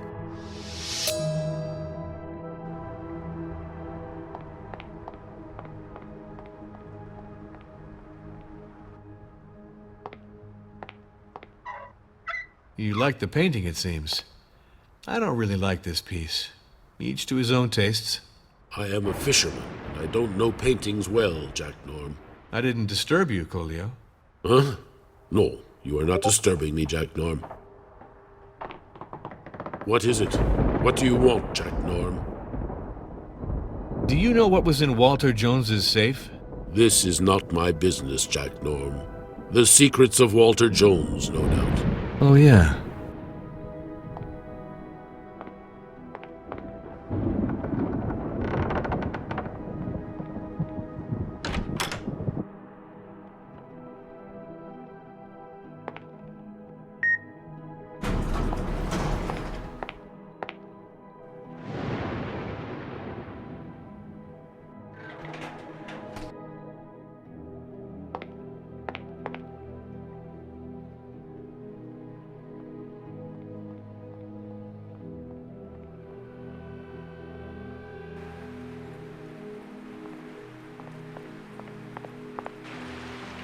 You can simper, my beautiful. I'm not buying into it. I know very well that you can speak. You're playing mute to soften up Lorenzo, but I'm not blind. I see that you're running after him. My poor girl. But Lorenzo only feels pity for you. Do you understand that?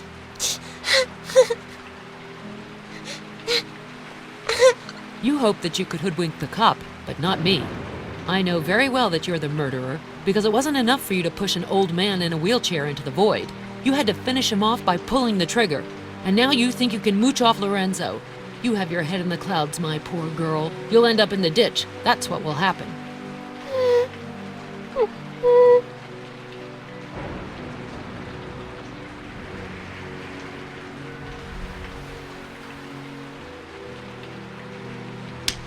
bitch. You'll pay me back for that.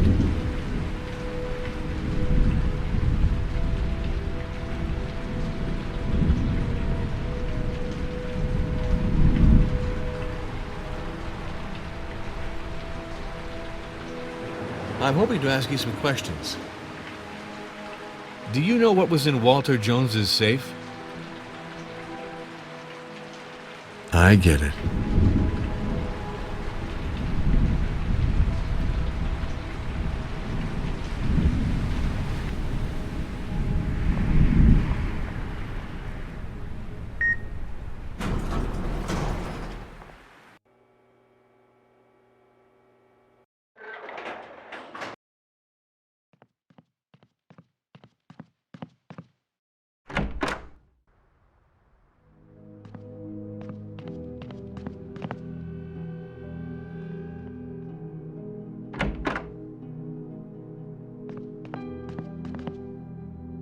How do you feel, Christina? A little better. You can come closer. I'm not contagious. Your company will do me good, you know. I feel much better all of a sudden. I appreciate your company, Christina, but I don't mix up my work with the rest. I have to keep a cool head to think. You understand? I would like to ask you 2 or 3 questions. Do you know what was in Walter Jones's safe? You have to ask Marco, Jack. This concerns his family. I am an outsider. You understand? I understand.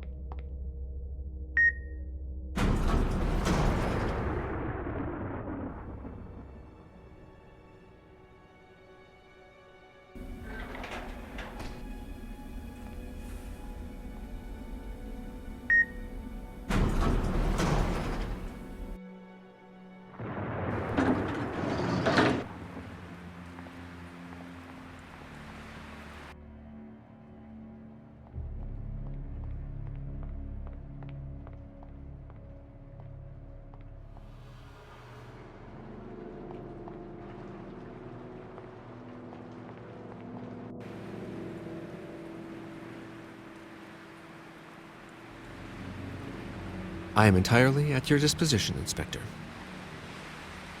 Do you know what was in Walter Jones's safe? I confess I know nothing, Inspector. I dare to hope that in spite of this dreadful crisis that we've just undergone, the court will not prevent us from knowing the nature and content of the documents found there. I understand.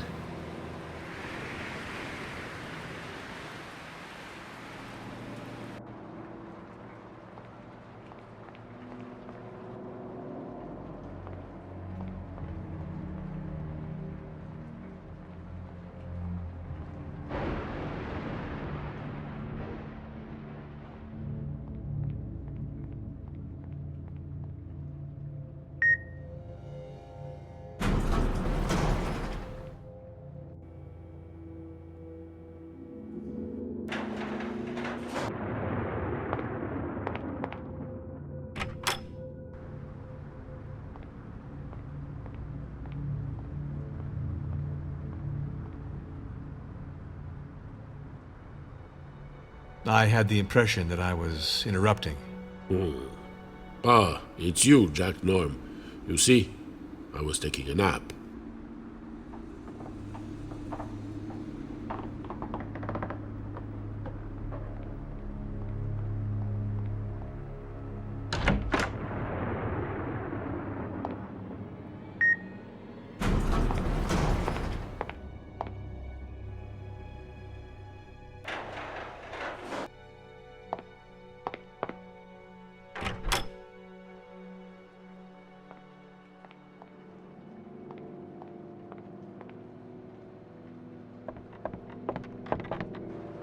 Stop trying to outsmart me, Lorenzo.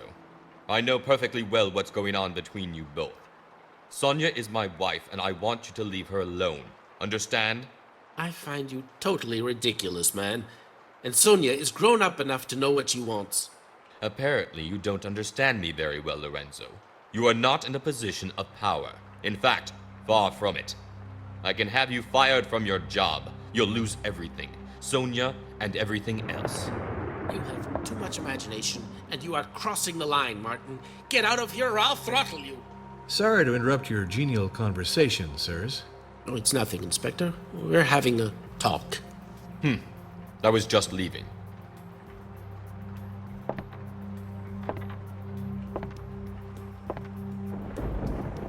I'm listening, Inspector. I want you to know that you can count on my total availability. I have a lot of free time now. Do you know what was in Walter Jones's safe? Of course. A time bomb, like only old man Jones could concoct. I can just see the old man delighting in advance at the family disaster that would follow his disappearance. Thank you.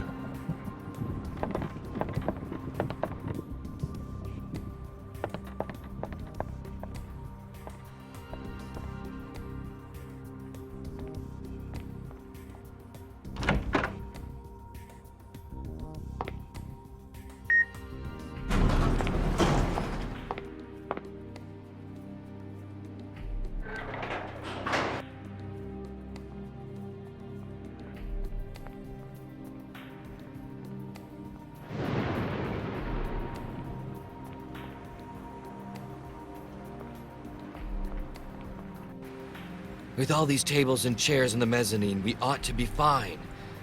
We'll make a raft. We'll get everyone on board. We'll take supplies and water, and we'll get out of here fast.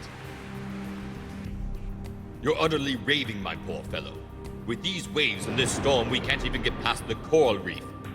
We will all end up drowning. So personally, I prefer waiting to be rescued. Do what you want, Martin. I'll ask the others to help me. I thought you were braver than this, man. Fine, Billy. No point in getting angry. I'll help you anyway. You were never capable of hammering a nail.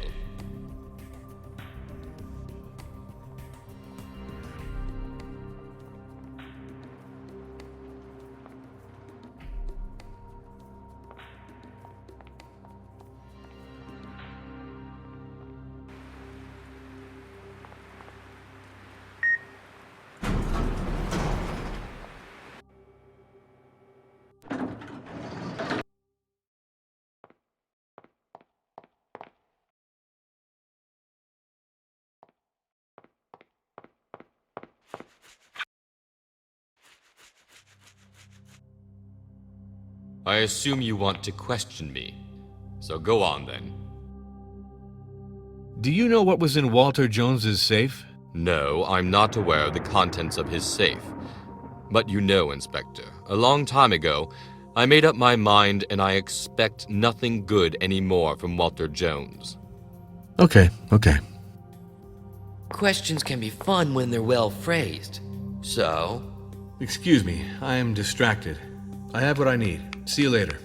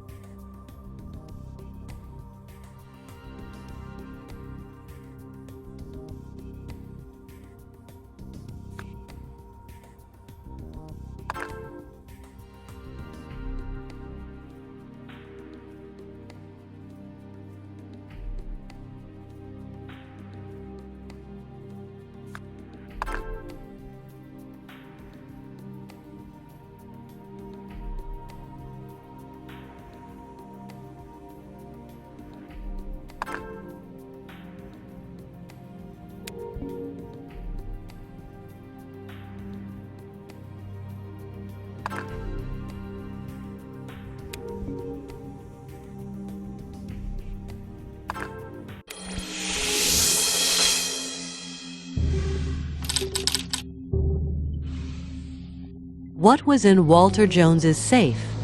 Is Nolant responsible for the theft? Sonia, with Nolant's help, stole Walter Jones and Baina's marriage articles.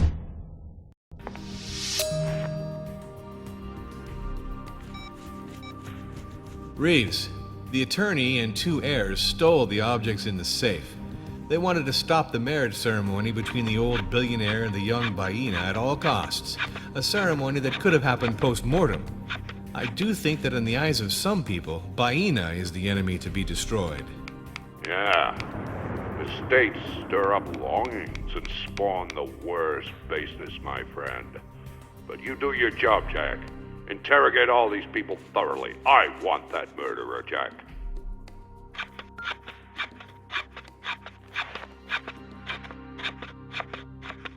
It's nothing. This inquiry. I'm empty. Come on, it's time to go to the restaurant to question these good people.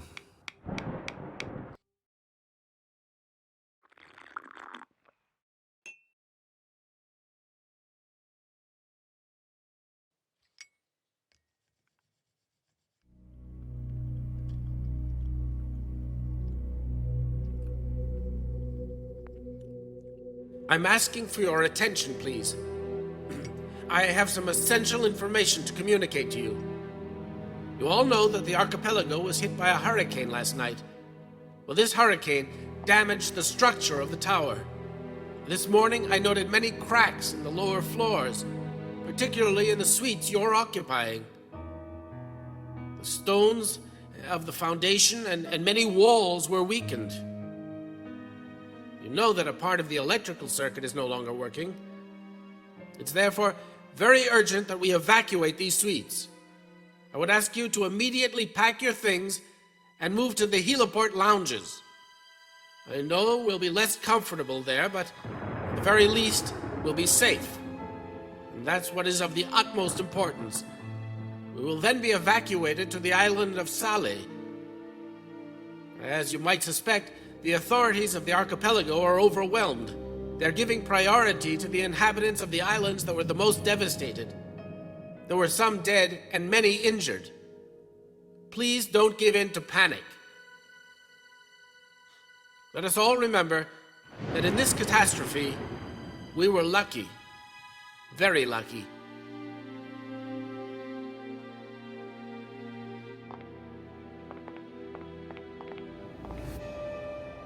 Inspector Norm. Inspector, What happened to you, Nolant? I have some crucial revelations for you, Inspector. I know who the murderer is. I can't tell you like this right now. I have to confirm some details, you understand. So I'll tell you everything tomorrow morning, without fail. Very well. So be it, Nolant. If you cannot tell me now, you'll tell me all this tomorrow morning. What a darn day. Let's hope tonight is less catastrophic than last night. Where might I be able to sleep? Oh, well, I think I've seen worse. Off to brush my teeth and then to bed.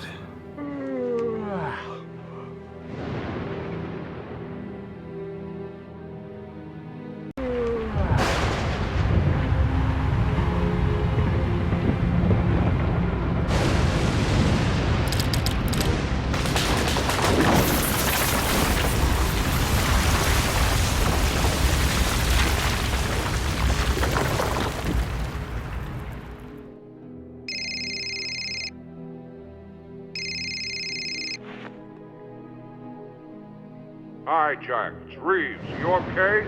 You're asking me if I'm well? I was just woken up by a small earthquake or something of that sort. This tower is going to collapse if this continues. I'm not liking this at all, Reeves. You have to evacuate us as soon as possible, or else it won't just be a murder that you have on your hands, but real bloodshed, and me included. Calm down, Jack. Calm down. Is everyone alive? I just woke up. I still haven't seen anyone. Things are okay here, but I think that there is terrible damage elsewhere in the building. Reeves, I'll take a look around and I'll call you, okay? The storm has wreaked havoc in the entire archipelago, Norm. 11 dead on the island of Mahu, crushed by a shed that collapsed. I don't have a precise count yet of the injured. We had to evacuate from the other islands to the hospital in Salé, but there's a lot of them. And I'm not counting the 100 or so who are without shelter I have on my hands. The number of houses and huts that were destroyed is daunting. And we'll talk again soon, Jack. And all this mess, I forgot. How's your inquiry coming along? Don't worry about it, Reeves. You know Nolant, Jones' attorney? He promised me a momentous revelation this morning. Nothing less than the very name of the murderer. Oh, yeah, that's something. Jack, I have to tell you that we can't evacuate you right away. The helicopter's busy for the moment with emergency rescues. The 3 rescue speedboats are a long way from Sagara, places where people are most isolated. We're organizing our missions, keeping in mind the people who are in maximum danger, you understand. But I'll call you as soon as I can do something for you all.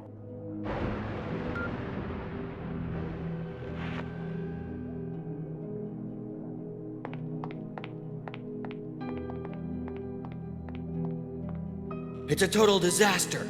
We can't get to the raft anymore. Our only hope of salvation. The elevators are broken, the stairwells of the suites, the lobby have collapsed. The raft was practically ready to sail toward calmer climes. What a mess. It is definitely no longer possible to leave the island by sea. And you can count the rescue team out, man. Those jerks have discarded us like old socks. You see, the natives are a lot more important than us. As if it weren't urgent to get us out of this hole before we all finish at the bottom of the ocean. Calm down. It's useless to panic. I just had Commissioner Reeves on the phone. He will send us the helicopter when he can. He doesn't consider our situation to be alarming if we compare our lot with that of the natives of the neighboring islands that disappeared last night along with their houses and their goods. They're working like crazy out there, and with very little means. We should all be patient. I might have the means to get us out of this situation, if the rescuers are late. That is to say what? I hesitated to speak to you about it until right now.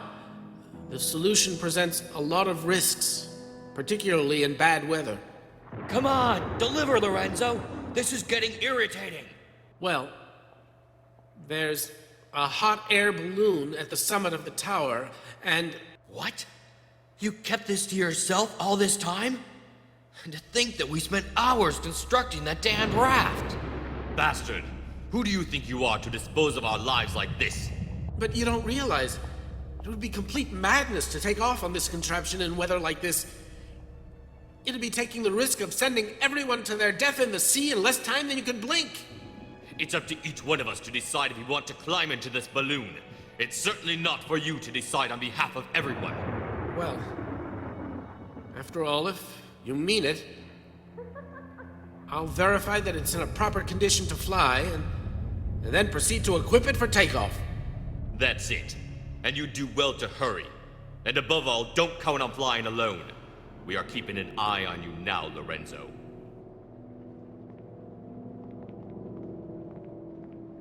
A hot air balloon. Figure that, ladies and gentlemen. Lorenzo, the brilliant architect of this place, hid the hot air balloon from us. Yes, you heard right. A hot air balloon. A hot air balloon. A hot air balloon! Is Martin crazy? Stop your hysterics, Martin. It's not funny. A hot air balloon? Well, one learns every day. Well, what is this nutty story? Lorenzo Battaglieri wanted to abandon us all and escape alone in his hot air balloon.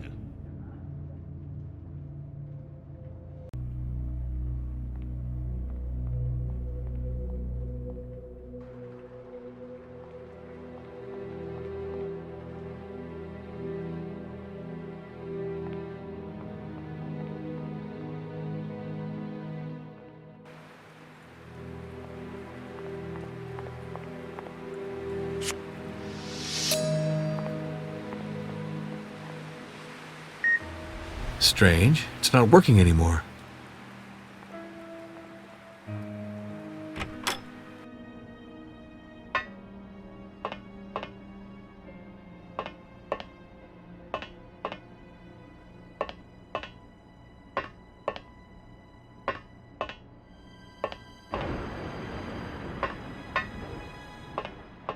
impossible to go lower. The stairs have collapsed. Floor is still under construction. With Jones's death, I doubt these will be finished one day.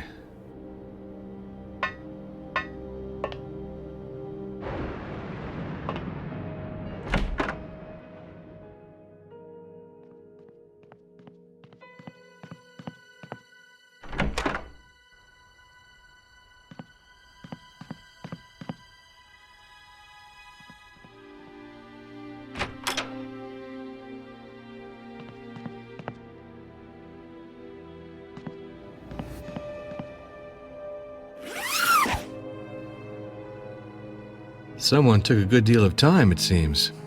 Who had the time to use these condoms?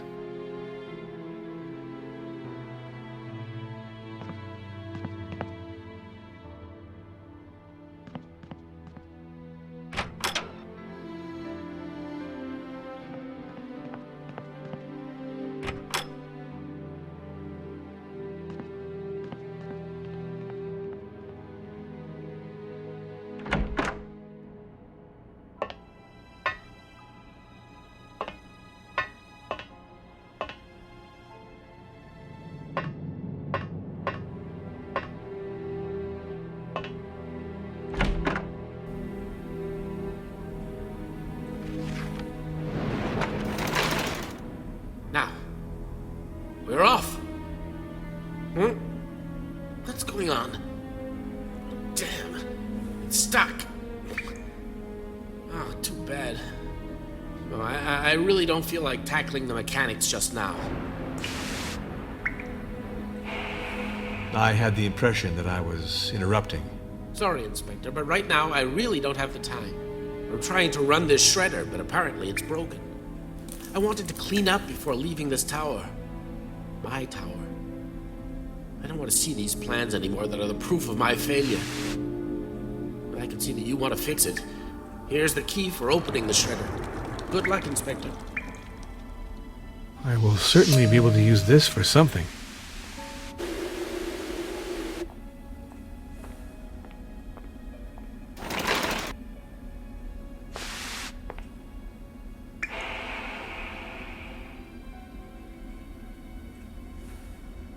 These gloves correspond with the sales receipt I found in the trash can of Christina and Marco. And here is what is blocking the shredder. Someone took this card. Are the fingerprints I found on Simbi Lektar's cards his?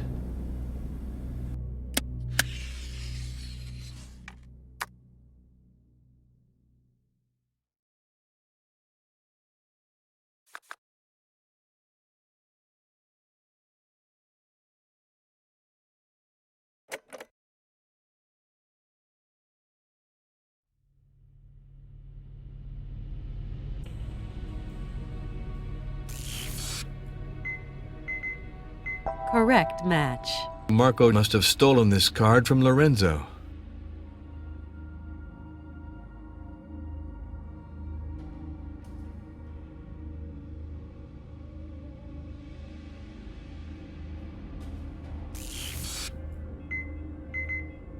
Correct match. Martin used these condoms.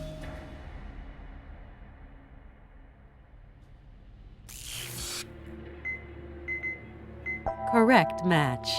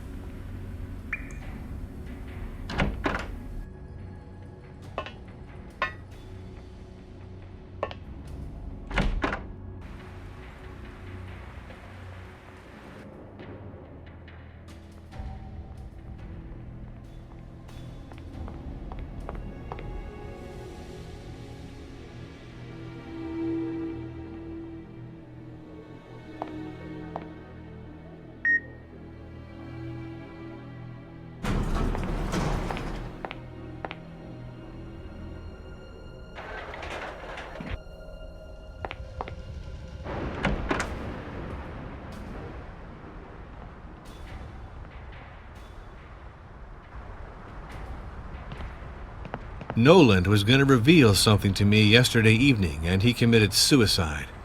My number one suspect is slipping from my fingers, as if by chance. Hubert? It's me, Lorenzo. I absolutely have to speak to you. Hubert? Hubert, is everything okay? What the... Oh my God. All this blood. Oh, horrible.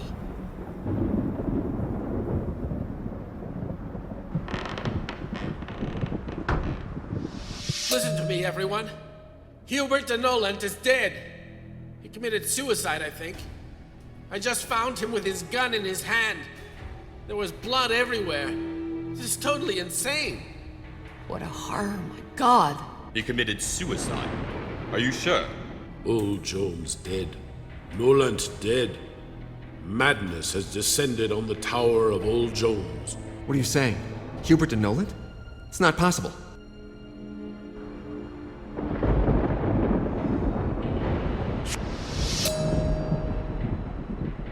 A bullet always leaves traces of powder on the skin around its entry point. The piece of Jones's wheelchair that was missing is here. It's weird. Had Hubert de Noland stolen it? And if yes, why?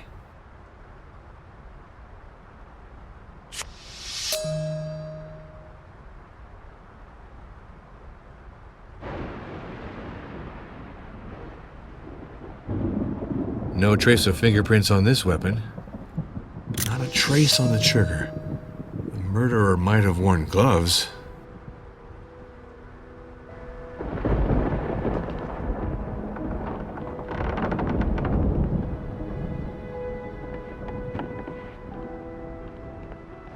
Books on very different subjects. In English, in German, in French. There's a Spanish one here. It's strange for someone as organized as Walter Jones.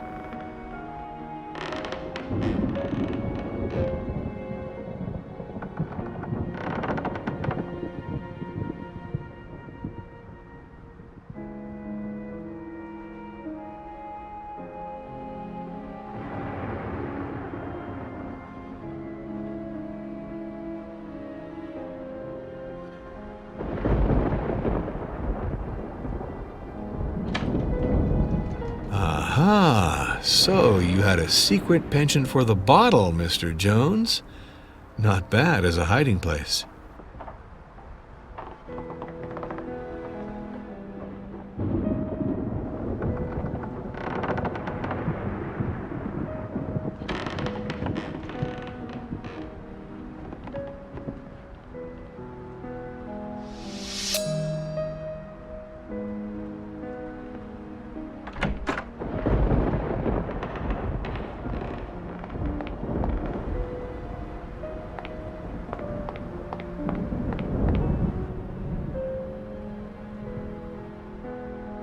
With all of these systems connected to his remote control, Jones was sure to be the only one with total access.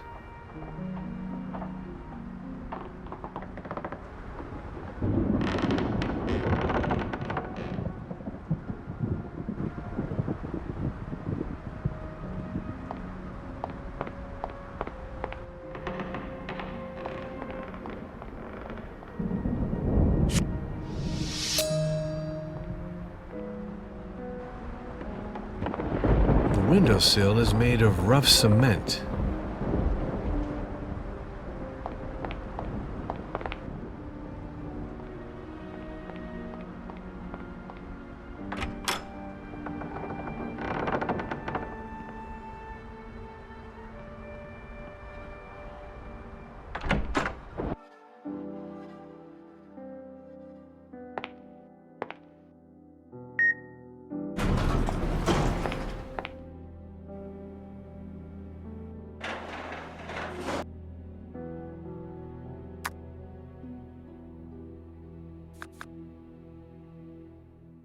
Rather perfunctory for a letter of confessions. And why would a man like Noland have written this on a small scrap of paper? It doesn't seem like him.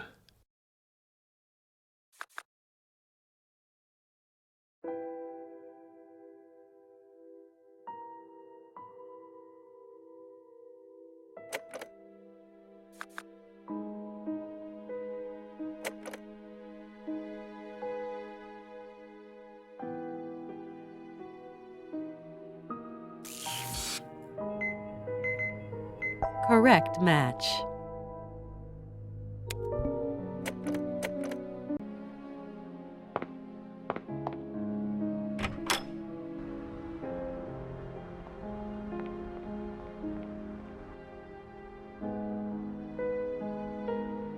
Well, we could say that Jones did all he could to be able to control his tower from his wheelchair.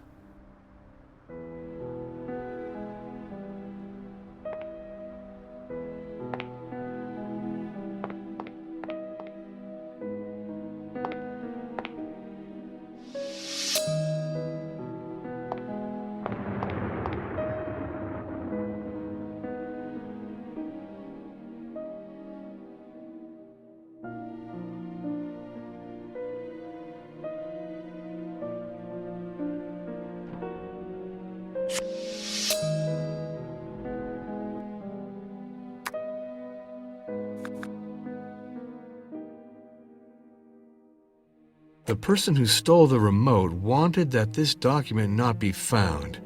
The goal was clearly to prevent the marriage.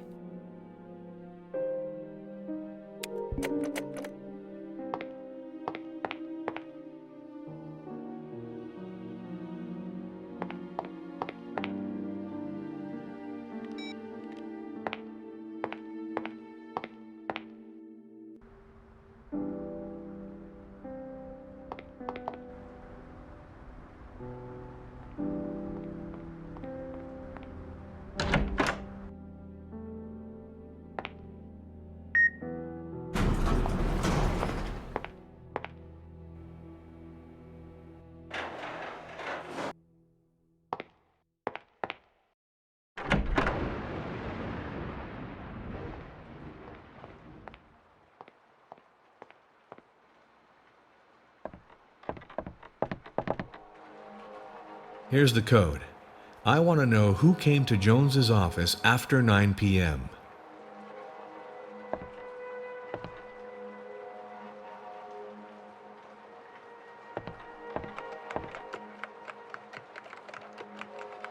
So here, what is this? That's strange. Simbi Lactar. Simbi Lactar had come to Jones's office the evening of the murder. That's impossible. Totally impossible. He's a member of the staff that was fired 15 days ago. Well, look for yourself, Norm.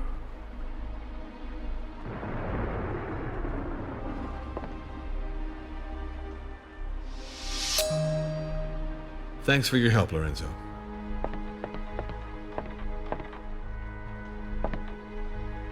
Why didn't you talk to me about this hot air balloon earlier, Lorenzo? This hot air balloon has never flown, and the weather conditions are particularly bad. I didn't want to give false hopes. Oh, well, at the moment it seems we don't have any other choice than saving ourselves by air. This document seems to incriminate Noland. I'm wondering if you know something that is liable to contradict it? Mr. Jones was not about to confide in me on this matter, my dear Norm. But I came across Noland when he came out of the boss's office the afternoon of his death, and you should have seen his face. I'd never seen him in such a state. What you tell me doesn't surprise me. I can tell you that Noland is a real SOB. That he embezzled money from the pension funds of Jones's cement factory doesn't surprise me in the least. The items deposited in Walter Jones' safe clearly indicate that had he not been murdered, the marriage with Baina would have taken place and the heirs would all have been deprived of the estate. Baina would have the queen's life that she so richly deserves. I understand better now why I could never totally hate this old fellow. He had a certain sense of justice, despite all his depravity. Simbi Lactar. Does this name mean anything to you? I'd like to know if you saw him these last few days. In fact, I hardly knew him. Simbi Lactar was a housekeeper for Mr. Jones. He was fired with all the other staff 15 days ago. I don't think that he would have come back on the island. He would have been spotted. But I noticed the disappearance of his access card yesterday evening when I wanted to destroy all the cards. His was missing. Do you want me to see what Simbi Lactar did after that? Gladly.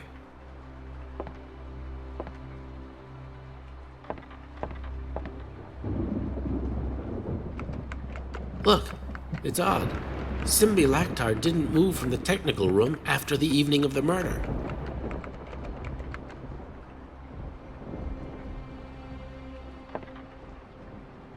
Here, you see, Inspector? Thank you very much, Lorenzo.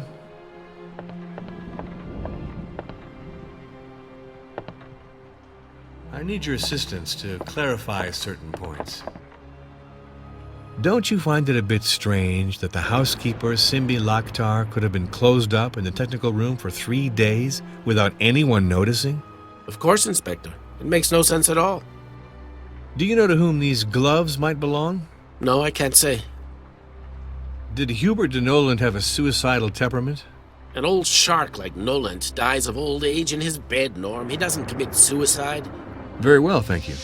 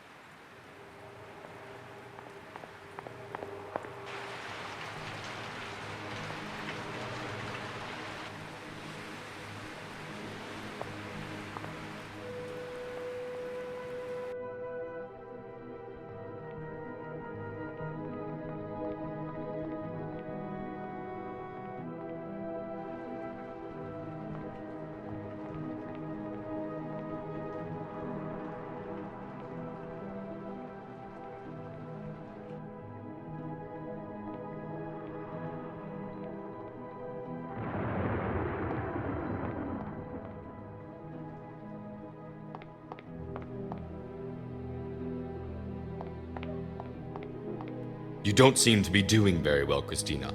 No, I'm hot. I'm cold. I don't know anymore. I have a terrible headache. My God, my darling. How you must be suffering. Get lost, Martin. I'll take care of her. It's okay. It's okay. I'm going. Thanks, Marco. Why is he always hovering around you, Christina? But forget poor Martin. You're creating a scene, Marco. I'm really exhausted.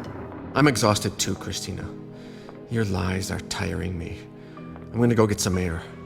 You're getting to me.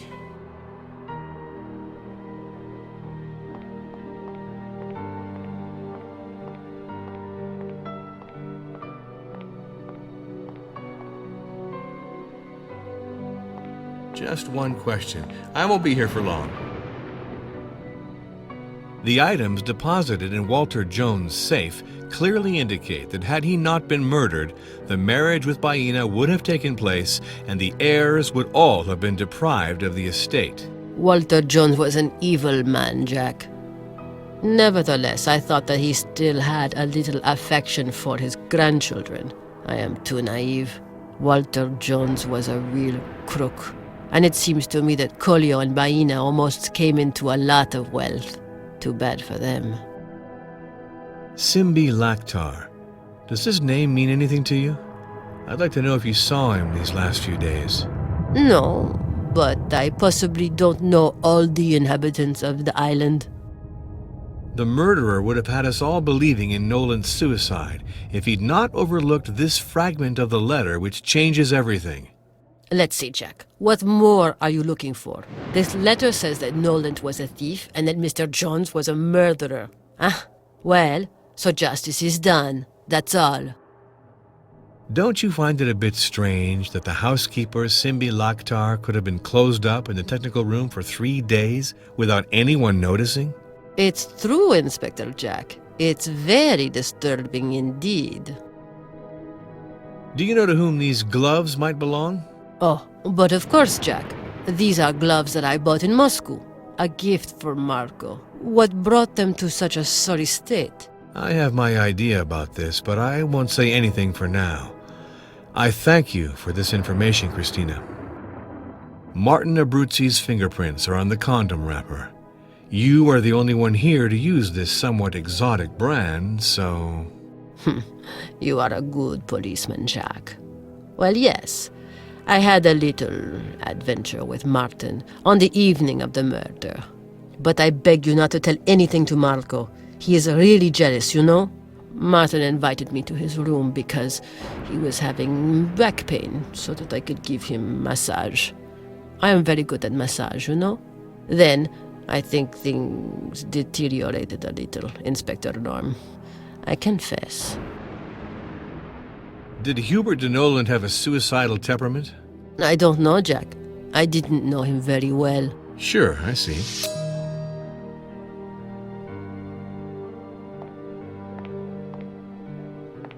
Would you permit me to take a look at your bags? It's very embarrassing. If you prevent it, then I will be obliged to consider it as an obstruction of justice. Then do what you want, Inspector.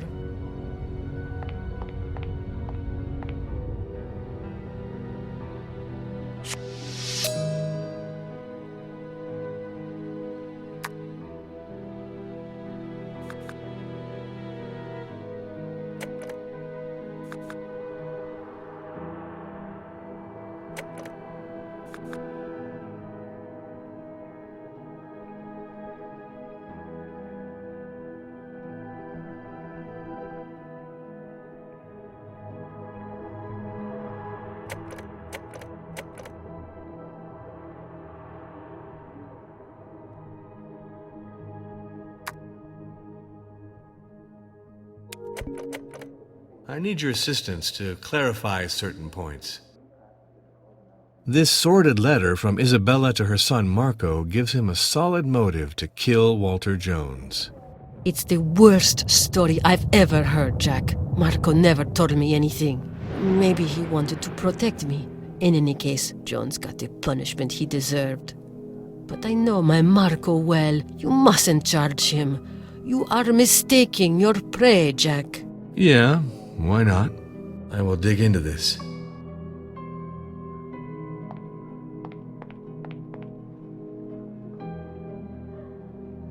I assume you want to question me. So go on then.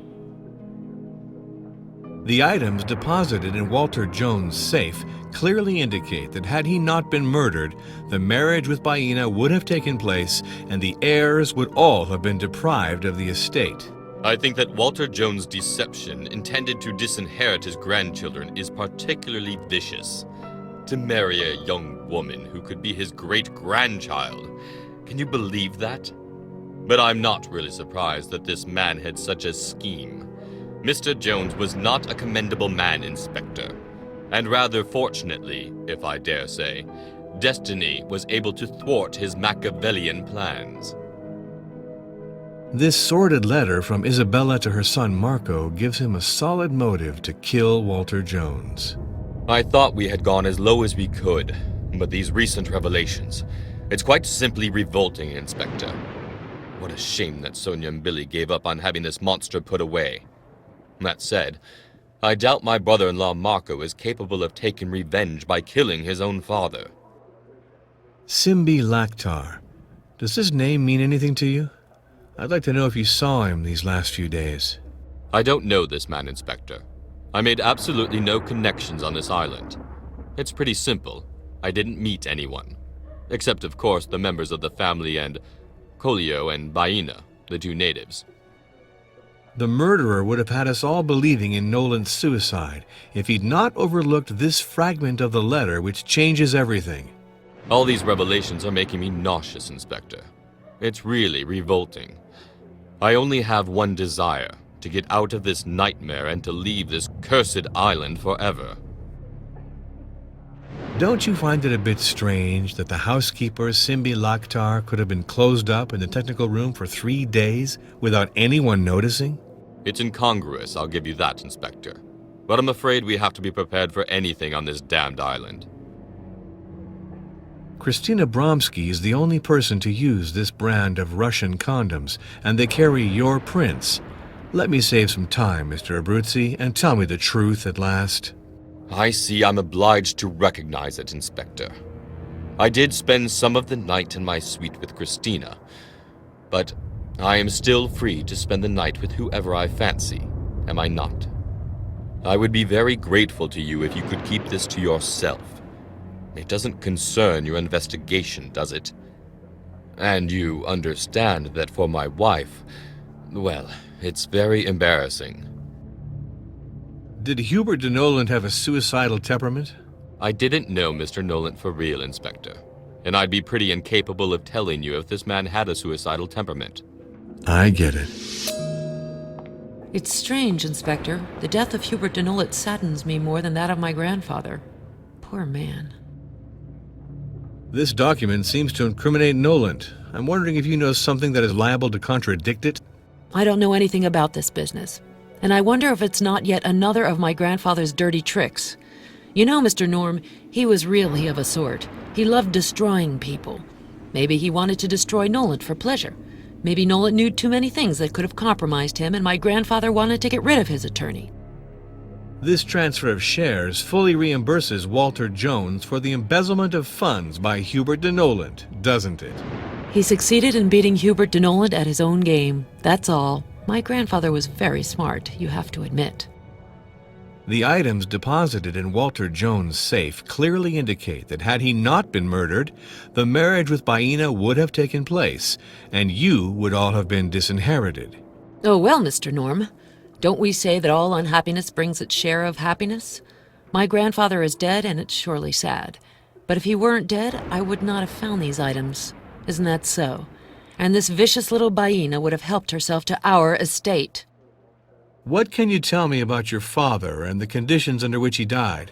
And also, I'd love to know more about the relationship he had with your grandfather. My grandfather took pleasure in outdoing his near and dear ones. He humiliated all of us, my father and my mother, Billy, Marco. What a monster. I hate Walter Jones and his perfect estate which he dangled in front of us to show us we were at his mercy.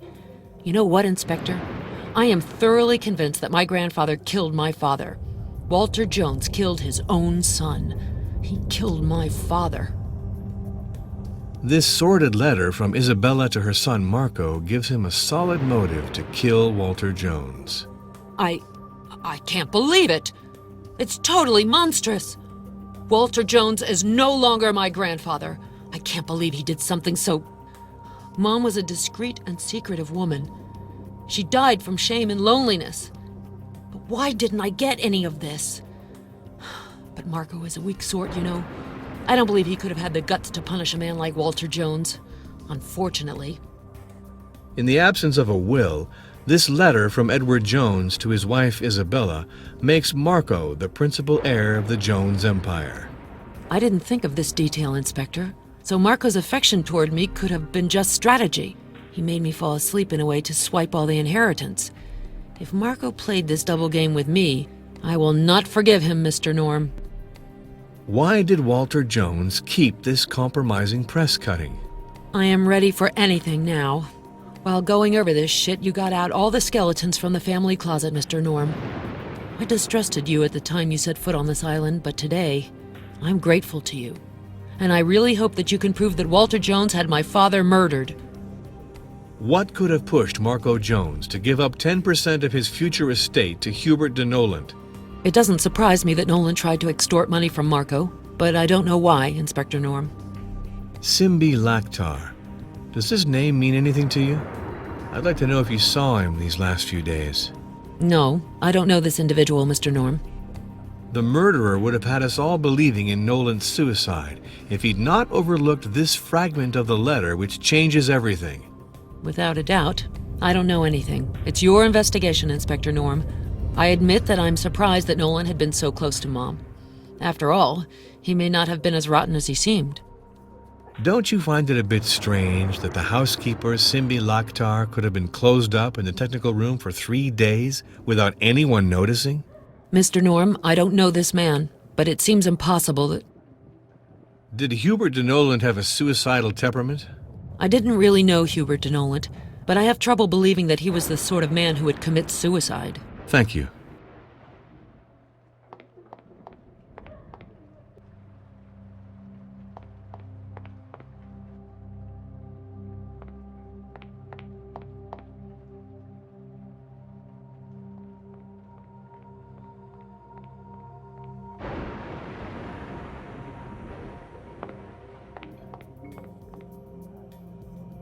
I just have some questions to ask you.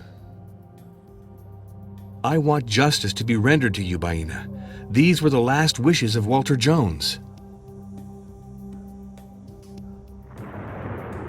The items deposited in Walter Jones's safe clearly indicate that had he not been murdered, the marriage with you would have taken place, and the heirs would all have been deprived of the estate.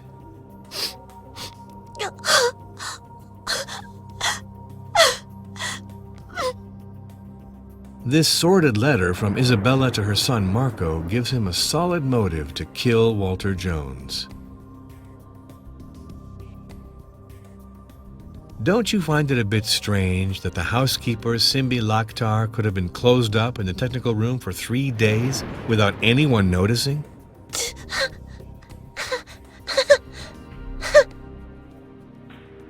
I did not like Noland, but for him, the problems are over. I want to render justice to your daughter Baina by carrying out Walter Jones's last wishes. You are a good man, and my door will always be open to you. That is, if we get out of here alive, Jack Norm.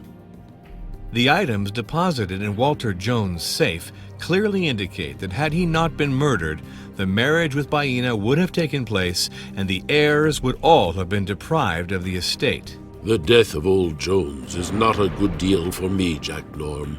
Baina and Walter Jones were to have married in the chapel of the tower. Walter Jones called it the Chapel of Anna Jones. It is a very secret place. Now, Walter Jones is dead, and no one else can go into the chapel. Yes, this is really a bad situation. I had ordered flowers and sheets for the altar.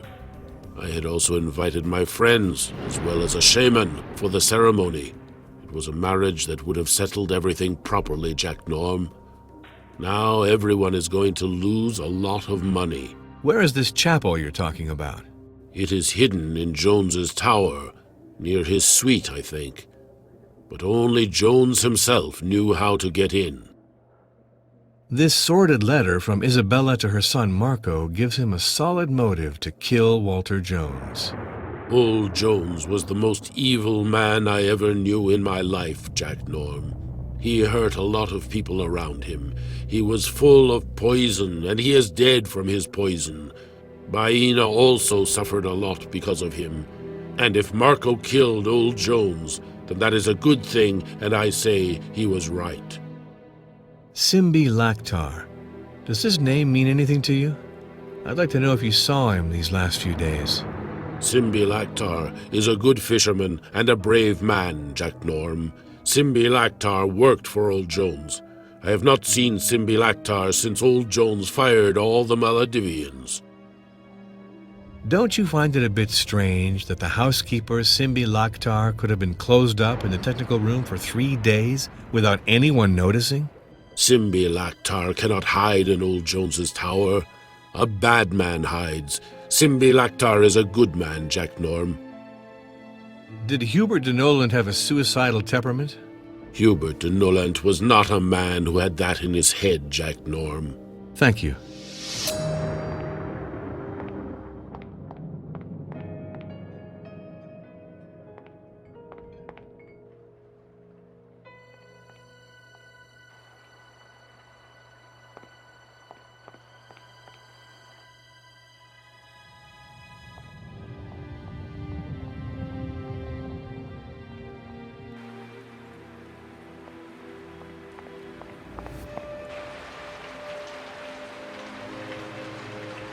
A question is buzzing in my head. This document seems to incriminate Noland. I'm wondering if you know something that is liable to contradict it? Grandfather mentioned his doubts about his attorney in passing, but I ascribed it to his naturally cautious temperament, which was almost suspicious.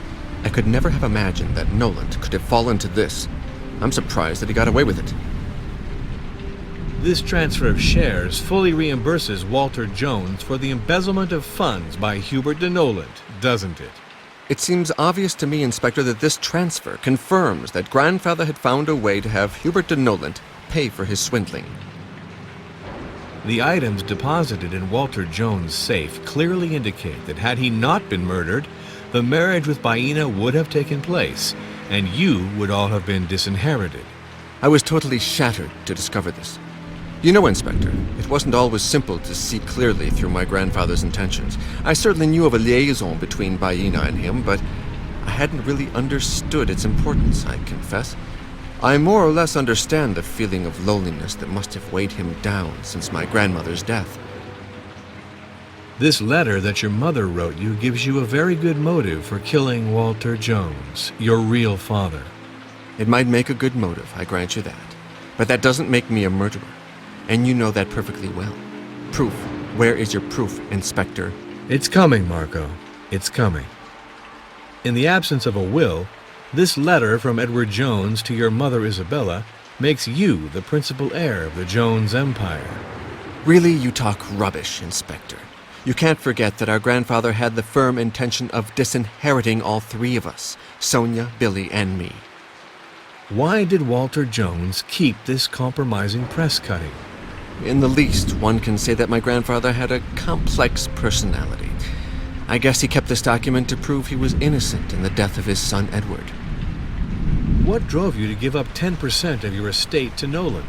Despite everything, I knew how much the Jones Company owed to the talent of Hubert de Noland. I wanted to reward him for everything that he did for the family's wealth. It's as simple as that. The amount that I had planned to give him was not yet fixed. This document was only a plan. In any case, this is not yet signed. The services provided by Hubert de Noland also concern the inheritance of the estate. On this point, Noland could not get me sufficient guarantees concerning my inheritance. Simbi Laktar. Does this name mean anything to you? I'd like to know if you saw him these last few days. No, I don't have the honor of knowing this man. Sorry, Inspector. The murderer would have had us all believing in Noland's suicide if he'd not overlooked this fragment of the letter which changes everything. I have the impression that you are losing the thread of your investigation, Inspector. I want you to find my grandfather's murderer. This document is a new confession from Noland about his financial swindling to the tune of hundreds of millions of dollars. And it is also the proof that my grandfather was the person behind Edward Jones' murder. Don't you find it a bit strange that the housekeeper, Simbi Laktar, could have been closed up in the technical room for 3 days without anyone noticing? Strange? No.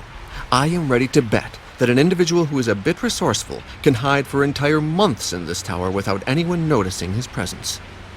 It seems proven that these gloves are yours and that they were used to hold the arm of the weapon used for the crime. Maybe you don't know that they carry traces of the flax oil that was found on the stock of the weapon which killed your grandfather. What might one think about all of that, Marco? This is all utterly phony, Inspector. Your TV cop flights of fancy don't hold water for 1 second, okay? This tower is falling into the ocean, and we're all going to sink with it, so keep your conclusions for the lunatics who want to hear you. I, for one, want to try first to save my life and get the hell out of here right now. Do you have any idea of what I found on Simbi Laktar's keycard, Mr. Jones? No, I don't know. But get to the point, Inspector. Your fingerprints. Oh, yes? It's certainly the result of a blunder by Lorenzo. He gave me this card by mistake. He took it back from me and finally gave me the right card, but that's all there is to it. Did Hubert de Noland have a suicidal temperament? I don't know if Noland had a suicidal temperament, Inspector.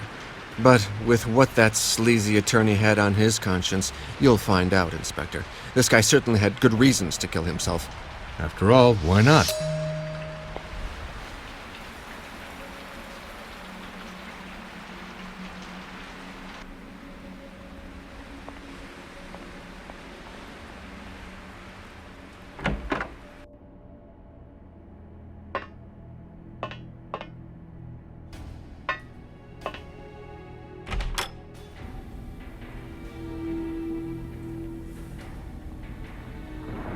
Mr. Laktar? Mr. Laktar? Mr. Laktar?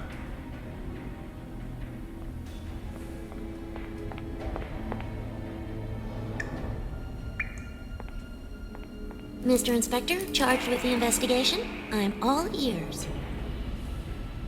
The items deposited in Walter Jones' safe clearly indicate that had he not been murdered, the marriage with Baina would have taken place and the heirs would all have been deprived of the estate.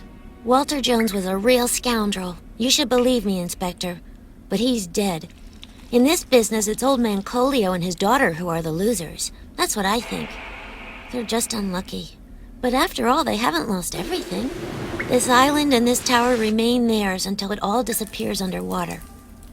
This sordid letter from Isabella to her son Marco gives him a solid motive to kill Walter Jones. I'm not really surprised to know of this horror. I understand better why Marco was the only one who interested the old man Jones. His son, born from the rape of his own daughter-in-law. What a monster. But in my view, Marco is a weakling, Inspector. I don't think he has the guts to avenge his mother. In fact, I'm trying to say that from my point of view, he doesn't exactly come across as one out to uphold the law, Inspector. Simbi Laktar. Does his name mean anything to you? I'd like to know if you saw him these last few days. I don't know who that is, Inspector. Don't you find it a bit strange that the housekeeper, Simbi Laktar, could have been closed up in the technical room for 3 days without anyone noticing? Well, maybe it's a ghost. Huh? That's all that's missing here. What can one say, Inspector? Did Hubert de Noland have a suicidal temperament? I didn't know him well enough. People are sometimes bizarre. In the end, it's true. You never know. Okay.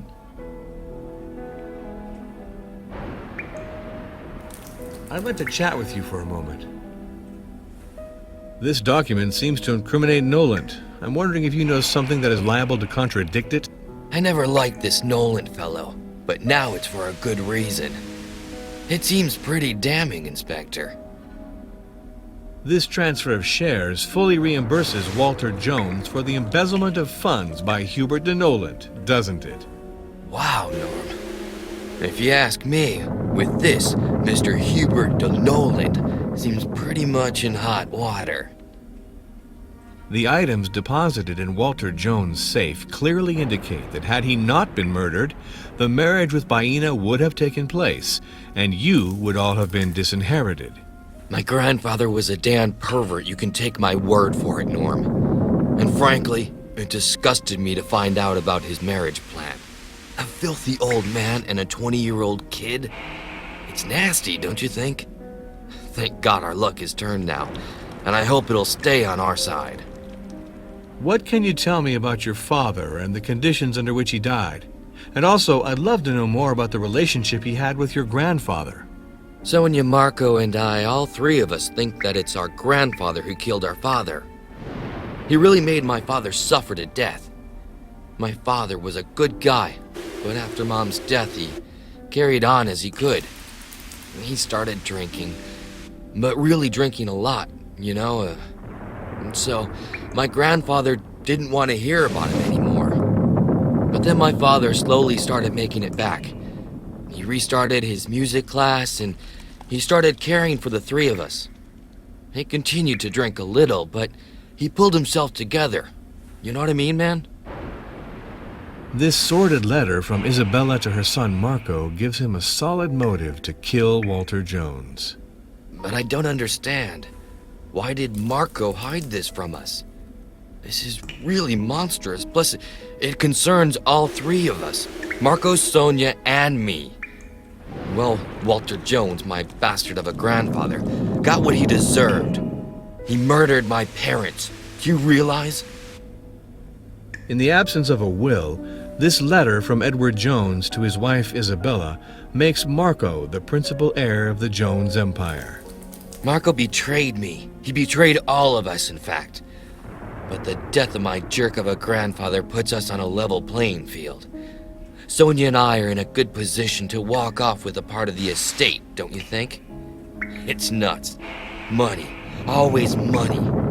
It really does make the world go round. And it totally rotted our family. Why did Walter Jones keep this compromising press cutting?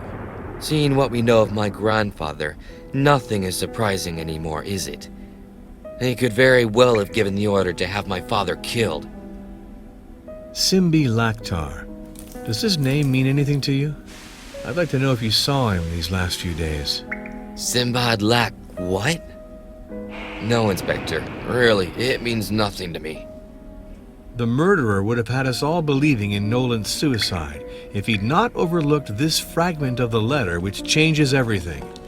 Okay, it's a long drawn-out affair. My grandfather's crap goes beyond the height of this hellish tower. So from now on, nothing can surprise any of us anymore, Inspector. Don't you find it a bit strange that the housekeeper, Simbi Lakhtar, could have been closed up in the technical room for 3 days without anyone noticing? Yeah, you're right. It's very bizarre. What do you want me to say? Did Hubert de Noland have a suicidal temperament? I don't think so. At the same time, your embarrassing questions must surely have got on his nerves, that's for sure. So, maybe he just decided to get it all over with once and for all. Who knows? I'm not sure about that.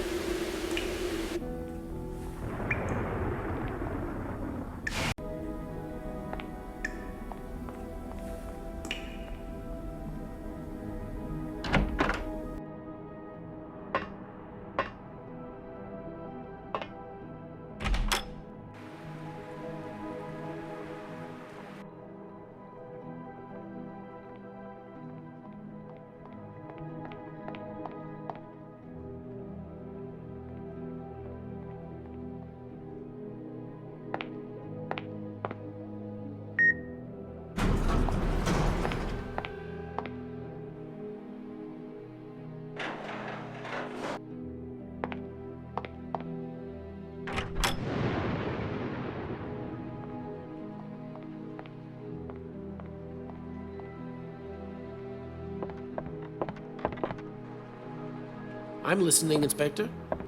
I want you to know that you can count on my total availability. I have a lot of free time now.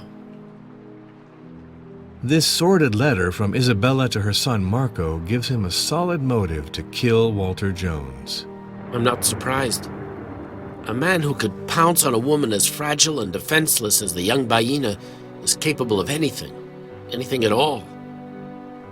I don't really like Marco Jones, but I can't believe he had the guts to kill his grandfather. I myself wouldn't have had the guts. Lorenzo, did you give this card to Marco Jones by mistake before taking it back from him to give him his own card? Well, I wouldn't swear by it, obviously. But I don't remember anything of this at all, Inspector. I can only tell you that it's been a few days since I was able to find it. I thought I'd mislaid it. I'll come back to see you.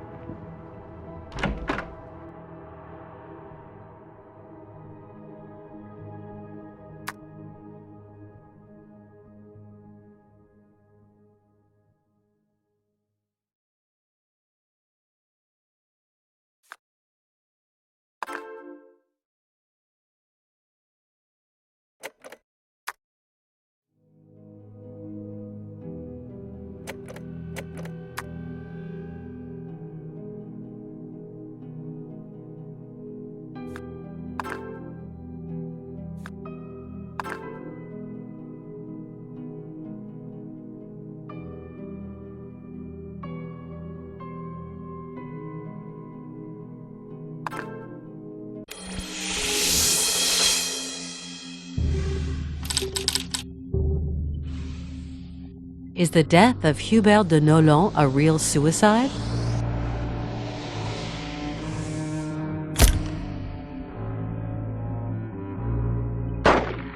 The death of Hubert de Noland is a murder masquerading as a suicide.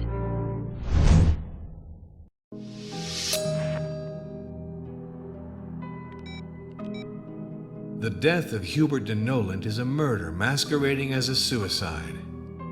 Well, Jack, you have a second murder on your hands. You haven't done yet with this nest of vipers. The two crimes are connected, that's for sure. But don't forget, our priority is to arrest the billionaire's murderer.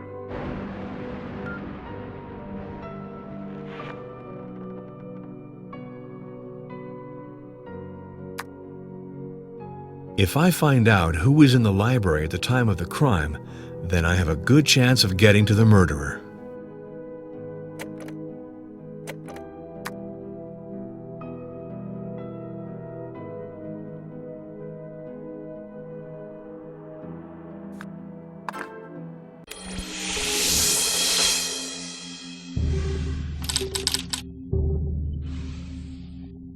were the last people that step in the library before the murder? Noland and Simbi Laktar were the last people who were present at the scene of the crime.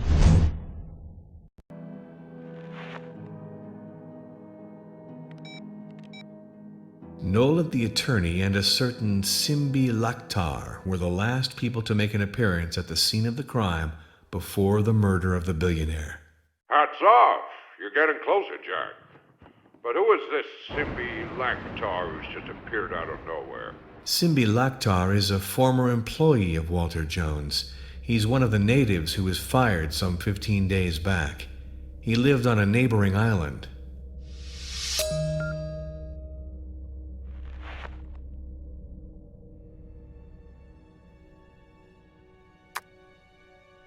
A fellow fired 2 weeks ago who remained in the tower without being noticed. And this fellow is one of 2 people who hung about at the crime scene before the death of Walter Jones.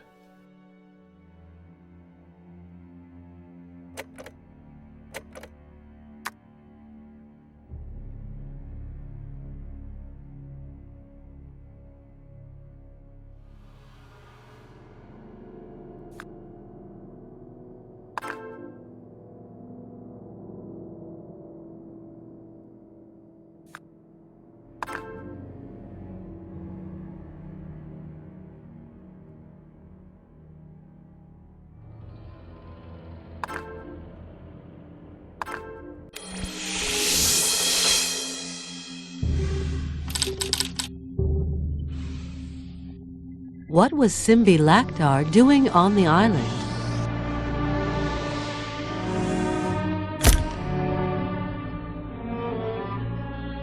Marco used Simbi Laktar's card on the evening of the murder.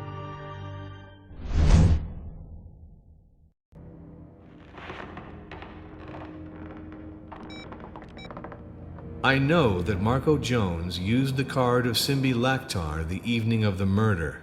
Okay, Jack, but you can stop looking for your Simbi Laktar in the woodwork. I've got some news on him. He was hired by the airport maintenance service in Sally 10 days ago. So he's got nothing to do with the murder of the billionaire. Check the tracks of Marco Jones. Keep me posted. In fact, Jack, be tactful with Marco Jones. He's an influential man. And this is no time to commit a blunder. I have to find the criminal quickly, and I have to find the proof to arrest him.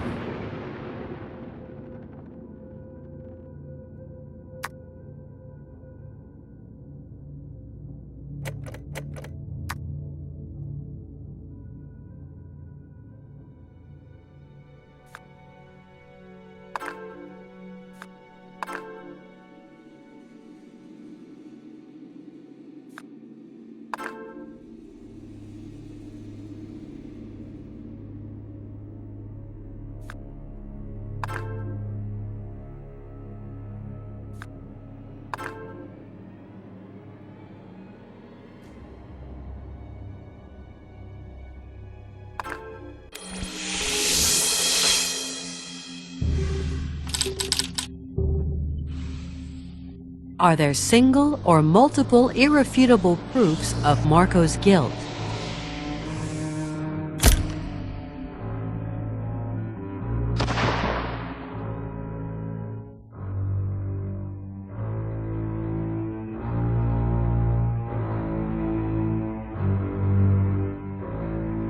Marco's gloves in the shredder, together with Simbi Laktar's card, make him the murderer.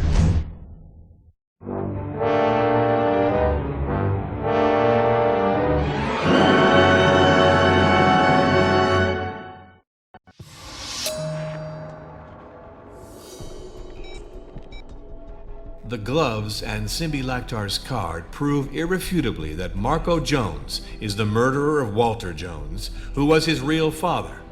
Marco Jones forged a false alibi. He was not with his girlfriend Christina at the evening of the murder. She was cheating on him with Martin Abruzzi, Sonia Jones' husband. Marco Jones had several reasons to kill Walter Jones. Wonderful, Jack. Excellent work. Don't lose a minute. Grab that guy and keep him warm for me. The helicopter's having difficulties in Saleh. Problem with a failed rotor that nearly cost the life of 5 refugees and my pilot. He managed to land without too much damage. We're repairing it super fast and we'll take care of you. The mechanic says it'll take at least 3 hours. If you find another way of getting out of there, go for it. Okay, I'll call you. Well done again. Go arrest the jerk. Yes, I'll put myself to it.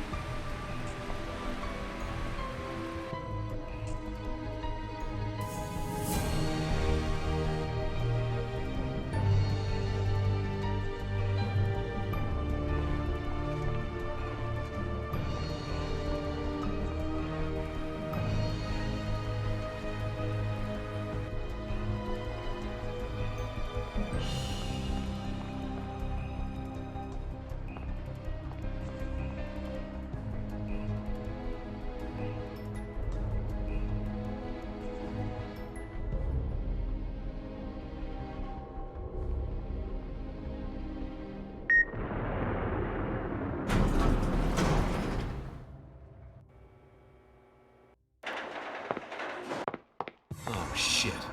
Lorenzo? Lorenzo! Wake up, my fellow! Ugh. Oh, my head. I have a headache. What happened to you, Lorenzo? It's Marco. He hit me. Marco has gone completely crazy, Norm. I don't understand why he did that to me. Excuse me, just one question. It won't be too long. Excuse me, I am distracted. I have what I need. See you later.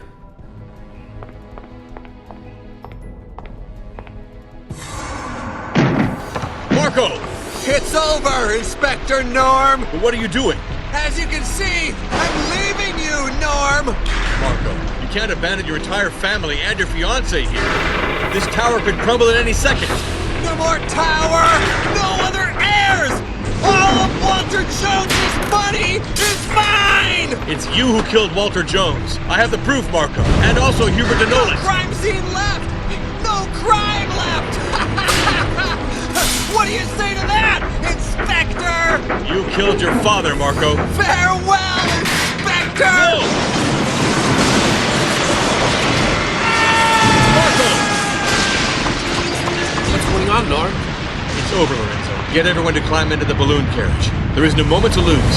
This tower is going to collapse.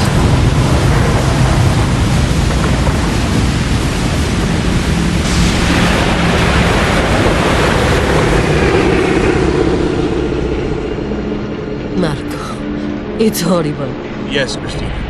Your boyfriend Marco killed Walter Jones, his own father, and also Hubert Denolis.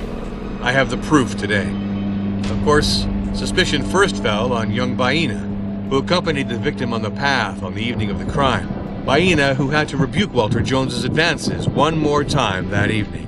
While one could evoke legitimate self-defense, Baina is responsible without a doubt for Walter Jones falling onto the rocks, and I confess that for a moment I thought that this fall entailed the death of Walter Jones. I was wrong. Walter Jones remained stuck in the rocks a few meters below the curving path, imprisoned in his electric wheelchair, but very much alive, calling and signing for help. It was almost night, and moreover, there was the sound of the waves. I know all that, Sonia. Let me go on, I beg you. The report from the forensic expert received the next day is categorical. Walter Jones was hit by a .270 caliber short Magnum Winchester bullet in the back. On impact, the victim rolled further down from the initial point of his fall to end up on the sand, where he was found the next morning. The bullet did not go through the body. It was lodged in the sternum after it perforated the right lung. On the day that I arrived, I therefore did not notice anything abnormal. The impact of the bullet was invisible.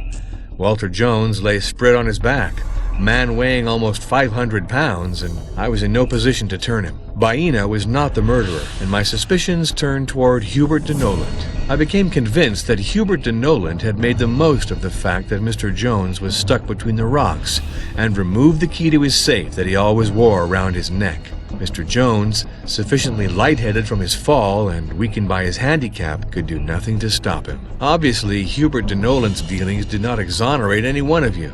In any case, in this business you are all the potential heirs, and therefore have good reason to end the days of the billionaire grandfather, especially if you found out that he'd planned to disinherit you for the betterment of a charming native. Isn't that so, Sonia? I have nothing to do with my grandfather's death. You know this very well, Norm. No matter what, my first concern was to find the weapon used for the crime, and I confess that this was not very complicated, because I got my hands on the weapon that corresponded with the projectile found in the body of Walter Jones in his own office. A weapon that, in the hands of a good shot, is perfectly capable of shooting a bullet from the library to a target situated 200 meters below in the shadows. The prints on the weapon condemned Hubert de Noland. Moreover, he had already taken part in Walter Jones's safaris. He was familiar with this type of firearm and was capable of succeeding with a tough shot. But he was not the only one on this island who knew how to use a hunting weapon. Far from it. And Hubert de Noland denied it with vehemence. Moreover, yesterday evening he promised me that this morning he would tell me the real identity of the culprit. Alas, this morning the poor man was dead. The murder of de Noland was grossly disguised as a suicide. Someone did not want him to talk. And then I discovered that there was another person who had broken into the library at the moment of the murder. Someone who used the key card of a former employee who had left the island a while back. Who had stolen Simbi Laktar's card from Lorenzo's drawer and used it to go into the office and then the library at the hour of the crime? Marco, of course. Yes, ladies and gentlemen, Marco slipped into gloves to use the crime weapon and shot Walter Jones. If Marco's fingerprints are not on the weapon, then how can you accuse him, Inspector? How do you explain the imprints of Hubert de Noland? De Noland did take the weapon in his hands, miss, but only to remove the eyepiece and observe the scene on the beach. Walter Jones being pushed by Baena. Walter Jones stranded on the rocks, incapable of moving, seriously shocked, but still alive.